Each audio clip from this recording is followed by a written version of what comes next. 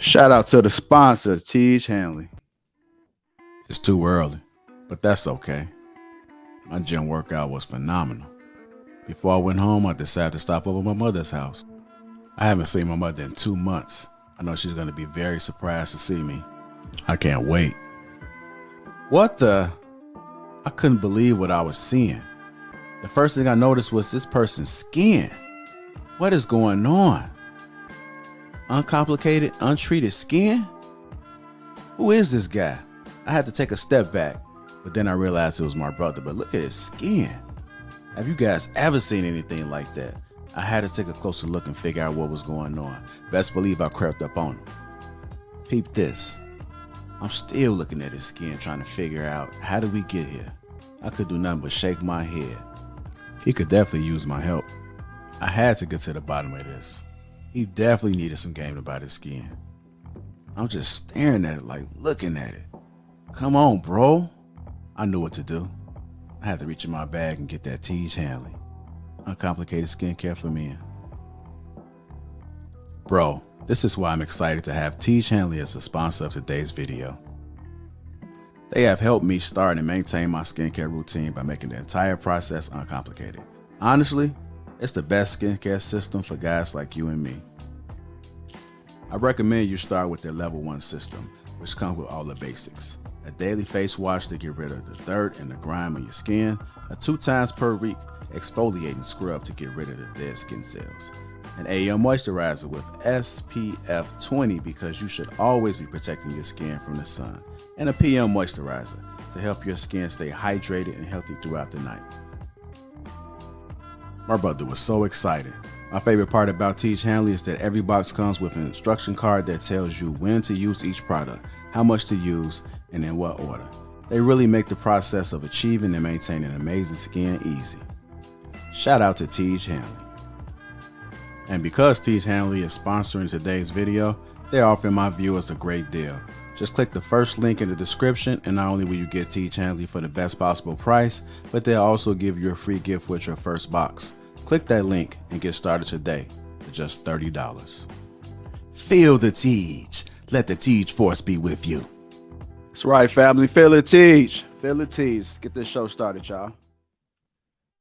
Let's just have a conversation.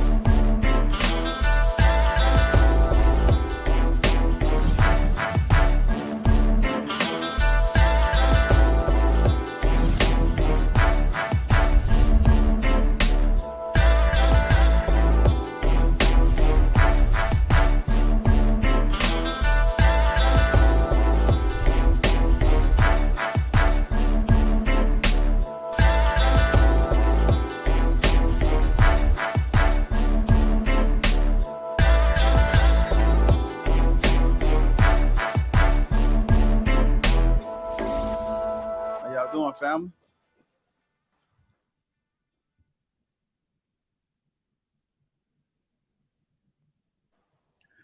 What's going on, family? Welcome to Lapeef. Let's talk. Let me introduce the crew. We got Logic, Anton, Courtney, Bruiser, Kayla, Island Girl Q, K, and me, myself. I'm Lapeef J.I. Welcome to Lapeef. Let's talk. How y'all doing, family? How's it going? Hey, good evening. Okay, then. Okay. Y'all sound dry as hell right now. Damn. Oh, super dry. Super dry. JR, do you have new lighting? It's like your screen is glowing or something, right? That's that Tiege. Got that glow. He got that glow. That's that Tiege. Telling y'all need to Got go that ahead and glow. copy. Anyhow, glad to see you guys again. Ladies, you guys look lovely, per usual. It's good to see you guys. Thank you. Thank you, sir. Before we get this show started, let me go ahead and get the housekeeping in order real quick. We are live April 23rd. Make sure you guys get your tickets. That link is pinned at the top of the chat right there. Get your tickets. Limited amount of tickets are left. I've seen the people that copped them today. Definitely appreciate you guys. Come out, have fun with us the entire weekend, become a part of history. Also, we do have some more slots left for sponsorship opportunities. Just email info@lapeef.com and get some visibility. because of the live show. So go ahead and do that. Also, again, shout out to the sponsor, Tiege, Hanley. Make sure you guys click that link that's in the description. Get yourself 30% off along with a free gift. Feel the Tiege. Feel the Tiege. There you go. The Tiege is made for the face. It's not to be rubbed all over the body. So if you do get your kit, make sure you're not caressing yourselves. I don't know, JR. I use mine because I'm a dolphin, right? Like I'm like a little baby all over. I'm fully shaved, so I might have to use my Tiege in some other places What? outside of. I'm a dolphin. I'm smooth as a dolphin everywhere. TMI. Yeah, I don't know about that one. Y'all not. Don't know Wait a about that minute. Wait. Y'all don't shave everywhere, fellas. Y'all I- out here, we don't need. Bro, There's are too y'all much out here information. looking y'all We out don't here need looking like gorillas everywhere. Not. Yeah, I shave everything, man. Everything That's except the beard. See, I knew it. I knew I wasn't by myself. We just needed one brave soul, and then we gonna get to the money. All right, we good. We good. All right, you heard it first here. Manscaping is a thing. All right, y'all. Y'all good? Smile. I see that lipstick, Courtney. What's that? What's that? Watermelon or something? What is that? It is not. It's a hot red, Corvette red. Okay. Corvette red. Okay. And There then you Kayla, I go. see you got some too. What you got on? What color is that? I don't know. I think it's called Candle My Shine. Hey, okay. can't Okay. do it. All right. Ow. It's quite appropriate. Meow. Okay. I see. I see Q got some on too. So, does anyone of you guys have on nude between the two of you? It's called Q? Butt Naked. But okay. Ow. Okay. But I know. I just made that. I just made that up. Well, I do. They do got some stuff out there that's kind of crazy, so I wouldn't be surprised. Yeah. What about you, Kay? What color you have on? It's called Soft Femme by NYX. Okay, that's what's up. So, ladies, if you're interested, there you go. You got some flavors. All right. Well, That's yes, I got fruity mango from the weed. We don't care. Yeah. He's from the weed. Well, like, at least you keep it. At least you're keeping it funky. At least you're keeping it funky. There you go. All right, y'all. Let's go ahead and get this show started. Let's move into our first topic. Damn, I thought I had this pulled up. Give me 1 second. I don't need that slide for it. I just say it. So Ketanji has been nominated. Well, not nominated. She is the first Black female justice. Let's get your reaction on it real quick. I guess the emphasis behind it, just like Kamala Harris, is that she's Black.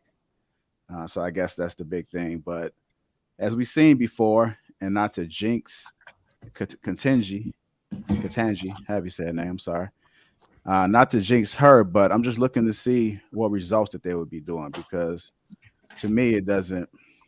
It's cool that you're Black and you made it somewhere, but what are you going to do when you're in that position? So let me get you guys' reactions about this announcement. Salute to her, congratulations to her, but immediate reactions. Well, I'll go first because I have been keeping up with it, and I think again she was the token Black woman. A lot of her policies not even policies, a lot of her convictions when it comes to the pedophilia, the men, the lower sentences is trash. She doesn't stand up really for the Second Amendment right to bear arms. Me being a gun owner, trash. The fact that she doesn't or understand what a woman is, and she's a woman with 2 daughters, is trash. So I don't think she was a good pick. I wouldn't have picked her. I see a lot of people are excited because she's the first Black woman. But again, her ideologies, for me, it doesn't coincide to what I believe. So I'm not really excited about it. I think a lot of stuff right now in the next few years are going to be going up to the Supreme Court. I think transgender, the idea of what a woman is, can be redefined through the Supreme Court like they did marriage. So for me, I'm not a fan at all. All right, what about you, Kay? What are your thoughts about it? I think it's great that there's this representation of a Black woman on the Supreme Court. I will have to see how she performs. I just don't think that we should we should scrutinize Black people more than the white people who have been doing these things for the longest. But yeah, I just have to see, how she performs in the role. I haven't seen her in the role. She seems qualified based on what I know. So I hope she does well. I hope she, represents us well. But that representation there, just even seeing a Black woman there, I think is a good thing. Okay. Bruiser, what are your thoughts about it? Well, I mean, I'm happy she got it. You know what I'm saying? Black people still making history.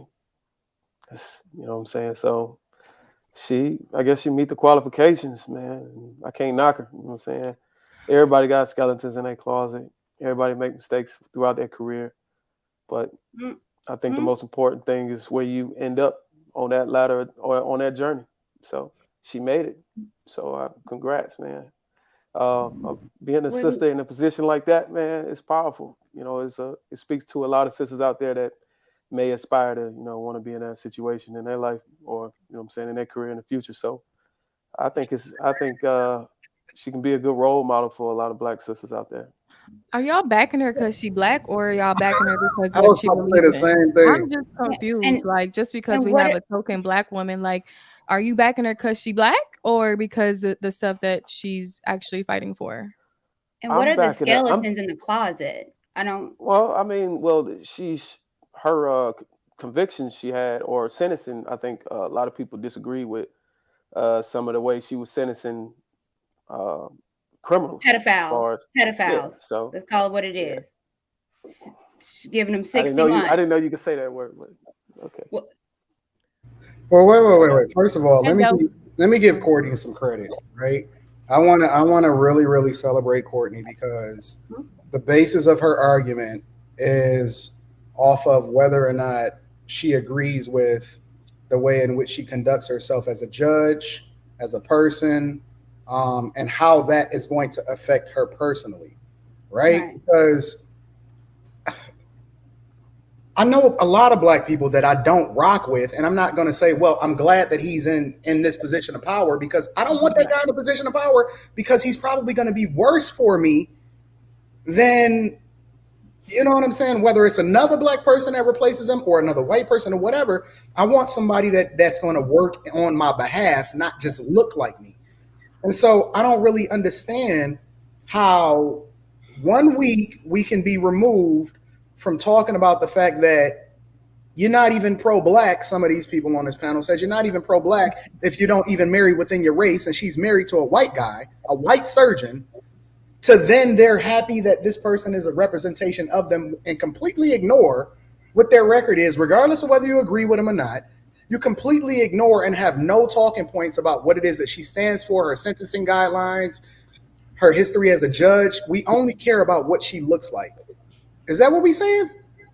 Yep, that's what they're saying. People pick and choose, though. That's the world we live in. First of all, I don't think she's not pro-Black. I think I don't even think a lot of people. First of all, I watched you on a channel a while ago. You said that nobody could really agree on those terms. You know what I'm saying? That deem you as pro-Black or not pro-Black.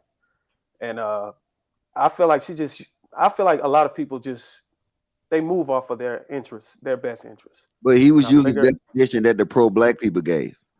Correct. Yeah, but this isn't a pro-Black issue. Correct. But when we look at that, when we look at these definitions, do we have to agree?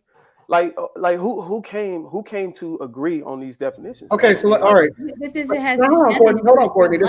This is beautiful. This is like voting somebody in office and don't even understanding what their policies are, but you basing it off of color, which is one of the reasons why politicians often at times are able to get you emotionally connected to who it is that they put in office, because they have talking points based off of how you feel instead of what's actually going to affect you. Biden did it. It matters. It matters what you stand for. It matters what the policy is. It matters not that you just go to the polls, but that you're educated about what the policies are behind the candidate that you're voting for. It matters. It's not enough to just they look like the person. Oh, I got representation in there, bro. You don't even know if she even care of nothing about you. Just because she's black don't mean that she rock with you. Because she could be. But I could care less, man. A lot of that stuff is out of my control. I mean, I could go and vote, but at the end of the day, the way, okay, we be honest, the way America is ran, you know what I'm saying? It's not conditioned for the black person to strive. I'm saying you just gotta make it out on your own, man. So me trying to vote for her based off of her policies or whatever, man, me personally, and this political shit, man, it don't really apply to my life, man. It does. So the Supreme Court nomination don't apply to your life. Is that what you're saying? Okay, so let me change that. How do I say this? Think about it. Think about it. It's gonna be a long night. Look, it's too early. Okay, so as far as get that Tiege, bro. Get that Tiege. It's gonna be a long night. But I like this though. I mean, we learn it, man. This is how we move forward. You know, this is how we get an understanding. So I'm not saying that just because she's a black person, or I'm not supporting her just because she's black. I mean, but in a sense, I am though. I mean, I want to see black women.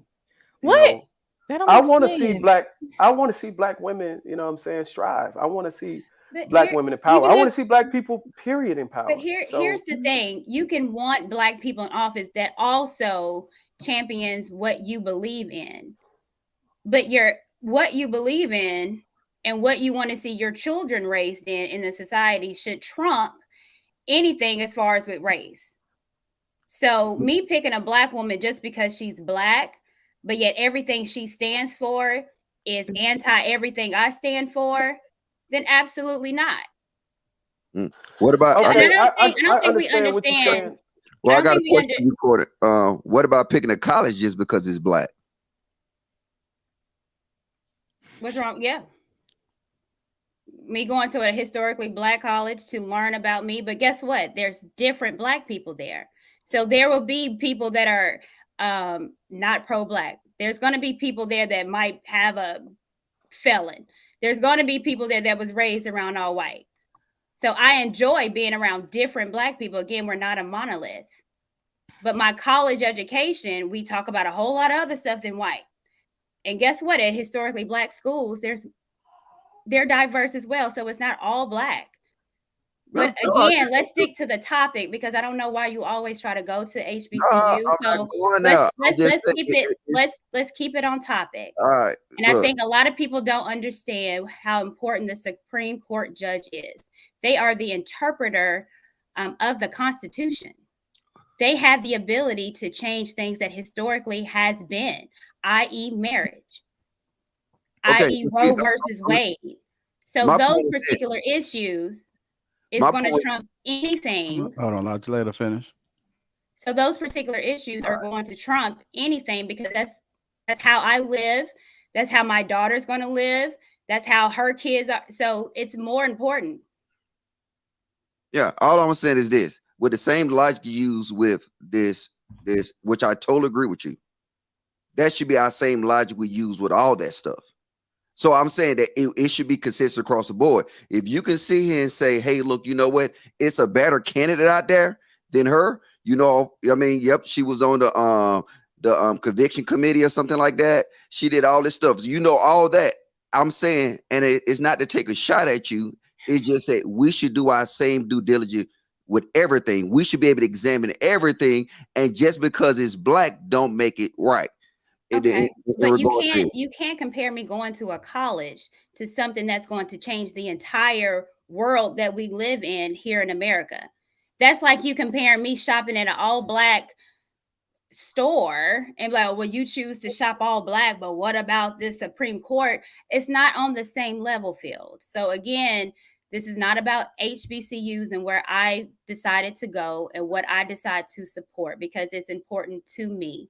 No, but and those schools have different people. And I didn't just choose a school because it's black. I chose a particular school. I'm just saying. All right, y'all. I want to try to get to some other people. Let's just try to keep it on this topic real quick. Weird. Black people are hard on black people, boy. I don't know what HBCUs have to. do with the You said Supreme black- you Court. said black people Supreme hurt Court. Why JRB I love Thurgood Marshall that went to what I was saying HBCU. before, what I was saying before JR cut me off. It's the mentality. The same way you look at this black judge, and the same way you can sit here and examine the things she do. And I'm totally with you. But I'm saying now, why do everybody get mad at me because I examine everything else like you examine this judge? Well, you definitely can, Logic, but you're comparing a school to the Supreme Court judge, and that's not parallel. Shout out to a lot of these schools, HBCUs, that was founded by the Black church. I'm a Christian woman, so that's important to me. My church is AME, African Methodist Episcopal. That's the church that I chose to go to. But however, it's still you can be black.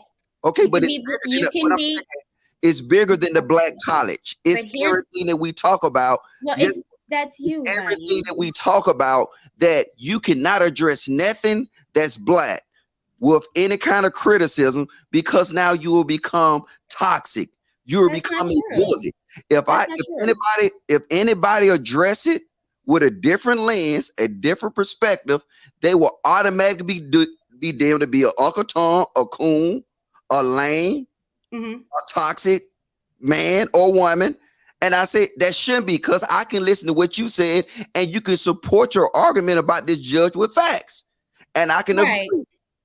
Okay. I think here's the difference, because I'm talking specifically about her and what she stands on and her convictions that she did with pedophilia, doing 60 months where they should have gotten multiple of years, especially her being a mother. So I'm criticizing her as a mom of daughters of what she's done. But I'm doing it with facts. I'm not doing it over feelings. I'm not calling a whole genre of schools trash. I'm not calling a whole genre of people trash. That's not what I'm doing. I'm specifically talking about her. So the thing is, we can talk specifically about a person or about a particular school that you might not like, but we don't have to generalize it as a whole, especially if you didn't research it, especially if you haven't gone to it. So that's the issue. Let's get the emotions out of it. Let's look at her particularly.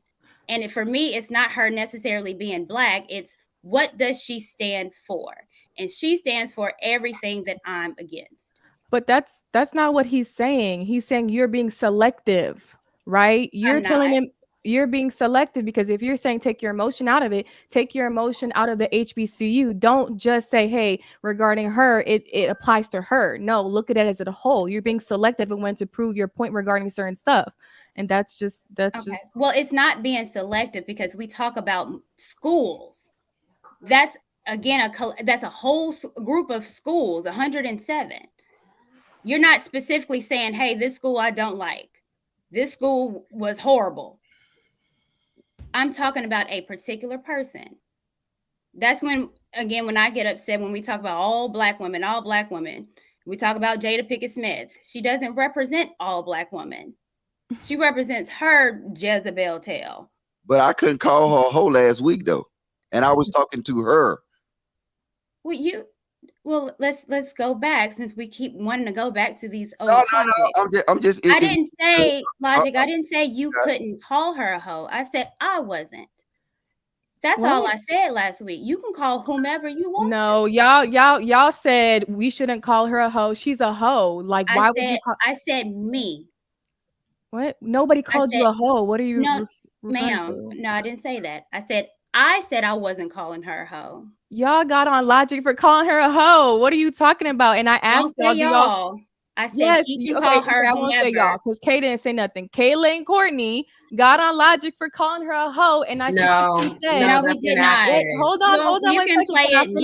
You can play it back. Because I was like, wait, so y'all never called a woman a hoe before in y'all's little group chats or girls, and no one had anything to say. Y'all got on her for calling her a hoe. That didn't happen, Oliver. I said, Mr. Law, I said I wasn't going to call her a hoe. Now, that's exactly what I said. What Logic was doing was trying to say that we needed to call her a hoe, and why don't we call her a hoe? And I said, I don't need to do that. No, y'all called me toxic for calling her a hoe. Stop the cap, bro. You toxic in general. Well, I didn't call you toxic. thing. Who called you? Hold on. Who called you? Who called you toxic? Get back on the toxic judge. Okay. Who called you toxic? Mr. Logic, who called you toxic was the young lady that we had on here, and you had a specific conversation on why she called you toxic. So we're going to say a thing. We got to be honest. Me and Kayla did not call you toxic. That young lady did. And you had a whole conversation with her. Why was it toxic? And you agreed. I did not agree with her. She did call you toxic, but y'all got on his ass for calling her a hoe. Agreed. You went in detail. I can't even believe you saying this. I did not agree. She called you toxic. You had a whole conversation. Hold on. Can I? Is my mic working good? Is my mic all right now? I switched over to the different mic. Yeah, you good? Yeah, we can hear you. Look, if we can bring it back to her specifically. Thank you. I like her. I don't necessarily agree with her politics. I don't always agree with her policies. But the thing that I like about her is that she was a public defender. I think that she served in different roles that broaden her horizons. And she specifically says that she does not take race into consideration when she's making decisions, or she's let me just say this. She says she doesn't let race influence her decisions. She does not care about race, which probably flies in the face of some of the people on the panel that said that they so happy that they got her in office. But one of the reasons that I like her is that she has a level of empathy. She does not take race into consideration. I think that she has a broad spectrum of experience that allows for her to be able to make decisions objectively without taking politics into consideration. And I don't necessarily agree with every decision that she makes. I agree with Courtney as far as her sentencing when it comes to, pedophiles. I don't know if we can say that. I mean, I don't know how that affects the algorithm. Yeah, we already got flagged. Really? Yeah. Pedos. Just say. But I agree with Courtney in that, and I think that Courtney and I probably are a little bit more conservative as far as our beliefs and our views in most things. But again, I think that it needs to be balanced, and her ability to be able to look at things objectively compared to the other judges that's on, or the other Supreme Court judges that's on the panel. I think that it needs to be a good balance. And so I take all of that into consideration when I'm evaluating whether or not a person should be or shouldn't be on the Supreme Court. I think that healthy debate allows for growth, and you need people that are objective, because we don't even know what we don't know. I think that the laws will continue to change as we grow as a country, as we grow as a nation. The laws 100 years ago, the things that we considered bad 100 years ago, we don't consider bad today, or we consider very bad, but they didn't back in the day. And I think that you need people like her that have a very broad experience in how it is that she's handled different issues, seeing the faces of different people, defended on both sides from the public defender, and then obviously has ruled as a judge for an extended amount of time. I think that she's a good nominee. I don't think she's perfect. I don't necessarily love it, but I do support what it is that she stands for and her ability to be objective when making rulings. So you got to keep it real, man. Over the course of years, man, over hundreds of years, the justice system wasn't really a shield for us. It was more like a sword used against us. So what are you talking about, bro? Well, you got to let me get to my point, man. You gotta let me get to my point before you. Okay, my bad. I apologize. What I'm saying is, okay. So the reason why I said that is because we're judging her based on her career, the things she done throughout her career. And like Courtney said, she don't support a lot of things she did. It's a lot of guys that's sitting in those seats and been sitting in those seats that, if we want to be honest, man, I could say that we haven't been supporting the things they've been doing. I mean, look at the prison systems, and look how black people been and brown people been ending up in the penitentiary for shit they haven't done. You got corrupt DAs, corrupt officers, messed up investigations. So we want to critique our people to a degree that we haven't been critiquing all the rest of these justices that's been coming in these positions. You haven't said anything that she actually stands for in order to critique it all. So what are you talking about? But that's why I'm making the point, though.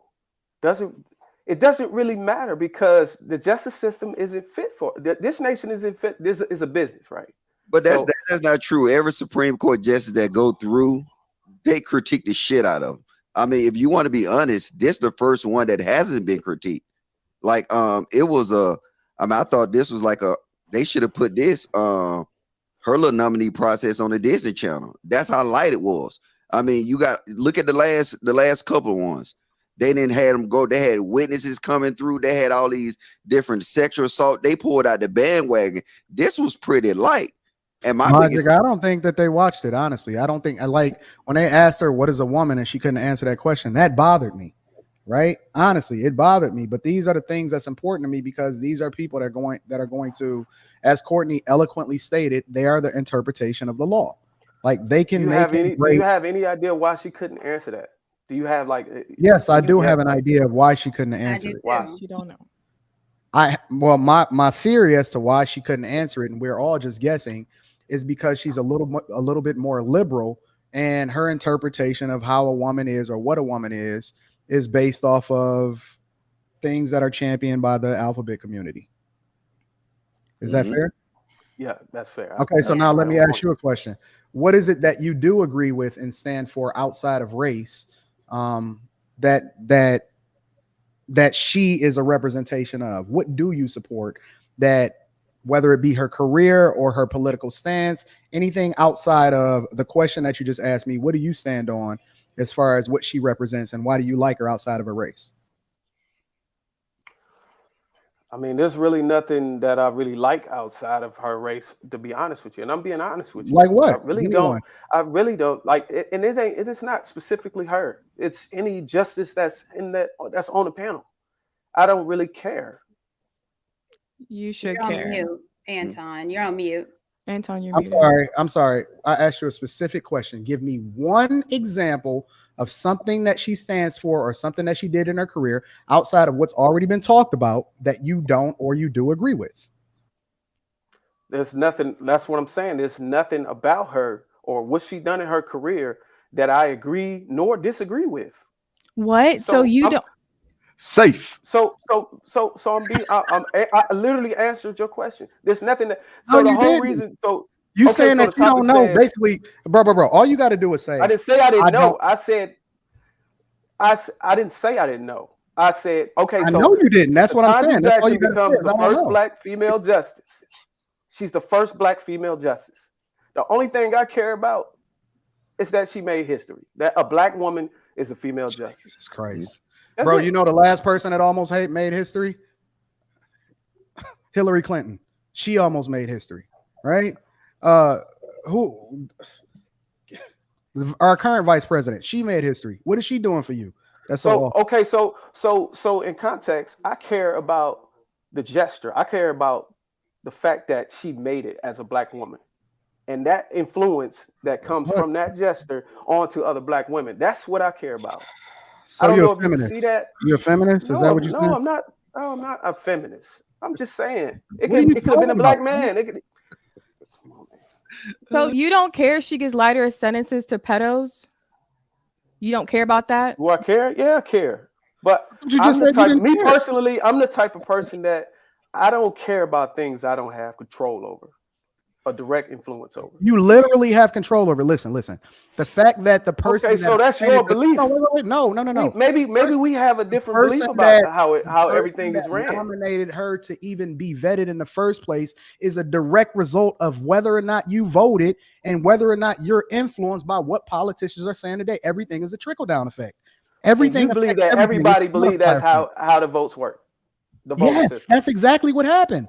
A lot of the people that Trump appointed, a lot of this NAFTA agreement that you got, as far as the North American trade agreement between Canada and Mexico, the way that the truckers and the logistics system, how that's affected by the tariffs that Trump that levied on China, and that's still in place that people forgot about, that Biden still has in place, but he hasn't talked about, even though he criticized it during the election. The fact that you can't get a car and the prices that you pay, inflation today is largely influenced by who's in office and the policies that's instituted. Absolutely. Everything is a butterfly effect. And if you don't believe it, I'm not even talking about on a local level. I'm just talking about on a national level, right? On a local level, it's even more important, bro. Do you even know who your representative is in your where you live at? Because I don't know where you live at. Well, I'm moving to Georgia, so I'm gonna be learning all that when I get to Georgia. Oh, you bad. Hey, shit, it's Ain't bad. nothing, and don't say nothing wrong about Georgia because I done vetted it out. All Hey, right, I listen, want to get. so, Go Antonio, ahead, Logic. I'm gonna go to Kayla. Crazy logic. Seriously, bro. you got to put this in it. The thing is, most people don't know. Most people don't care, and then they don't understand that this is a position for life. Like, it's not no 4-year term. So you're not in the Supreme Court. You know what I'm saying? You're not a Supreme Court justice for 4 years or 3 years. It's life. And then for them to sit here, this is the biggest disrespect part to me was for them to sit here and say, I will put a black woman in this position. That let me know that it was a joke from the start. Like I said, I would have wanted a black woman to be in that position, just say for the hell of it, right? But I would have wanted her to be in that position for her merits. Like when I look back, if I got a daughter, so I want my daughter to say, you know what, I can be a Supreme Court justice, but I want her to say that she wasn't picked based off equity. She wasn't picked because she was black. She was picked because she was the best candidate. And I think we get so lost in the sauce that a black person is just being selected that we don't even look at the other things that play a role. So most people don't even know. I mean, salute to Courtney though. She did her research. She took a lot of my talking points from that, and I can respect that. But see, that's why I gotta celebrate Courtney, because even though me and her disagree on a lot of different things, I'm objective enough to give her credit where credit is due. Yes, like, sir. she actually did her research and she Y'all are makes being really informed snide. decisions. She makes because the same way that I get into it with you is the same way that I'm gonna give you credit. I'm gonna be the same way across the board. I'm gonna keep the same energy. You are passionate and you are informed, at least. So I learn things from you when you say things, and I'm able to separate where our differences are and even be able to go back to the drawing board and say, you know what, was she right about that? Because I know that you're making informed decisions and you're not making them just based off of emotion. I got to give you credit for that. Hold up, but did Mr. Elijah get Courtney some credit? I can't believe that. Hold up, Courtney. I don't know. Clip this shit. Please. All right, Kayla, let me get your thoughts about it. I know you're into politics. What do you think about Ketanji Jackson? Ketanji. I know they're trying to correct me in the comments, but go ahead. Ketanji. To be quite honest, I don't have a lot of thoughts on it. What? Yeah, I really don't. I think that I have like higher, farther thoughts on the way that the government works. And I spoke about that a little bit on our conspiracy show. So for me, I'm going to continue to move forward in my life and focus on my, local elections. I mean, I don't have a whole lot of thoughts about it, to be honest. I mean, that's fair though, because at least you just said that, I don't have thoughts on it. Yeah. You know what? I will say this too, Kayla, because I'm a conspiracy theorist too. And I think that they put Black people in a position where because they know that we're going to vote because they're Black. But yet when their ideologies, if they were white, we wouldn't vote for them. So let's just take Obama. Who I love, but... well, this is what I think, and this is me being a conspiracy theorist, is that I think they appointed him the first Black man president, or mixed, whatever you want to call him, because he was able to usher in a lot of stuff that Black people wouldn't have voted for. In general, Black folks have known to be more conservative, more Christian-based. With the Supreme Court changing the idea of what marriage is and redefining that under Obama, a lot of Black folks wouldn't have championed that. A lot of us wouldn't. So I think Obama was put in to kind of usher in a lot of stuff that Black folks necessarily wouldn't, but because he's Black, we vote him that in. Amongst like other things. And I think other things. Yeah. Well, and I think the same thing with this woman. We champion her because she's Black, but not understanding who she is and what she believes.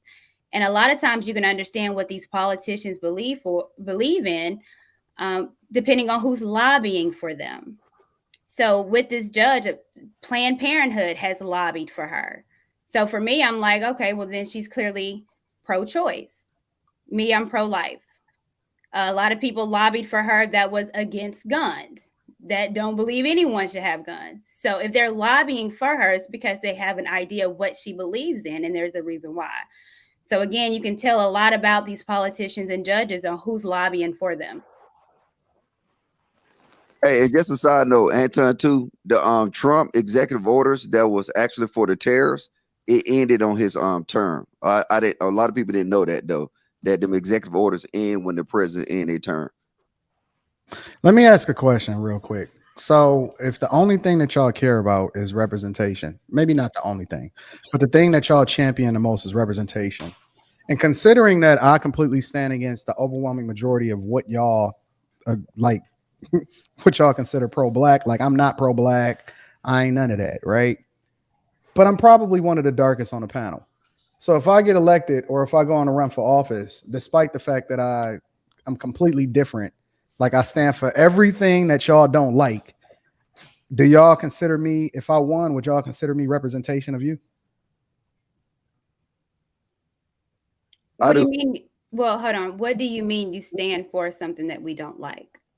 Like, what is your ideas? I don't believe aligning myself based off of color. I believe aligning myself purely off of character, right? Whereas other people may say, yo, I think that color matters, right? But would you consider me a representation of you just because I am black, even though I'm different as far as how it is that I view, you know, the things that you view.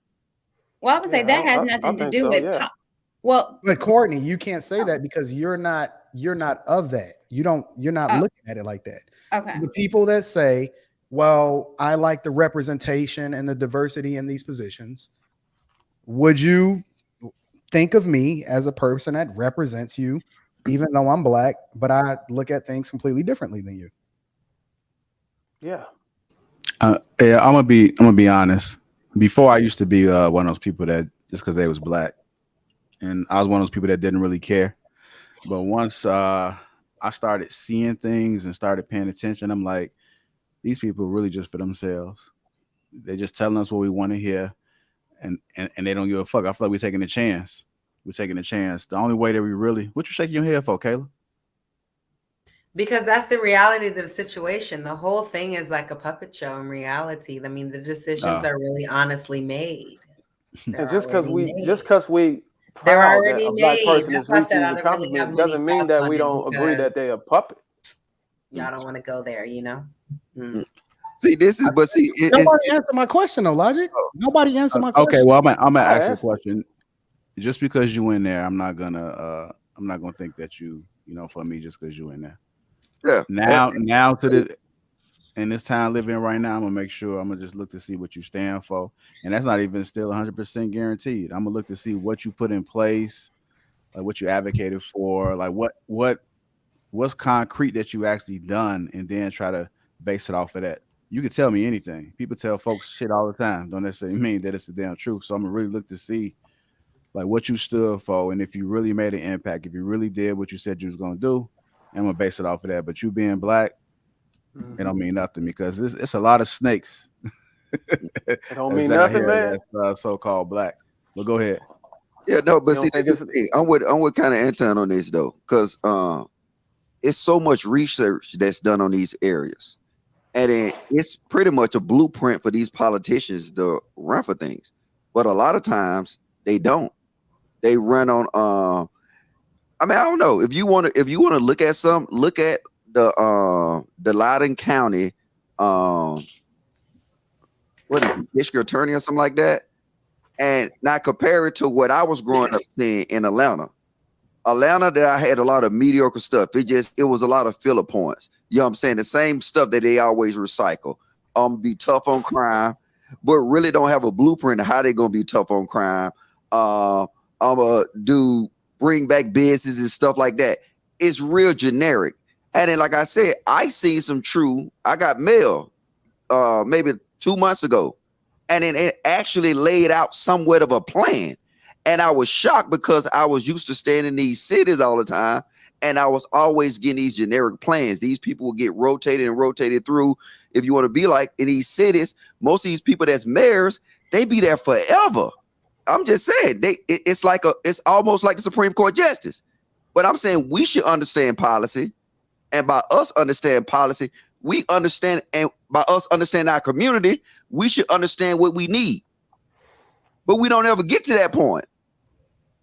We'll just let somebody tell us anything. I mean, really get up there and say, I'm gonna be tough on crime. How are you gonna be tough on crime? The last guy said he's gonna be tough on crime, and our crime been the same. What are you gonna do different? They don't never say nothing, and we let them get away with that because of the association, because they black, because she a female, because he look good, because, you know what I'm saying, he's alumni at this school, whatever the case may be. We get caught up, especially in black politics, and they don't serve us nothing. Yo, I'm black. I got on a black shirt. I got on black glasses. Make sure y'all. Politics is hey, business. Hey, you ain't What the are y'all not understanding? This shit is a business. I think we just don't completely care about ignored us. inspiration. So we just take inspiration out of the whole thing. You want hope? Obama sold you hope. What did he do for you? Not a damn. Obama ran on hope.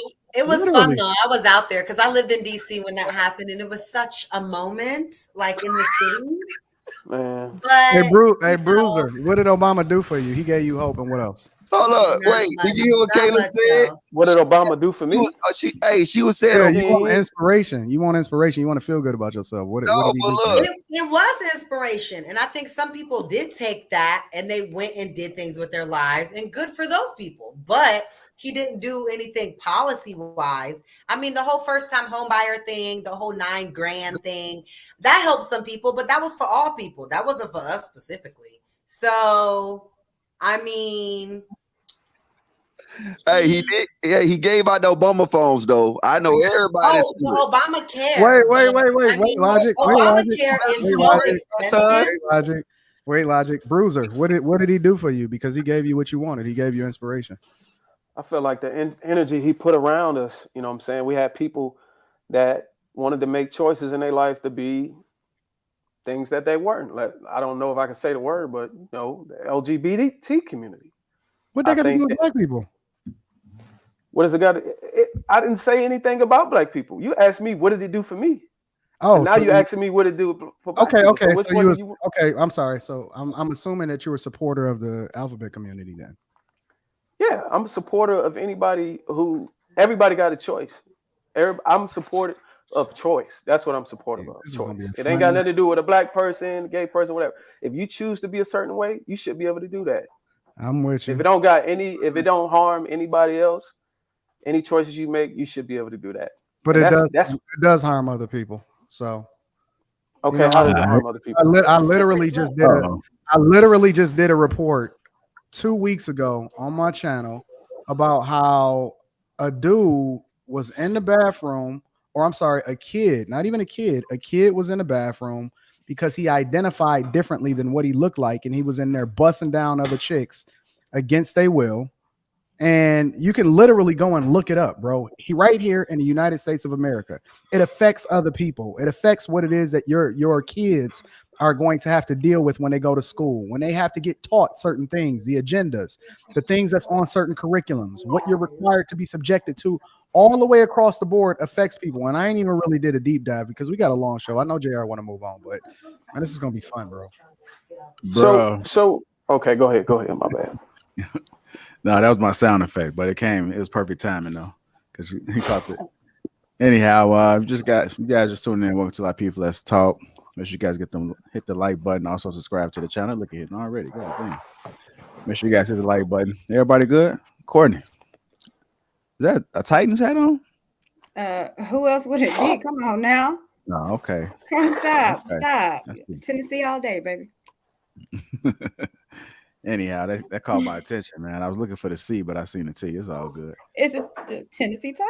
Yeah, if you guys just tuning in, welcome to Lapeef Let's Talk again. Make sure you guys hit that like button. Also subscribe to the channel. It's different not having no headphones on. This shit is odd as hell. Get you an earpiece, JR. No, I have my earpiece. It's sitting off to the side right now, but I still can hear myself. You know, the interface allow you to be able to hear the voice.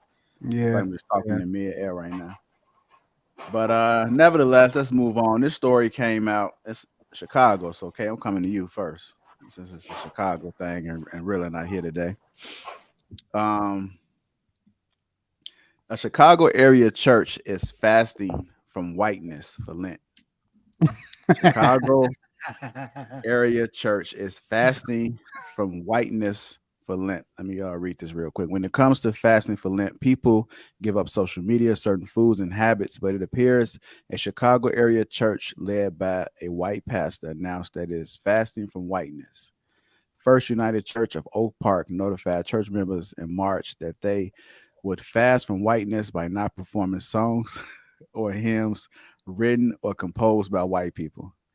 In this fast from whiteness, of course, I cannot change the color of my skin or the way that allow me to move through the world.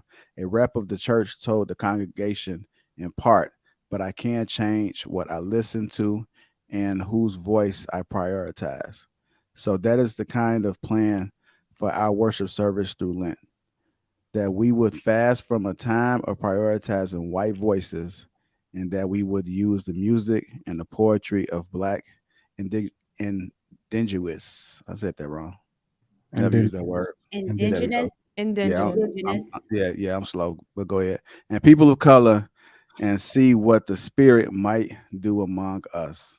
So there you have it right there. Let's talk about it. Go ahead, Kay. A white church, you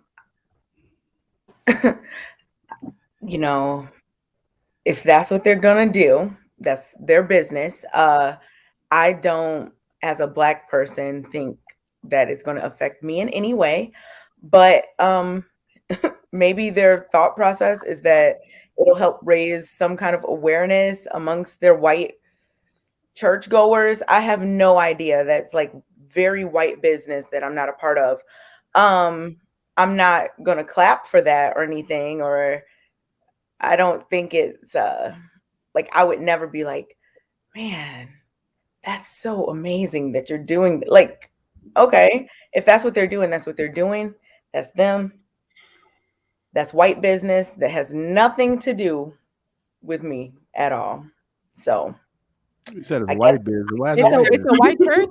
It's a white church, yeah? I guess they're trying to do something good, but that's for them to figure out. I don't know. What? JR, is this a white church? I'm not sure if it's a white church. It just said it was a white pastor. It's a. Oh, you just looked it up? Yeah. I heard the story. Well, it's in Oak Park, so yeah, probably so. I don't consider it being in the hood. If you look at the church, you can tell it's a white church. Oh, you looked it up? Oh, I read the story. Oh, okay. So white people trying to fast from white people? Is that what's going on? I want to know. So would they consider to be pro-Black then? I want to know. I want to know what Bruiser's thoughts is. Hey, why do they call you Bruiser anyway, bro? It was a gamer tag I used on Instagram, and it just stuck with me. Everybody just called me. Yeah. I just kept. What do you think about this, bro? They call you Bruiser because you be bruising in the paint. I kind of feel like Anton picking on me today.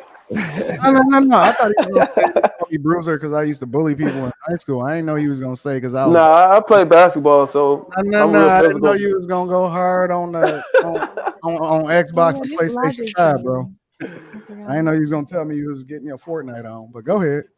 Yeah. You want to know what I think about why these white people are fasting from themselves? Well, we don't know what they are. We're assuming, but go ahead. I mean, I think it's a joke.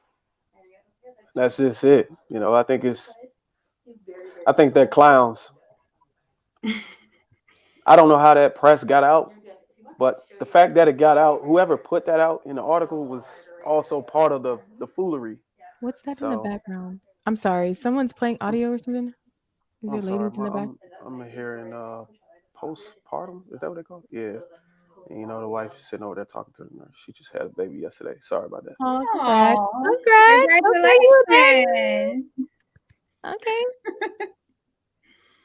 Anti can take it light on me now since I got the young junior in here. Congratulations. Congratulations. Yeah. I can try to see if I can.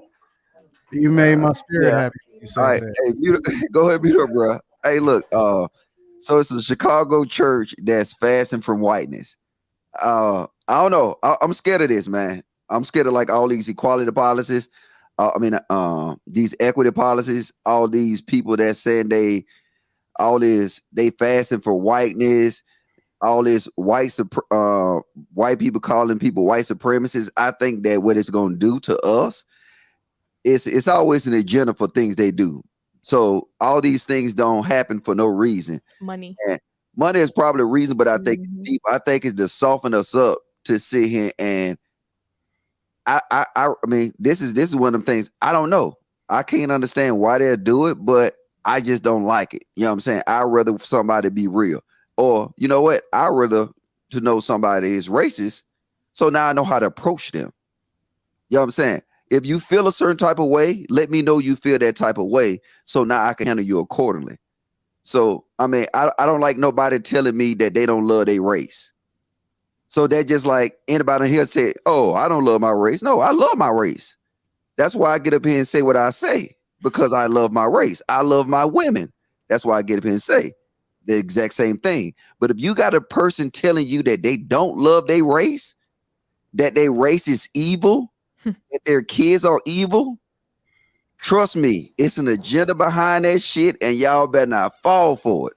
I'm telling you. So logic. You said I don't think that's what the thing JR read said.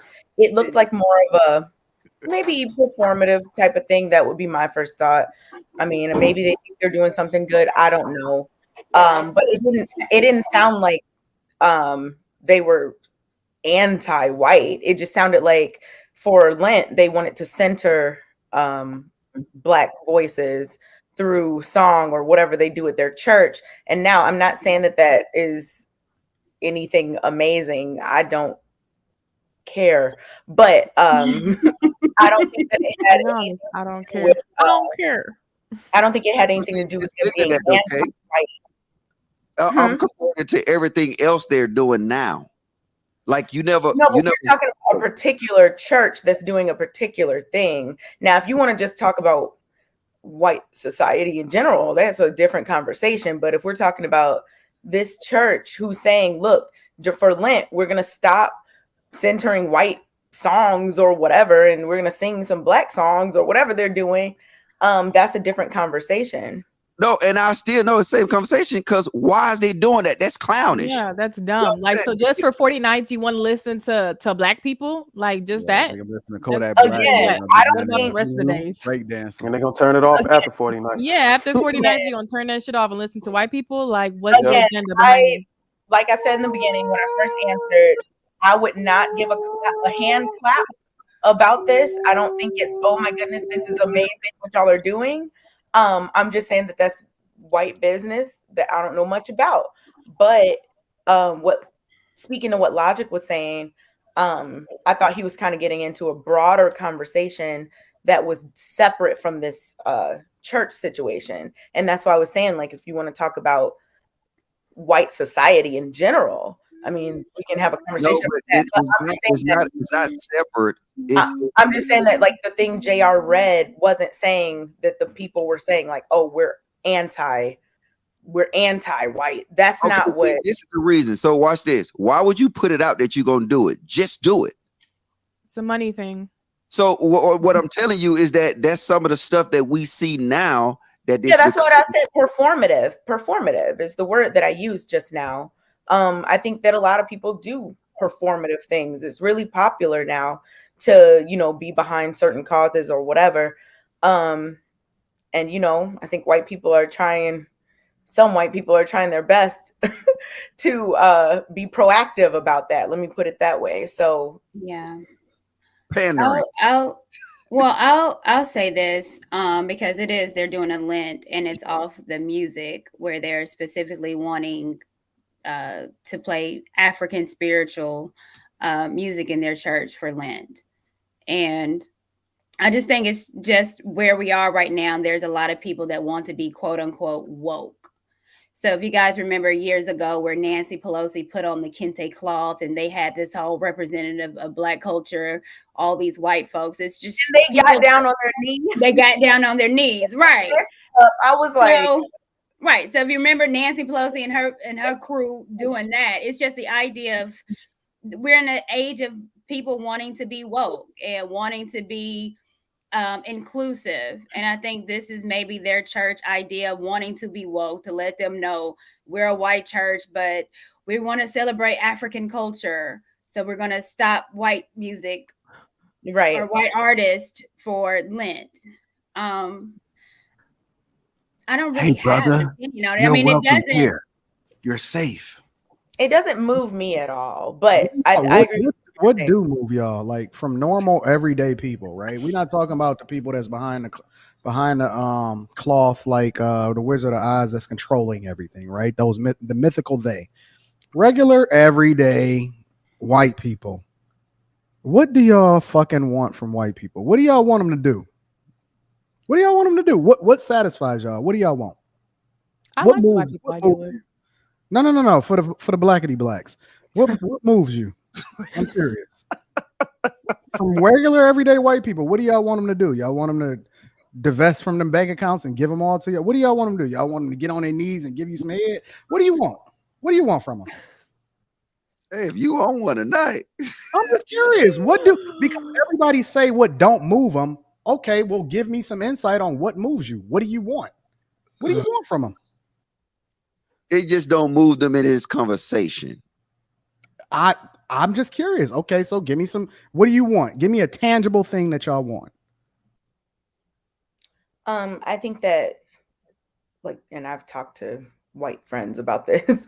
Like, I think that one of the best things white people can do is talk to and hold their fellow white people accountable instead of trying to become a part of Black movements. Mm-hmm. I think that it's more important for them to point out and use their voice that is often heard over the person of color, the Black person in the office or wherever they are. I think it's important that they use their voice to point out things that might not be equitable. I think that, I mean, that's what they can do. Like what make this normal everyday white guy, John Smith, he's walking down the street and you want him to make sure that he talks to his white homeboy, and to use his voice to point out things that aren't equitable. So basically you want John Smith to have private conversations with his friends about things that he notices that may not be equitable. Is that what we're talking about? I think white people should do that. I mean, they should do it at work. They should do it with their families at Thanksgiving dinner or whatever they're doing. They should do it with their friend, like amongst their friends. If you are a person that's white and you claim to care about Black people, instead of trying to get to the front of the line in a Black movement or co-opting something, go amongst your white people, point out problematic behavior, figure out what y'all can do, use your voice and try to get people together to get things changed. Do that. And, I think make sure they do it silently. You don't want to know about it. No, I didn't say that. If they point it out, then you're going to say, well, they don't move me or whatever. Like, make sure that they do it. Basically, what you're saying is that silently have a conversation amongst your peers. It's not basically anything. I said directly what I was saying. You're trying to summarize to make sure that C students get it. You're conflating what I said about this. I'm trying to make sure a C student. And now you're blending, you're putting it together with a whole separate question. So no, in terms of this separate question, I don't care if someone is actually like seriously trying to do something and they're trying to get the word out to their fellow white people. I don't care. Like, they can make a TikTok, they can say it on YouTube, they can do whatever they want. I'm not going to say, oh, do that behind the scenes. The conversation about the church thing, I mean, that was something completely different. But when you ask this separate question, again, I said what I think that white people could do that could be more effective than kind of trying to blend into Black movements and, attach themselves to things that Black people are doing. I think it would be more effective for them to utilize their voice. I got a question for you. And side note, so you said white people should call out white people for problematic behavior in their community, right? Blacks don't do the same thing. So okay, so I'm just saying. I'm so confused. But this is y'all took the words out of my mouth. Like, are y'all doing the same thing? When we do this on the asked a specific. Wait. I'm not trying to. Because I agree with you. People should call out problematic behavior within their community, within their sectors, whatever you want to consider, right? But do you not think that they'll be called toxic? They might. Like logic? No, I'm just saying. No toxic. No logic. Last week we came to the conclusion that you're toxic. You're toxic. Okay, we did. But this is the thing, though. And see, this is I mean, the bigger thing that right here. If you should tell white people to give you something, I should say you should give them a bag, because I mean that's something that they can push for. It's not all this other bullshit. You can ask for the bag like every other race got the bag. And then now you can use stats to show that the society that we live in today was built. Most of these colleges was built. Most of the wealth in America was built off of back of slaves. I'm with that. So I can sing that song with you, right? But if you asking for anything else other than that, I got to say, is you asking your same community that same thing? Because we can fix it just like they can fix it. If it's problematic things in the black community that they need to call out or whatever in the white community, we need to fix ours too. And I'm game for it. But as far as asking white people for some, hey, give me some money. That's it. I don't want to talk about shit else. Give me some bread. Bruiser, would you like to join in on this conversation about what it is that you're? I'm with Kay. I think if no, you got your own thoughts. I was gonna say that. I was gonna say what I was gonna say. I'm with her, man. Say what Kay said? I think no, I'm not gonna say what she said, but I'm agreeing with her to an extent. And I think that white people having integrity, you know what I'm saying, and accountability I think that helps in a lot of cases. If and only if they're willing to deal with the consequences that come behind that. What's the consequences? Okay, so we can all agree that when white people take our side or try to march through the fire with us, there's consequences. Your side, not my side, buddy. This is your side. Okay, well, I mean, come on, man. Anton, why did you have a soul food restaurant? I've been wanting to ask this for a long time. Because the community that I line or identify as or whatever. Why did you? I'm just curious. Why would you pick soul food? Maybe you like grits. Chicken. The reason why I know that's like a sidebar, but I'm just wondering. Because the community that I opened it in liked soul food, so that's why I did it. That's where the sales were. Money. Oh, okay. Sorry, Bruiser. That was a good question, though. It was a good question. You know what? I got to give her props. That was a great question. Oh, I can't give her credit, but that was a good question. Yeah, that was a phenomenal question. I like Sorry, that. Bruiser. It was just something I was just really wondering. But Bruiser, at least you know she got your back, bro. She punching back for you. I just think we think like minds think alike. I mean, integrity goes a long way. That's your final thought? Okay, cool. Gotcha. I mean, just being accountable. I mean, come on. Do I need to go down the line and tell stories? Yeah, sure. I mean, look at police brutality, man. Whenever these cops are doing no, not the police brutality argument. Oh man. Why not? Oh, hey, look at hold up. Let me do a pep talk. Hey, bruh, Anton got you shook on this bitch. No, he ain't got me shook. Anton ain't got me shook. You're right now. You're man. He ain't got me shook at all, man. I mean, come on, man. That's okay. So wait a minute. Let me go down the line. The police brutality, diversity, equity, and inclusion. That's another talking point right there, right? What else? What else you got there, buddy? Anything else? I mean, opportunities. They don't. If we both qualified and we both walk into the office together and we both got the exact same credentials, went to the school, got the exact same GPA, the same letters of recommendation from everybody, they're gonna pick a white man over me. Is we gonna do that too? What else? I ain't never said nothing like that out of my mouth, and ain't never believed nothing like that. I'm just saying we might as well get all of the blackety black talking points out of the way before we continue, right? So why you feel like I got this blackety black theme or no, it's going not on with necessarily me, for you. It's for the whole. It's for all of the blacks. So all the blacks are like that. No, all of the people that are the blackety blacks. I'm sorry, blackety blacks, not the blacks. The blackety blacks. Do you mean pro-black?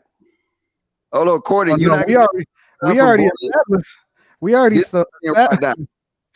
Right. established last week that there's no such thing as a basis or a foundation for who is pro-black. Even the pro-blacks don't even know how to come to a conclusion. I thought Courtney gave a definition on We that. didn't do that. So Bruiser, we didn't. So I was going to say I watched it. We and did.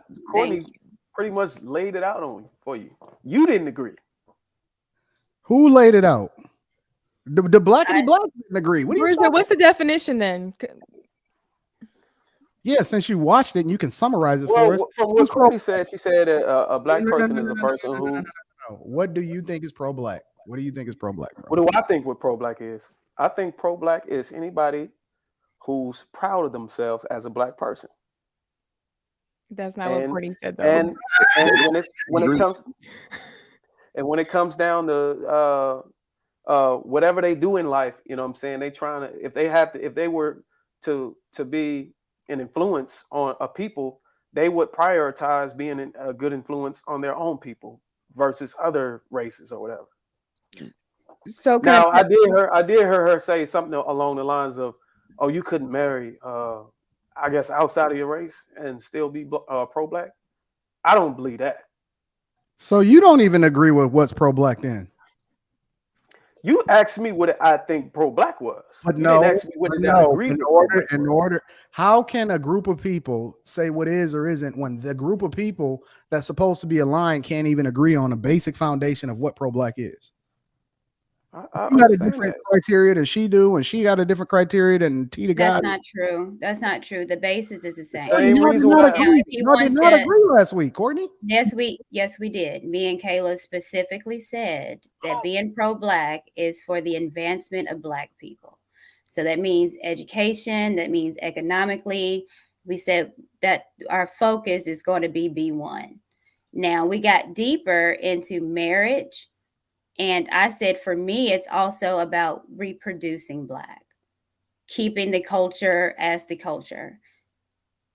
Now, if Bruiser doesn't believe that part, he can disagree. But the basis of being pro-black is just the advancement of our culture. I believe you can advance your culture and still marry outside your race. Yeah, and he can believe that. So basically, that's an opinion. That's the opinion part about it. Absolutely. So what's the factual part about it then? Because because if I wanted to make sure I was pro-black, right? What is the factual part about it that I have to? You know what I'm saying? Because if you two people that's pro-black right now, and y'all got other little underwritten laws. If I wanted to be pro-black or make sure I am pro-black, what do I need to be? Just what is you said B1? What is that? I don't think it's any underwritten laws. It's just the statement that I said is the advancement for black folks. What is B1 though? That means black first. That's what that means. I'm black first. Okay. Well, good. So let me ask you this, Courtney. So the pro-black is the advancement of black people, right? You agree with that? So, but the advancement of black people has to come from black people, right? Not from any other race. Right. That's what I believe. But we can recognize and we can all agree that how we got here today wasn't just 100% black people. You're absolutely correct. So how do we give credit to those who stood in the fire with us? That wasn't black people. Yeah, Malcolm would call them allies. The Black Panthers, would call them allies. So basically, if that's the case, white people can't be pro-black, and men can't be pro choice or anything like that because we don't have babies. Well, you help create the child. There'd be no But babies without men. But we don't have any choice over whether we can abort the child or not. You can Well, choose. you do have a choice. Roe versus Wade, which went to the Supreme Court, was judged and passed by men. So your choice in whether you are pro-choice or pro-life, it's been up to men. The Texas law that was the 6-week, the heartbeat bill, was passed by men.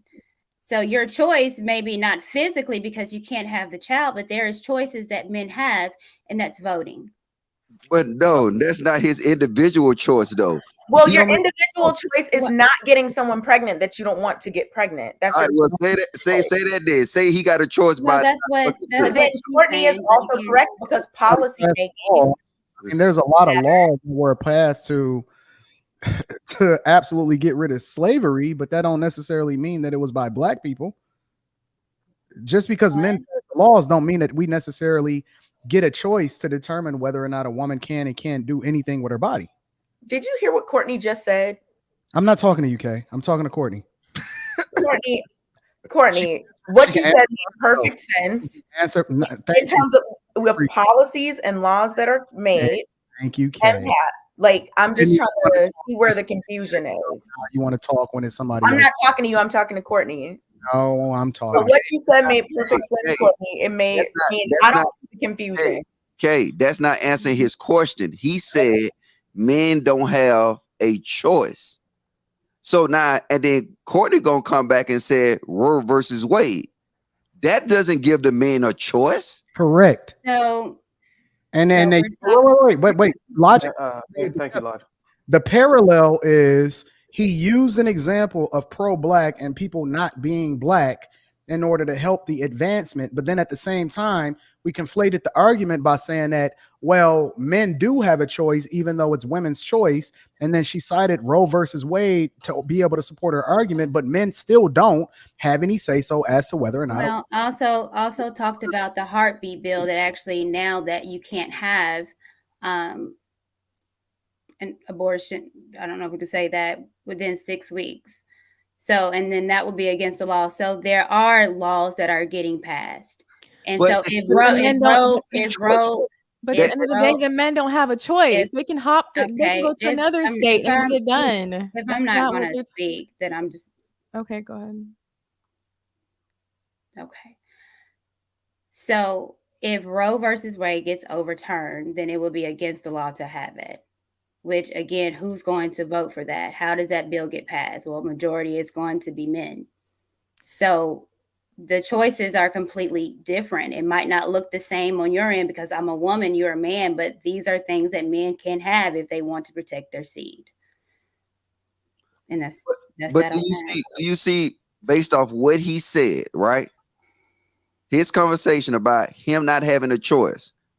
And then you can't take it to some Roe v. Wade because that's a law.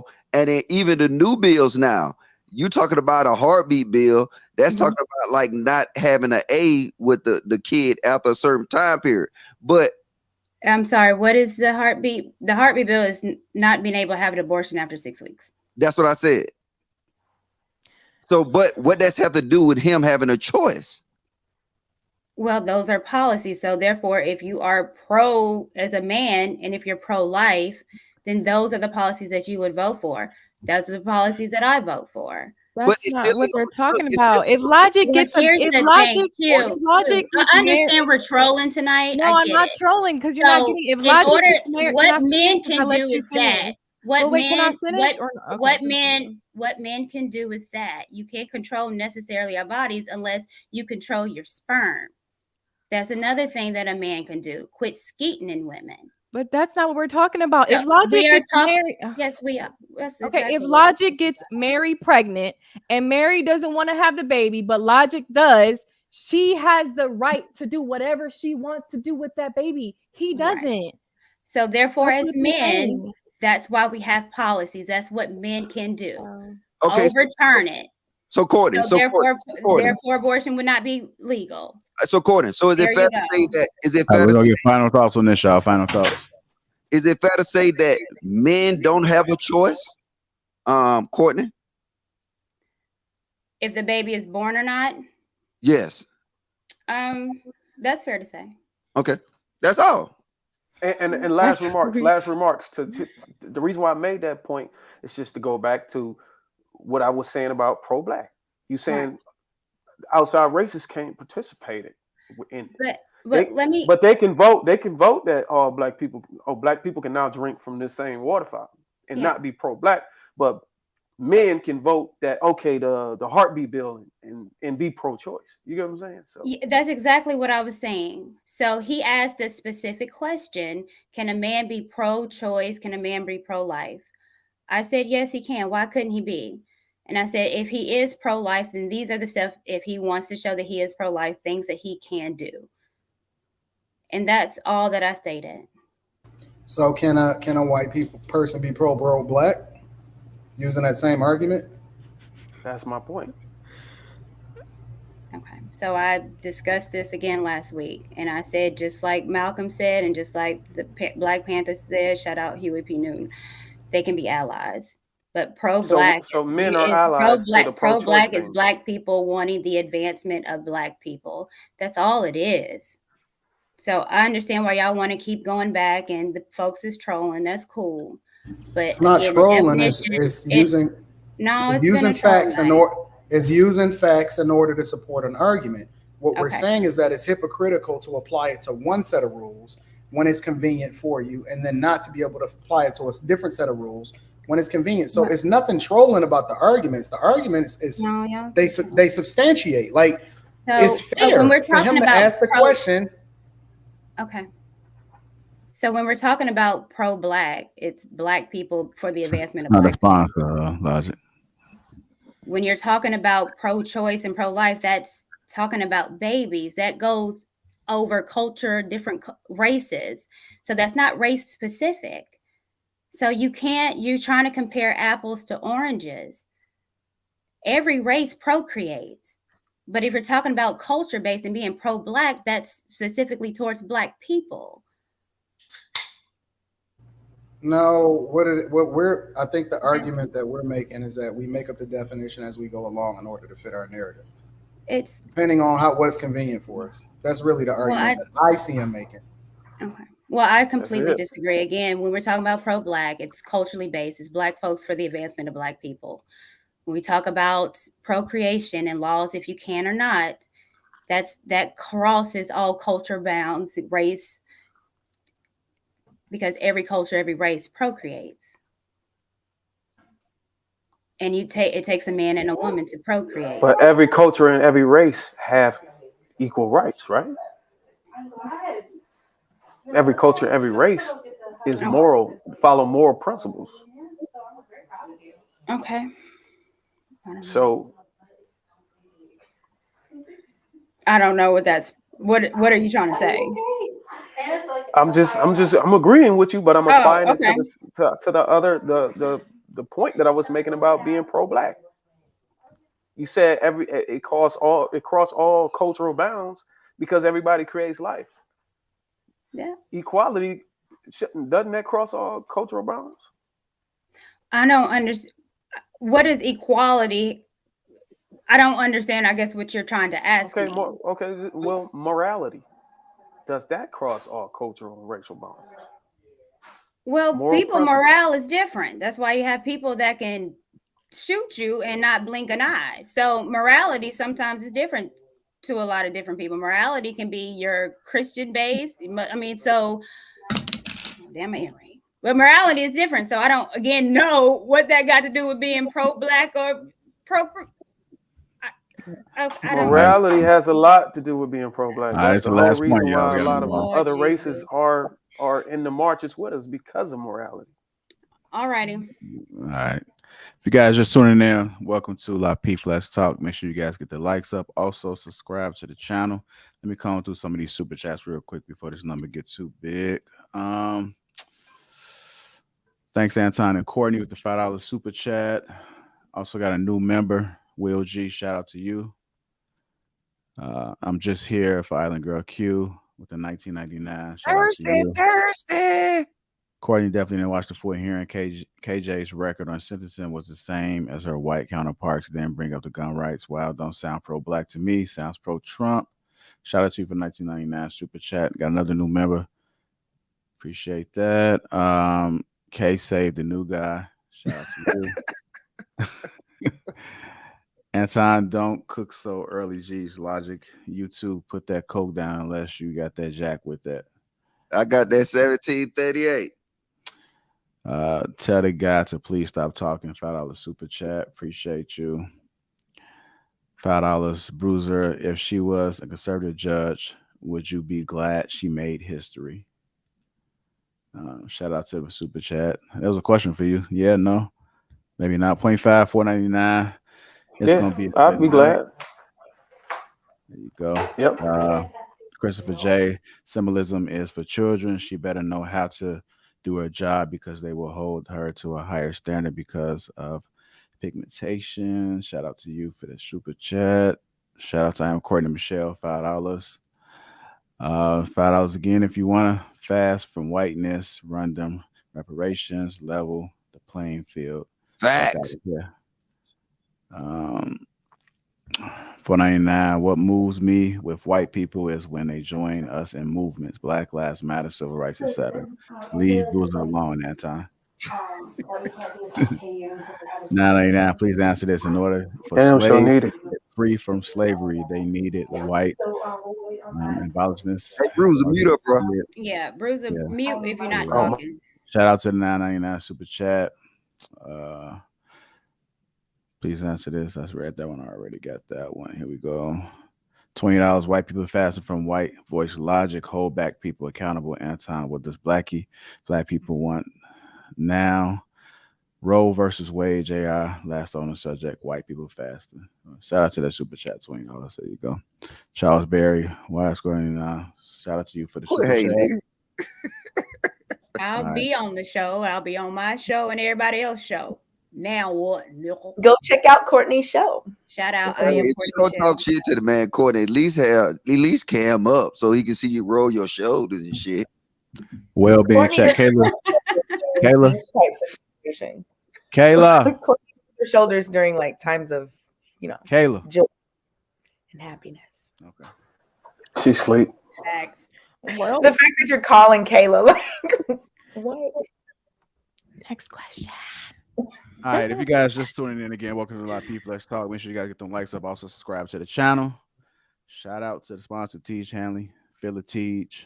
Also make sure you guys get your tickets to Houston, April 23rd. That link is in the top of the chat. Hit the like button. Also subscribe to the channel. Our next topic, we're going to talk about Coachella. So recently we just found out that, are you okay with talking about Coachella? Y'all don't care about Coachella? Coachella in the building. Yeah. So recently in Coachella, Kanye West, and we know he's been in the news along with Will Smith and Jada and everybody else. That's a public figure. They've been in the news. Kanye West dropped out of Coachella.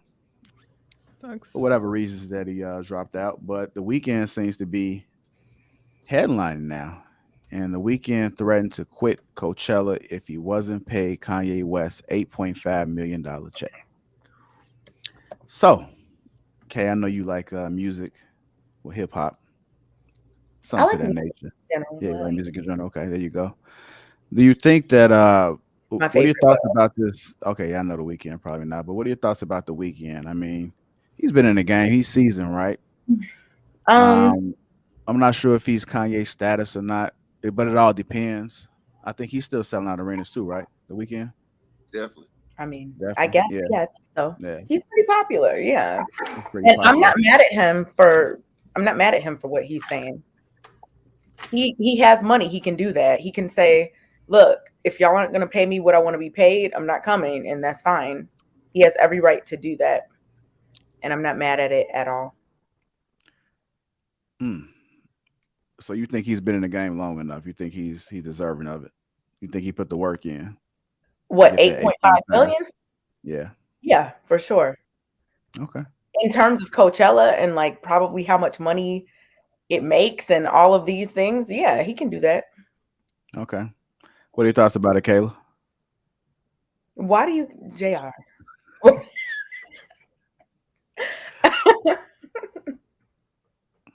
Oh, you know no. he's not here. You're like, I know she wasn't. Never mind. I go. This your dragon. Go ahead, Look, Elijah. Yeah. hey, fuck all that. His last album was trash, and I'm a Weeknd fan. So you know what I'm saying. Any other time he could have requested that type of bread, but his last album was trash, and really I don't give a fuck. But honestly, you can't request no. You know what I'm saying? Kanye got a lot of he got a lot of heat running and shit. He got headlines by Kanye doing it anyway. It was gonna be hot, and his last album was hot. So now the Weeknd with a trash last album, you cannot get no Kanye money. So that's just why I'm just ending at that. Hopefully I can spark some flames in somebody's ass. but Mr. Logic, how do you view it in terms of what I said? Like, it's not like he's necessarily pressed for money. So like him creating that requirement or whatever, how do you feel about that? Like, you might not think he's worth as much as Kanye. Fair, whatever. That's your opinion. That's fine. But him saying that, like, how do you feel about that? I don't think. Well, I mean, I'm just saying that when you look at it, like I said, if you look at it, because I do kind of follow music though. I like Kanye and I like Weeknd, so both of them. So I think that he's a super duper dope artist. I'm telling you, everything before and Anton is rubbing off on you with this super duper. That was me doing it on purpose. Oh, yeah. So he'll good. Matter of fact, he one of the best artists out there right now. I think he the last true R&B singer that's out there now. So I understand the leverage he bring, but I don't think that he bring the same value that Kanye will bring to the table. Wait, can I get JR? Maybe the context that I would like to have is because I don't know anything about like the lineup or anything for Coachella. So was the situation that Kanye was supposed to do it, then he's not, and they replaced him with The Weeknd, or was it something else? Yeah, he was a last minute. So he replaced him. Yeah. Oh, then he should get the same money. No, Kanye dropped out. Well, whatever the case is. No. Right? If they're whether he dropped out or whatever. If they're replacing The Weeknd, hold on. If they're replacing, I'm giving you context because it's not true. The way it was is The Weeknd was already scheduled to. Anton, your mic is messed Anton, up. your mic is like scratchy. Can y'all hear me now? Yeah. All right. The Weeknd was already booked. Kanye was replaced by Swedish House Mafia. Oh, I'm sorry. You are right. Because Swedish House Mafia and The Weeknd was replaced. You're right. So they did replace him, but they didn't. He had already had a set fee, but now he's saying he want Kanye money or he gonna pull out. So it's almost like he pulled a stick up on him. You know what I'm saying? Saying that he was gonna rock with it, and then now he's saying, "Nah, I'm not gonna rock with it." Now that he found out what Kanye was making. I mean, I think that makes sense. If Kanye was supposed to do it, and now they're trying to put The Weeknd in his spot, they should give him that same amount of money, because obviously, if they're putting The Weeknd in Kanye's spot, they think that The Weeknd is worthy of whatever. So they already had that money set aside. Give it to him. Why not? That probably was their best option, though. Yeah, because they probably not going to sell as many tickets as they would have sold with Kanye. That's like you recruiting a player and then he dropped out. He's top number 1 and you get the 14th draft. You're not paying him the same price. It doesn't matter. The Weeknd has the right. But The Weeknd has the right. It do matter. It does matter. But The Weeknd has the right to say that. They can get somebody else. They can get somebody else. No, she's right. He has the right to say it. He has the right, but it does matter. I'm just saying that it doesn't matter in terms of him asking for what he's asking for. Obviously, he wants the same amount, and that should, if they don't want to do it, find somebody cheaper. If they gonna do it. That's all I'm saying. It's I get that Kanye West might bring more money in or whatever, but if they want The Weeknd, pay him. If you don't care and you want to get somebody else, get somebody cheaper. I mean, it's okay as a business. That's how it goes with art. Like if somebody's trying to commission me to do a mural or paint something or do whatever, and they say they can get it cheaper somewhere else, go get it cheaper. Is the tickets already sold? They sold money just because, like, what? Yeah. So I was actually listening. Yeah, I was listening to the radio, and this one guy said he bought the ticket strictly for Kanye, and then when Kanye West dropped off, it's like, now you just got to deal with it. Yeah, so those tickets are like Coachella tickets sell out quick. So Coachella's not losing nothing. I don't listen to Kanye or Weekend. So if they're not equivalent music wise, Weekend shouldn't be asking for more money, right? As I just used the basketball Why are they not losing anything? Because the tickets are already sold out. That is not the only way they make profit off of this show, though. How are they making profits if the people are already coming and the tickets are already sold out? No, I'm asking. I'm asking. I've never been, so I'm asking. Networks. I think it's more than the tickets. That TV networks broadcasting that brings in a lot of money. Okay, okay. So do you think since are they on the? If you think they're not on the same caliber, do you think they should get paid the same? No, I don't agree with Kay on that one. Oh, okay. So I agree with whoever made the comment about the draft pick, number 1 draft pick leaving. And no, that's what I said. I think that Kay is I agree with you. Right. Kay is absolutely right, and you get what you can negotiate. And so his ability to be able to negotiate the bag, and use Kanye as leverage in order to get more money, is exactly what he should do. She is absolutely right. You get what you now. If hold on, wait. The thing is that they don't have to book him. So he's taking a risk and saying, "Yo, I want $8.5 million." So it's a negotiation, and if they can find somebody else, then they would. But no, bro, you can ask for what you want. Like you can go for any job and ask for what you want. They don't have to necessarily pay you, but if they need you and there's the demand for your services, then it's well within your rights to be able to negotiate what's in your best interest. You got to get your own bag. She is absolutely right, bro. No, the negotiation process is not pressed. He's not pressed. He's not broke. He's gonna be okay no matter what. So he has the room to do that. And if you have the room to do that, you should negotiate what you want to negotiate. You don't have to make as desperate of decisions when you have the room where you're like, you know what, I'm going to be cool no matter what, with or without this deal. So he can do that. And I think that that's perfectly fine. I respect him for it. It's cool. It's whatever. And he think about it, bro. That's literally capitalism, right? When there's a shortage of cars, the prices for the vehicles go up, right?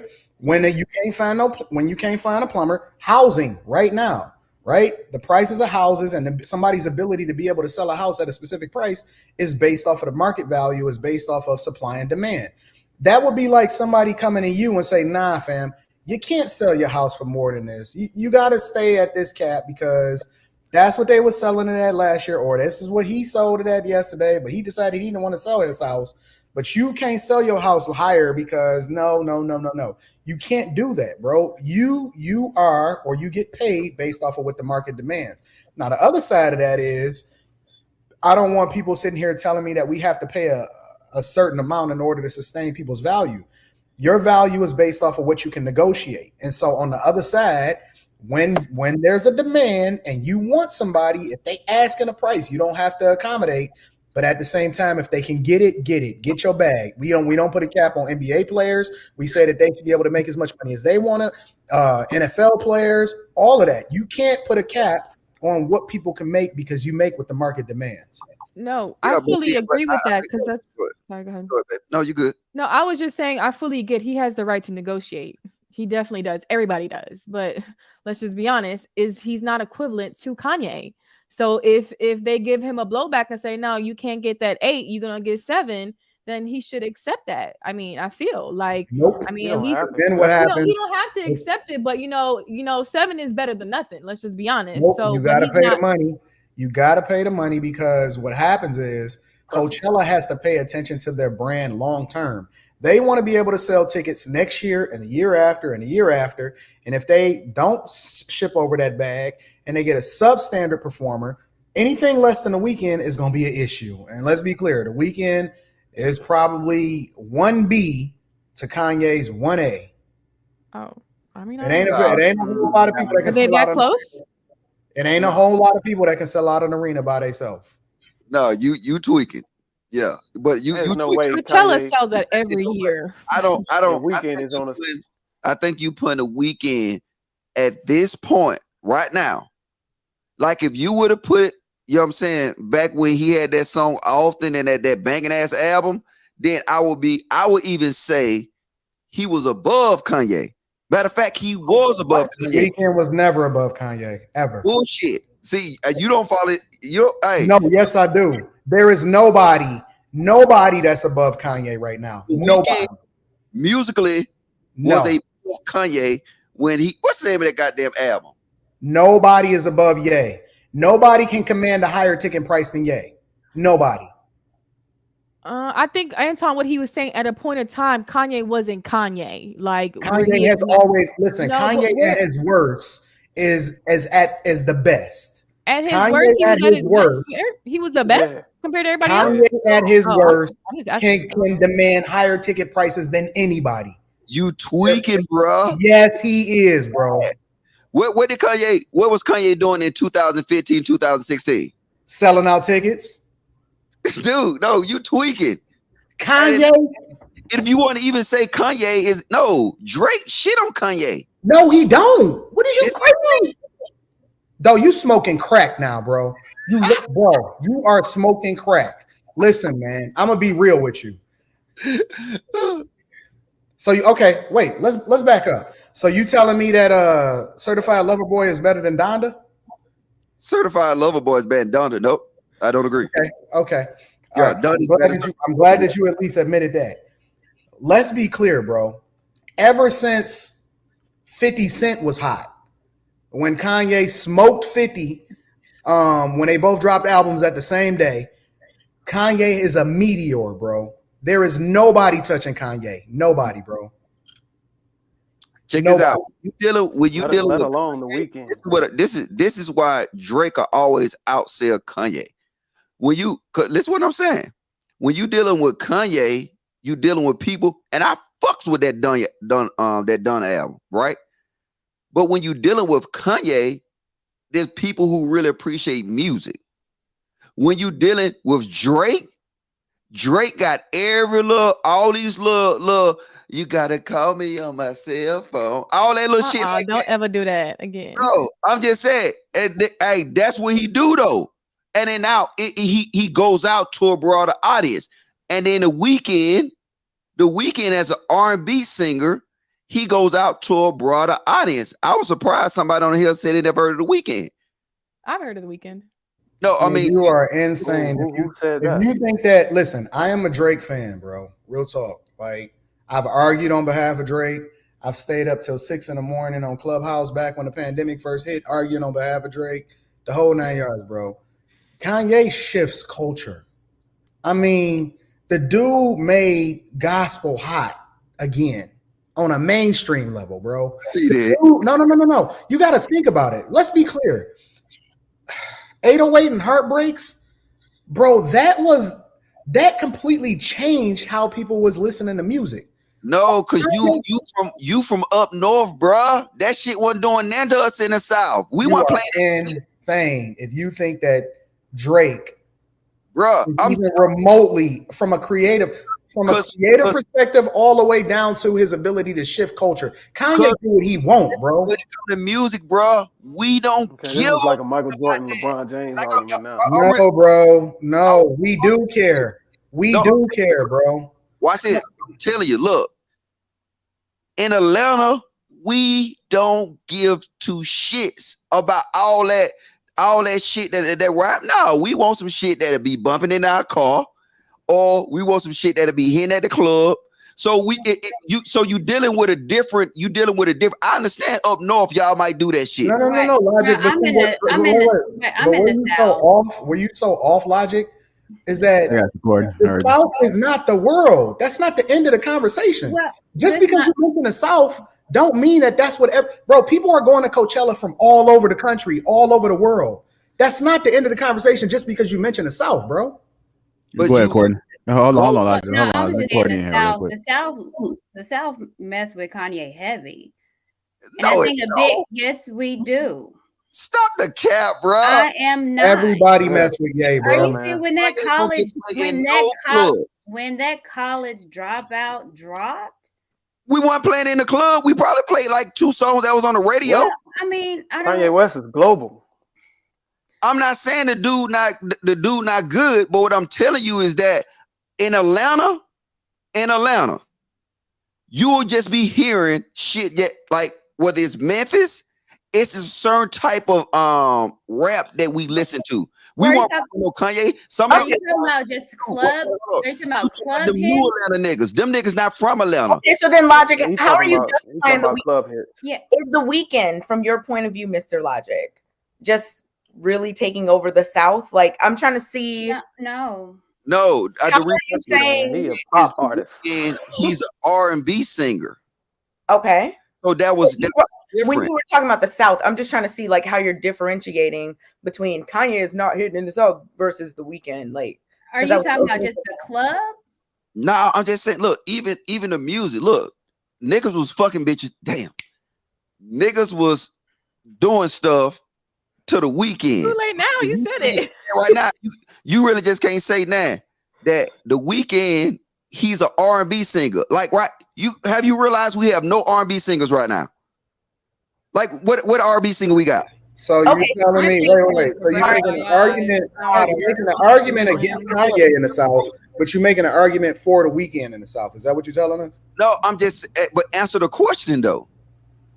Answer, what's the question? Damn, nigga, you got them came off mute. Name another R&B singer right now. Bro, music is not based off of R&B. I wouldn't even classify the weekend as still R&B. The weekend is pop. The weekend is everything, bro. The weekend is pop, bro. Okay, answer the question. Okay, name another R&B singer. Yes. Bruno Mars. I like Brent Fayez. Bruno Mars. Chris Brown and Bruno Mars. Bruno Mars, yes. Brent Fayez. Nah. Giveon, Division, Jasmine Sullivan. Come on, y'all. Take it easy on Logic, y'all. I like R&B. No, they proving my point. They said Bruno Mars. Get the fuck out of here. I said about 8 other people. Hey, Bruno Mars is more R&B than the weekend. Courtney said, "What's wrong with Bruno?" Wait. Division, Jasmine Sullivan. There's a lot. We don't realize it though. We don't even realize it, but R&B is damn near dead. No, it's not. What are you talking about? There's Division, Jasmine Sullivan. Like, there's so many. Jasmine Sullivan one more time. Her is at the top right now. Smash the nigga car out. R&B is dead. No, she had her number. Her what? Not that. That's an old ass song. I'm just saying. As a matter of fact, I would say Bruno Mars, his music is more R&B than the Weeknd. Bruno Mars is more R&B than the Weeknd. The type of music that Bruno, bro, have you heard Bruno Mars' last album? Hell no, I ain't gonna listen to that motherfucking album. That shit, I don't want to listen to no weak ass shit like that. That album slapped. What are you talking about? Damn. Bro, it's I don't want none with the whole band behind him. With the band What's behind the him. last R&B song you listened to? What's the last R&B album you listened to? I don't listen to this new shit. It ain't even R&B. You listen to Chris Brown, Take It Down. What was the last R. Kelly? Oh, R. Kelly jump. Up in the closet. R. So Kelly. when you want to play R&B, what do you put in right now? Like today, what He you play? don't listen to that. He F's to rap music and trap music. How the fuck you know what I listen to right now that had your ass damn. All right, go ahead. Look, hey, don't be coming for me, Q, because I'm gonna come back. Now, look, don't make this about me. Fuck that. Look, y'all win. I don't give a fuck. Wait, what's the last R&B song? They gonna look at it in the comments, and everybody gonna say, you know what? Ain't no R&B singer putting out music no more like they used to. We listed a whole bunch. What are you talking about? Niggas in the chat talking about Tank and R. Kelly. Nigga, that motherfucker ain't dropped that. Motherfucker talk about Tyrese. What about Jasmine Sullivan's album? Ain't Tyrese making Jasmine Sullivan? I had to say that. I missed her concert y'all Monday. said all the people y'all naming haven't dropped shit in like all right, wait, Logic. What about Division? What about Division? What about Division? The who? You like Division? Division? Who was that? Oh no. Did you say Division? Division. It's a group. DVSN. Division. Look it up. I ain't never heard that shit. Sounder. What about Party Next Door? What about Party Next Door? You listen to Party Next Door? Giveon. You listen to Party Next Door? Party Next Door? Yeah. Who that is? He know who that is. Is that the nigga in the club on Tuesday? Hot. So You what need about to listen. Project Pat? Listen to Division. You will like them. Listen to Division. They sound just She like don't that in want to concert, be y'all. saved. Don't save her. She don't want to be. JR, why did you say what about Project Pat? Like, Because I'm pretty sure he can relate to that. I'm pretty sure that's his lingo. it's right go mouth stacking dollars. Where your sister at? Oh my God. Go ahead. Go ahead, daddy wag. Ain't got no hair in the bag. Jailed up, weed up. Your ass hooked up. If you guys just tuning Shout out, in, Jada. welcome to Lapeef Let's Talk. Make sure you guys get them likes up. Also, subscribe to the channel. Shout out to the chat. I see you guys are active in the chat. If I need to slow it down, let me know. I'll slow it down for you guys. Shout out to the Green Gang. I see you guys. Shout out to the Green Gang. Hit that like button. Also, subscribe to the Shout out channel. to Kayla. Kanye has been iconic, like since he first. I'm thinking way back to like the whole "We Are the Champions" when Dame Dash was like, "We got the producer. He rap better than most rappers," and then he came in with that verse. Like Kanye has been like, we cannot take anything from Kanye. Is all I'm saying. I remember. Let me not get into it, but I'm just saying, let's not ever take anything from Kanye. Bro, Kanye is the only person that you can genuinely hate today and then be rocking with a week later. Like, yeah, but you know what? That's hot. Like, want to do a sing along of like a little rap along? No? Okay. Logic is insane. Oh, Yeah. I don't know Go what. ahead, kick it off. Okay, go ahead, kick it off. I can't believe you don't know who Division is. Well, Dame, if these N-words thought about theyself for a change, then maybe they could finally figure out how to get themselves some change. Honestly, jealousy make N-words do terrible things. How that song go, Did With Hope? Oh, yeah. Look, let me stop. I can't curse online. It was getting to the cursing part. You got to blow it Bro, Jail, you never heard that song? No, that was cute, though. That was cute. That was one of my earliest like Kanye memories outside of production. I don't know that song, but that was cute though. Ow. It's called "We Are the Champions" by. It's like The Rock, like all of them, like Dame Dash and Kanye, Jay-Z. What's it called? Beanie Siegel, Memphis, all of them. Like it's a little, Go listen to it. Man, they said K a little ratchet. Memphis Bleak was on that song. I don't know why I said him. Although his album made y'all are really taking me back. Like I burned the Memphis Bleak CD made MADE with the little.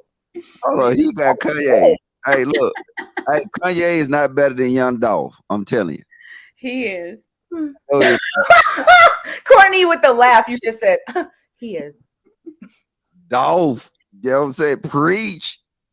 Nah, see, you ain't even up on Key. See, you listening to Dolph. Like, Dolph is dope. That was a joke, bro. That was a joke. No, but I'm just saying, like, I don't know if you're really even familiar with your own culture. Key Glock is really the one. No, Key Glock ain't no Dolph, bro. Stop the cap. Of course, he's not Dolph, but he's the one that's holding down Paper Route Empire. What are you talking about, bro? No. Yes, he is. As a matter of fact, Gucci messed with Key Glock more than he messed with Dolph. No, Gucci don't. Yes, he do. Bro, you know how many songs Gucci got with Dolph? Bro, don't tell me about my Atlanta shit now, bro. Yeah, if you better fade to black. Key Glock is not even from Atlanta. What are you talking about, bro? Key Glock from Memphis. I know. Who said he was from Atlanta?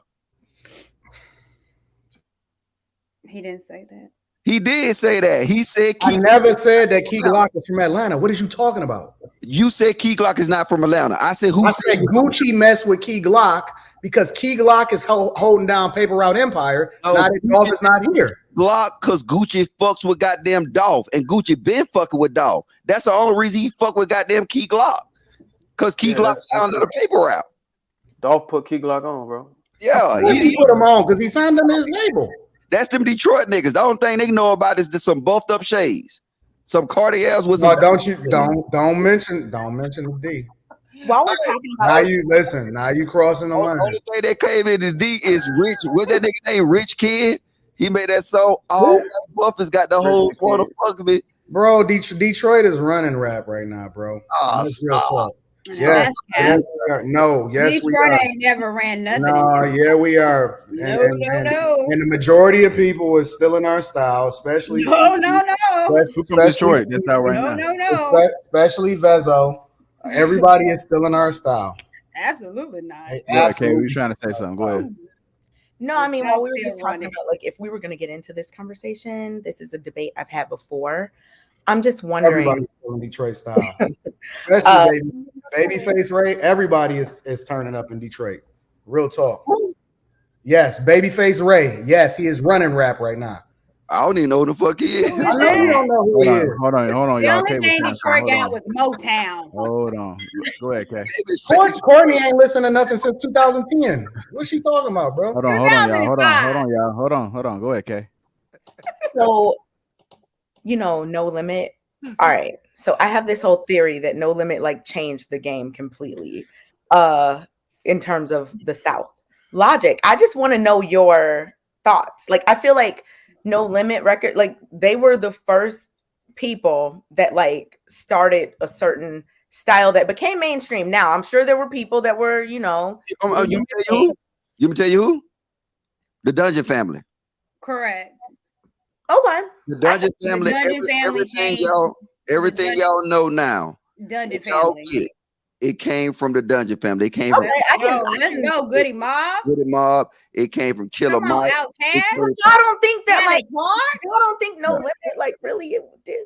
No Limit just did a good job of just dropping 1,000 albums and signing a lot of artists. And then you got to look at. Remember those album covers, like. Yes. I'll tell you this. I'm tell you this.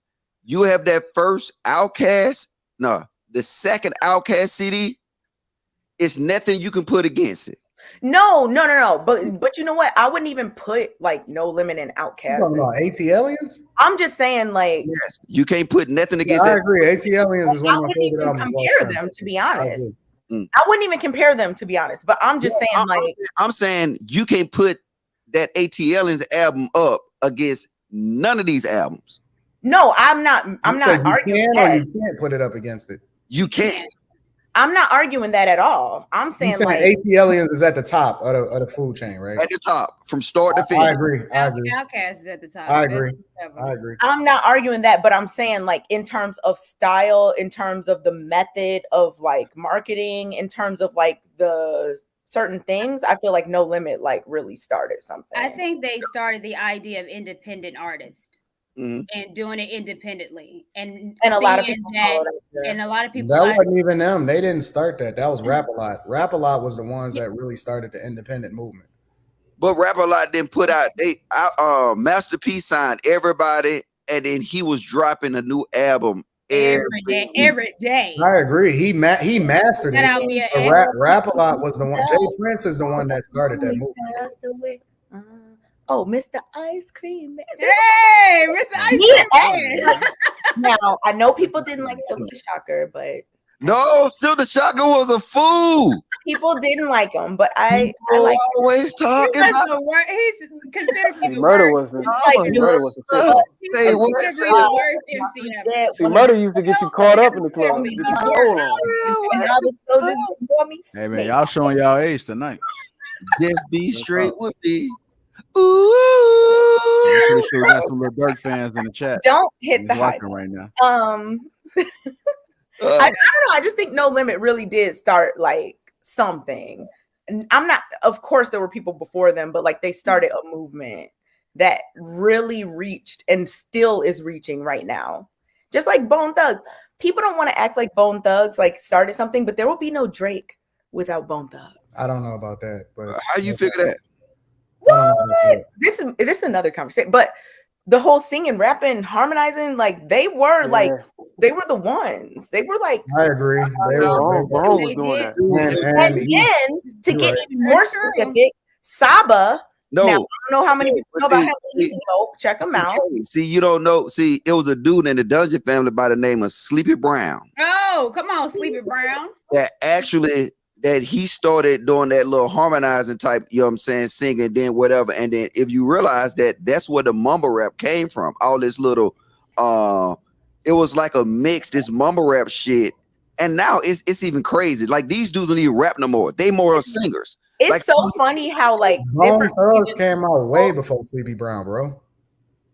it's so funny how different regions of people view this like so differently. Bone Thugs came out way before. They're researching. Look at way before Sleepy Brown. Bone Thugs dropped back in the mid '90s. Sleepy Brown was with no, the but Dungeon Sleepy family. Brown was out before he dropped the album. He used to just do Well, but I'm talking about things that people knew about, like mainstream. When we talking about influence, you talking about how people were impacted by, and Bone Thugs had much more of an impact than Sleepy Brown when it came to people singing and rapping. I agree with that. Let's all give it up for what you see. I mean, if Nate Dogg ain't rap, he just sang, didn't he, right? Nate Dogg only sang, yeah. Okay, I was gonna say he. Hey, you know that song? I like the way you move. What's the next question? Man, y'all showing y'all age, man. Again, Remember you guys when Nate just, Dogg like sang like I laid all the business on a let my get. Like how do you sing that? if Like, you guys are just tuning think in, sing. I got you, Kay. I got you. We gotta keep it moving. Some people probably like, damn, what the hell are they talking about? But nevertheless, hit that like button. Also subscribe to the channel. We're talking about something that brings us joy. Okay. Let us have our joy. I mean, everything brings us joy on the Lapeef Network. Come on now. Stop the cap. We always have a good time. You guys know we got the sponsorship running for the month of April. So I'm going to take this moment right now to recognize one of the sponsors that we have. So we'll take that moment real quick. Here we go. Hello, this is Security Boss. Listen, guys, I'm coming to you with something new and very exciting. It's called I Choose You. Yes, it's a new dating show, and we want all of you to get excited about it. Yes, it is a dating show. It's going to be a virtual dating show. We want all you bachelors and your bachelorettes to get excited about it. So stay tuned for I Choose You. Driving around in California, looking for something to make me stay. Round and round forever searching for something I could never get replaced. Don't need you to save me, but I just really need to be saved. I'm just so sick of waiting for any luck to come my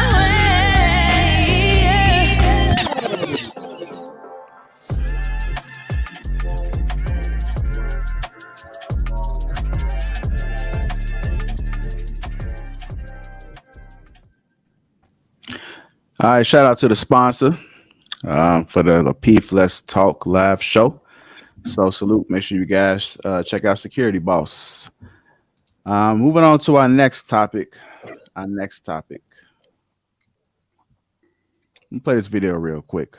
You guys seen the thumbnail. We better get to the meat of the conversation.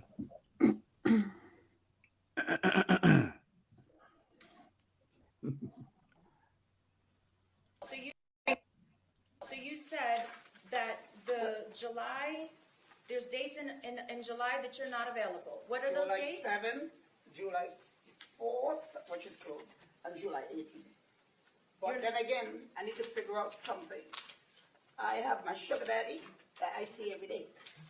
I'm sorry? My sugar daddy. Okay, I'm not exactly sure what you're talking about. But Well, I'm married and I have my sugar daddy. Okay. And I see him every day. All right, ma'am, we'll come back to you. All right, so you guys saw a little piece of that. I seen that clip earlier, and I began to think about sugar daddies because with women getting to the bag, so to speak, nowadays, accelerating in their fields, is the need for sugar daddies on a decline? Is the need of sugar daddies on a decline? Do they still exist? Let's talk about it real quick. I'm gonna start with you, Courtney. Go ahead. Well, I don't know what you mean by on decline. I never knew they were in surplus, so I don't. I mean, sugar daddies, sugar babies has been around. I don't. know anyone that's had them or desired them. So, I mean, sugar daddy meaning that this typical sugar daddy is an older man, usually that's got a woman and paying for everything, and she's using him for his money.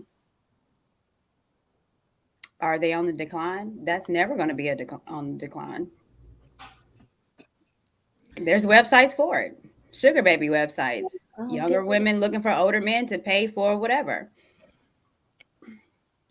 Younger hot women. Let's make the clarification. Don't just be young alone. You know what I'm saying? Well, that woman talking didn't necessarily sound young nor hot. I mean, she got a point. It just sounded like she had a box, a mouth, and some titties. Yeah, but she might have been a seasoned member. Like she might have been with the guy for an extended period of time, and then she was you know what I'm saying, grandfather. She's probably grandfathered in. You know what I'm saying?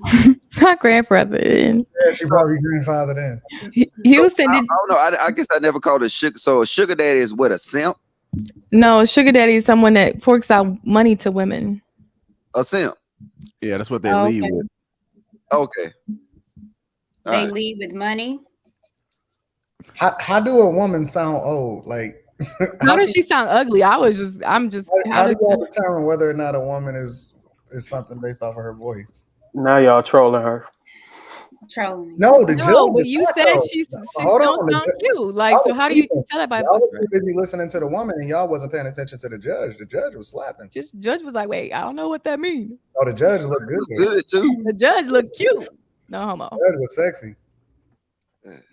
But have y'all seen that article where Houston was named the sugar daddy capital? I think it came out like a year ago or something. I haven't seen that one. Yeah, it came out like a year ago or something like that. But no, I think even though if a woman makes money, I think a sugar daddy is still in need. I know one of my friends has this girl. She's a lawyer making 6 figures and talking to 4 men, right? And she doesn't spend her money regarding anything. So I mean, it doesn't matter if a woman's making money. I think, you know, women would rather spend someone else's money than their money. Let's just be honest. So maybe they're not a sugar daddy though. What are they? What is a sugar daddy? So if I'm dating someone that you're not dating 5 men at the same time. Well, that might be something else, but I'm trying to get the real definition of a sugar daddy. So a sugar daddy is a man that takes care of his woman's bills. A sugar daddy is just a chick. Okay. The girl is literally with him only because he pays for her. Exactly. Yeah, y'all not friends. It's an exchange of her time and their box.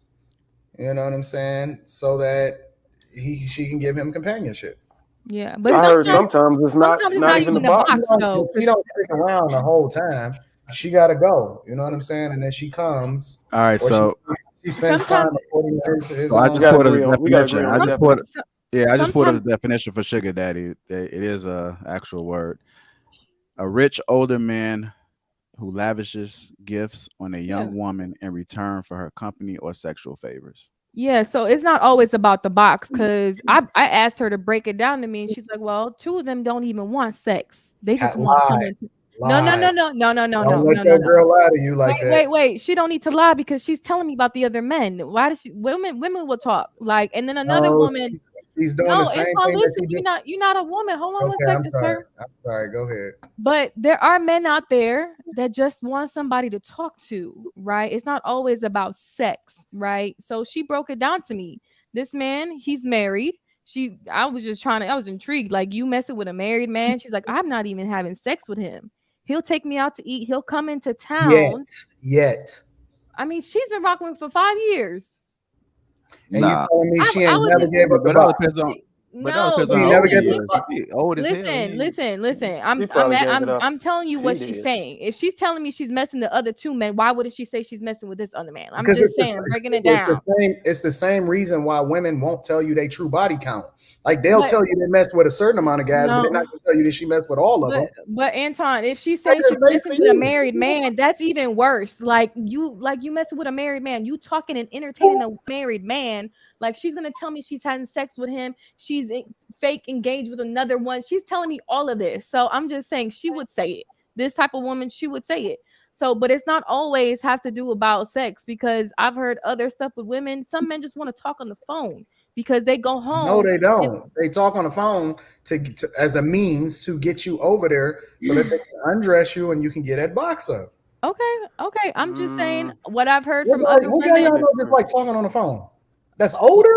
But Anton, it means his time is money. And Anton, there are niche audiences for all types. Exactly. There are men that just want to be heard because they can't.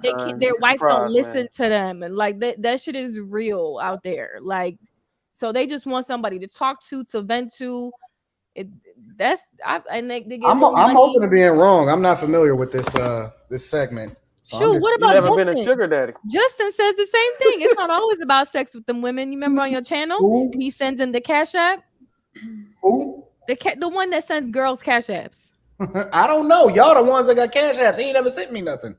So I don't know who sent that nigga simp. Yeah, I mean, but I'm just saying, there's men out there that just want to. I think it's levels to it, right? Because see, if I go out and then I'm with y'all or whatever, we just kicking or whatever, I buy some drinks that make me a simp, but I'm not finna pay y'all car note.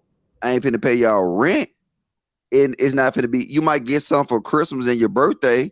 But do that make a simp? Like, I mean, every time I go out with a chick, I pay for it.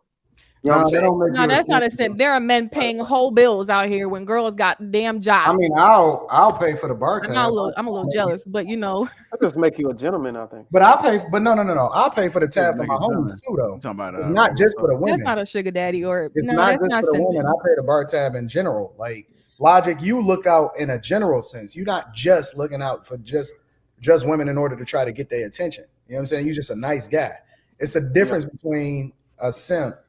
Well, we talking about sugar daddy. Y'all not simping. There are women getting everything paid for from men, and they got boyfriends. Like, it's this, like, they got whole men's, and then they got other men that are paying for shit.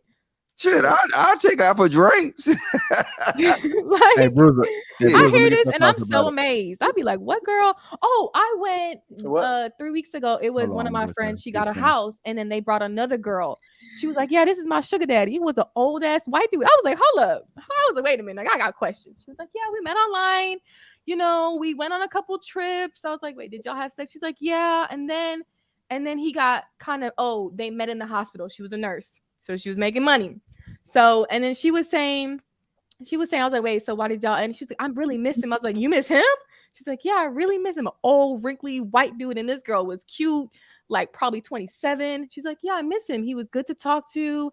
And I was like, why did y'all end? She's like, well, we ended because he wanted to spend more time with me. I was like, what? Wait, that's what he's paying you for? She's like, yeah, but I like to just be alone sometimes. I was like, who look bad, him or her? She's sucking a 70-year-old nigga dick. He was like 60, and it was like, you know, I was like, who look bad? She look bad. He do look bad, because I'm like, how the hell did he bag her? He was a patient of mine. I was like, girl, y'all don't got no type of HIPAA thing going on with like talking to your patient. She's like, no, he wasn't a patient no more. I was like, girl, so women are doing this. Q, do you call those women H words? Your friends? Yeah, that wasn't a friend. I don't know her. Those people. Did you tell her she was that? She was a hoe. Yeah, the girl that's with all those men. Did you call her a hoe? Oh, you slutted it out. She knew. Yeah. No, I said, did you tell her? Crazy. So she's a hoe. Yes, I said she was slutting it out. She knew that. She knew what she was doing. These girls know what they doing. These girls that are hoes knows that they hoes. Come on. I was just wondering. If y'all think Logic is sugar, y'all don't call women hoes anymore since I know, but you know. I mean, I'm not around. My friends aren't hoes. I mean, they wasn't my friend. It was a girl that bought another girl. She's telling you a lot of her business. I'm sorry. Yeah, but women do that. Business not to be cool with you. But women do that though. We see that on the platform. Women tell other women's business. So what's the issue with that though?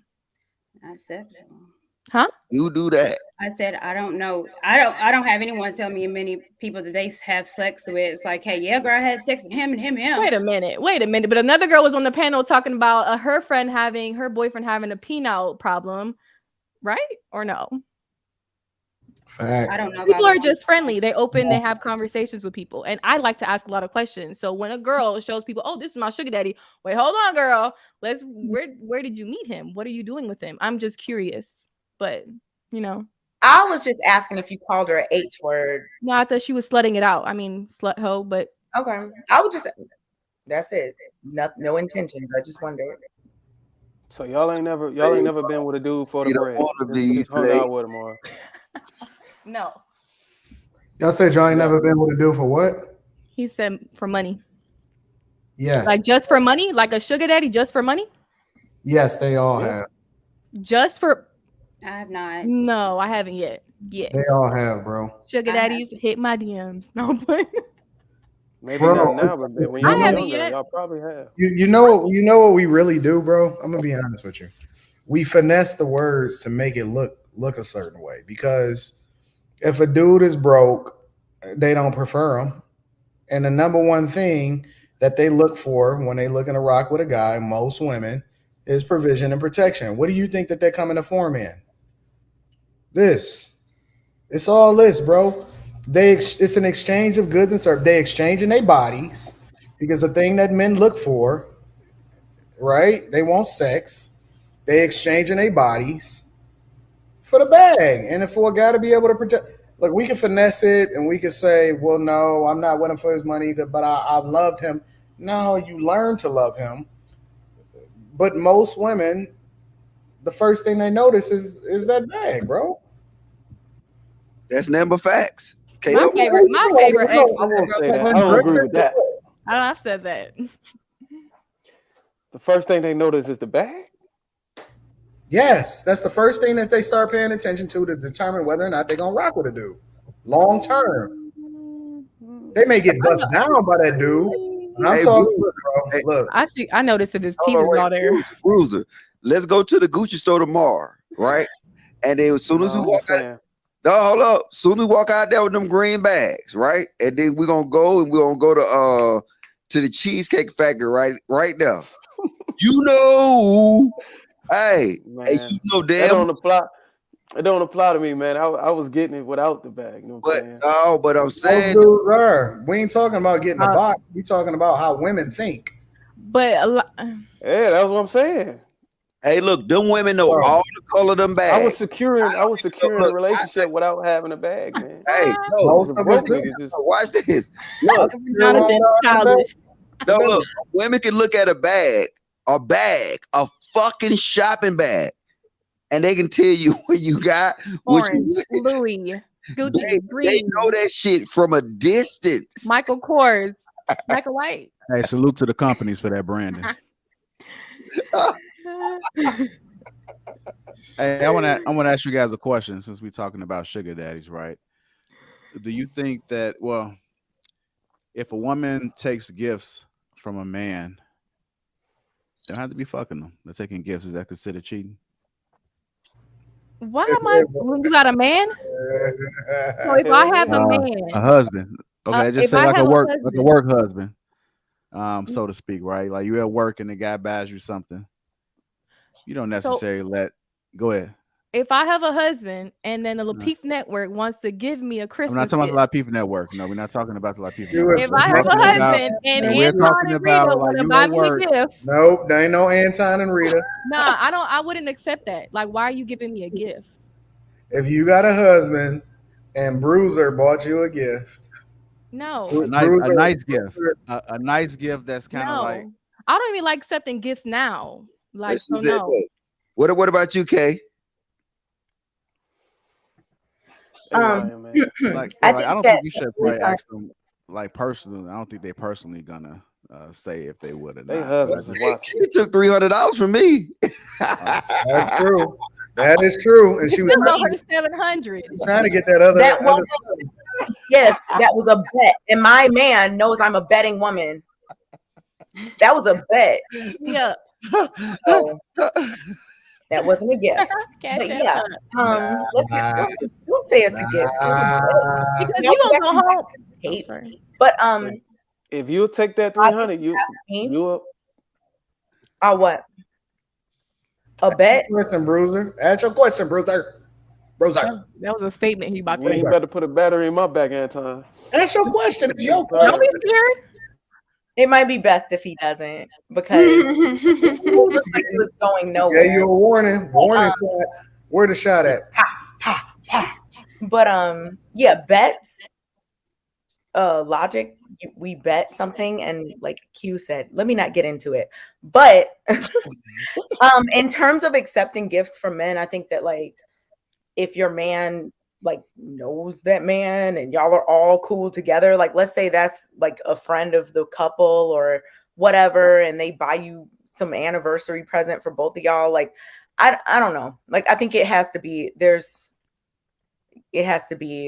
something that makes sense. But just accepting random gifts from like random men, no. You're a married woman, no. So let's just say that there was Sorry, go ahead. yeah, I think that's a good question. It's kind of similar to what I was about to ask you. Let's say it's like a something like a Christmas Secret Santa. That's or- different. Secret Santa. That's different. Well, like the person typically knows who they're buying the gift for.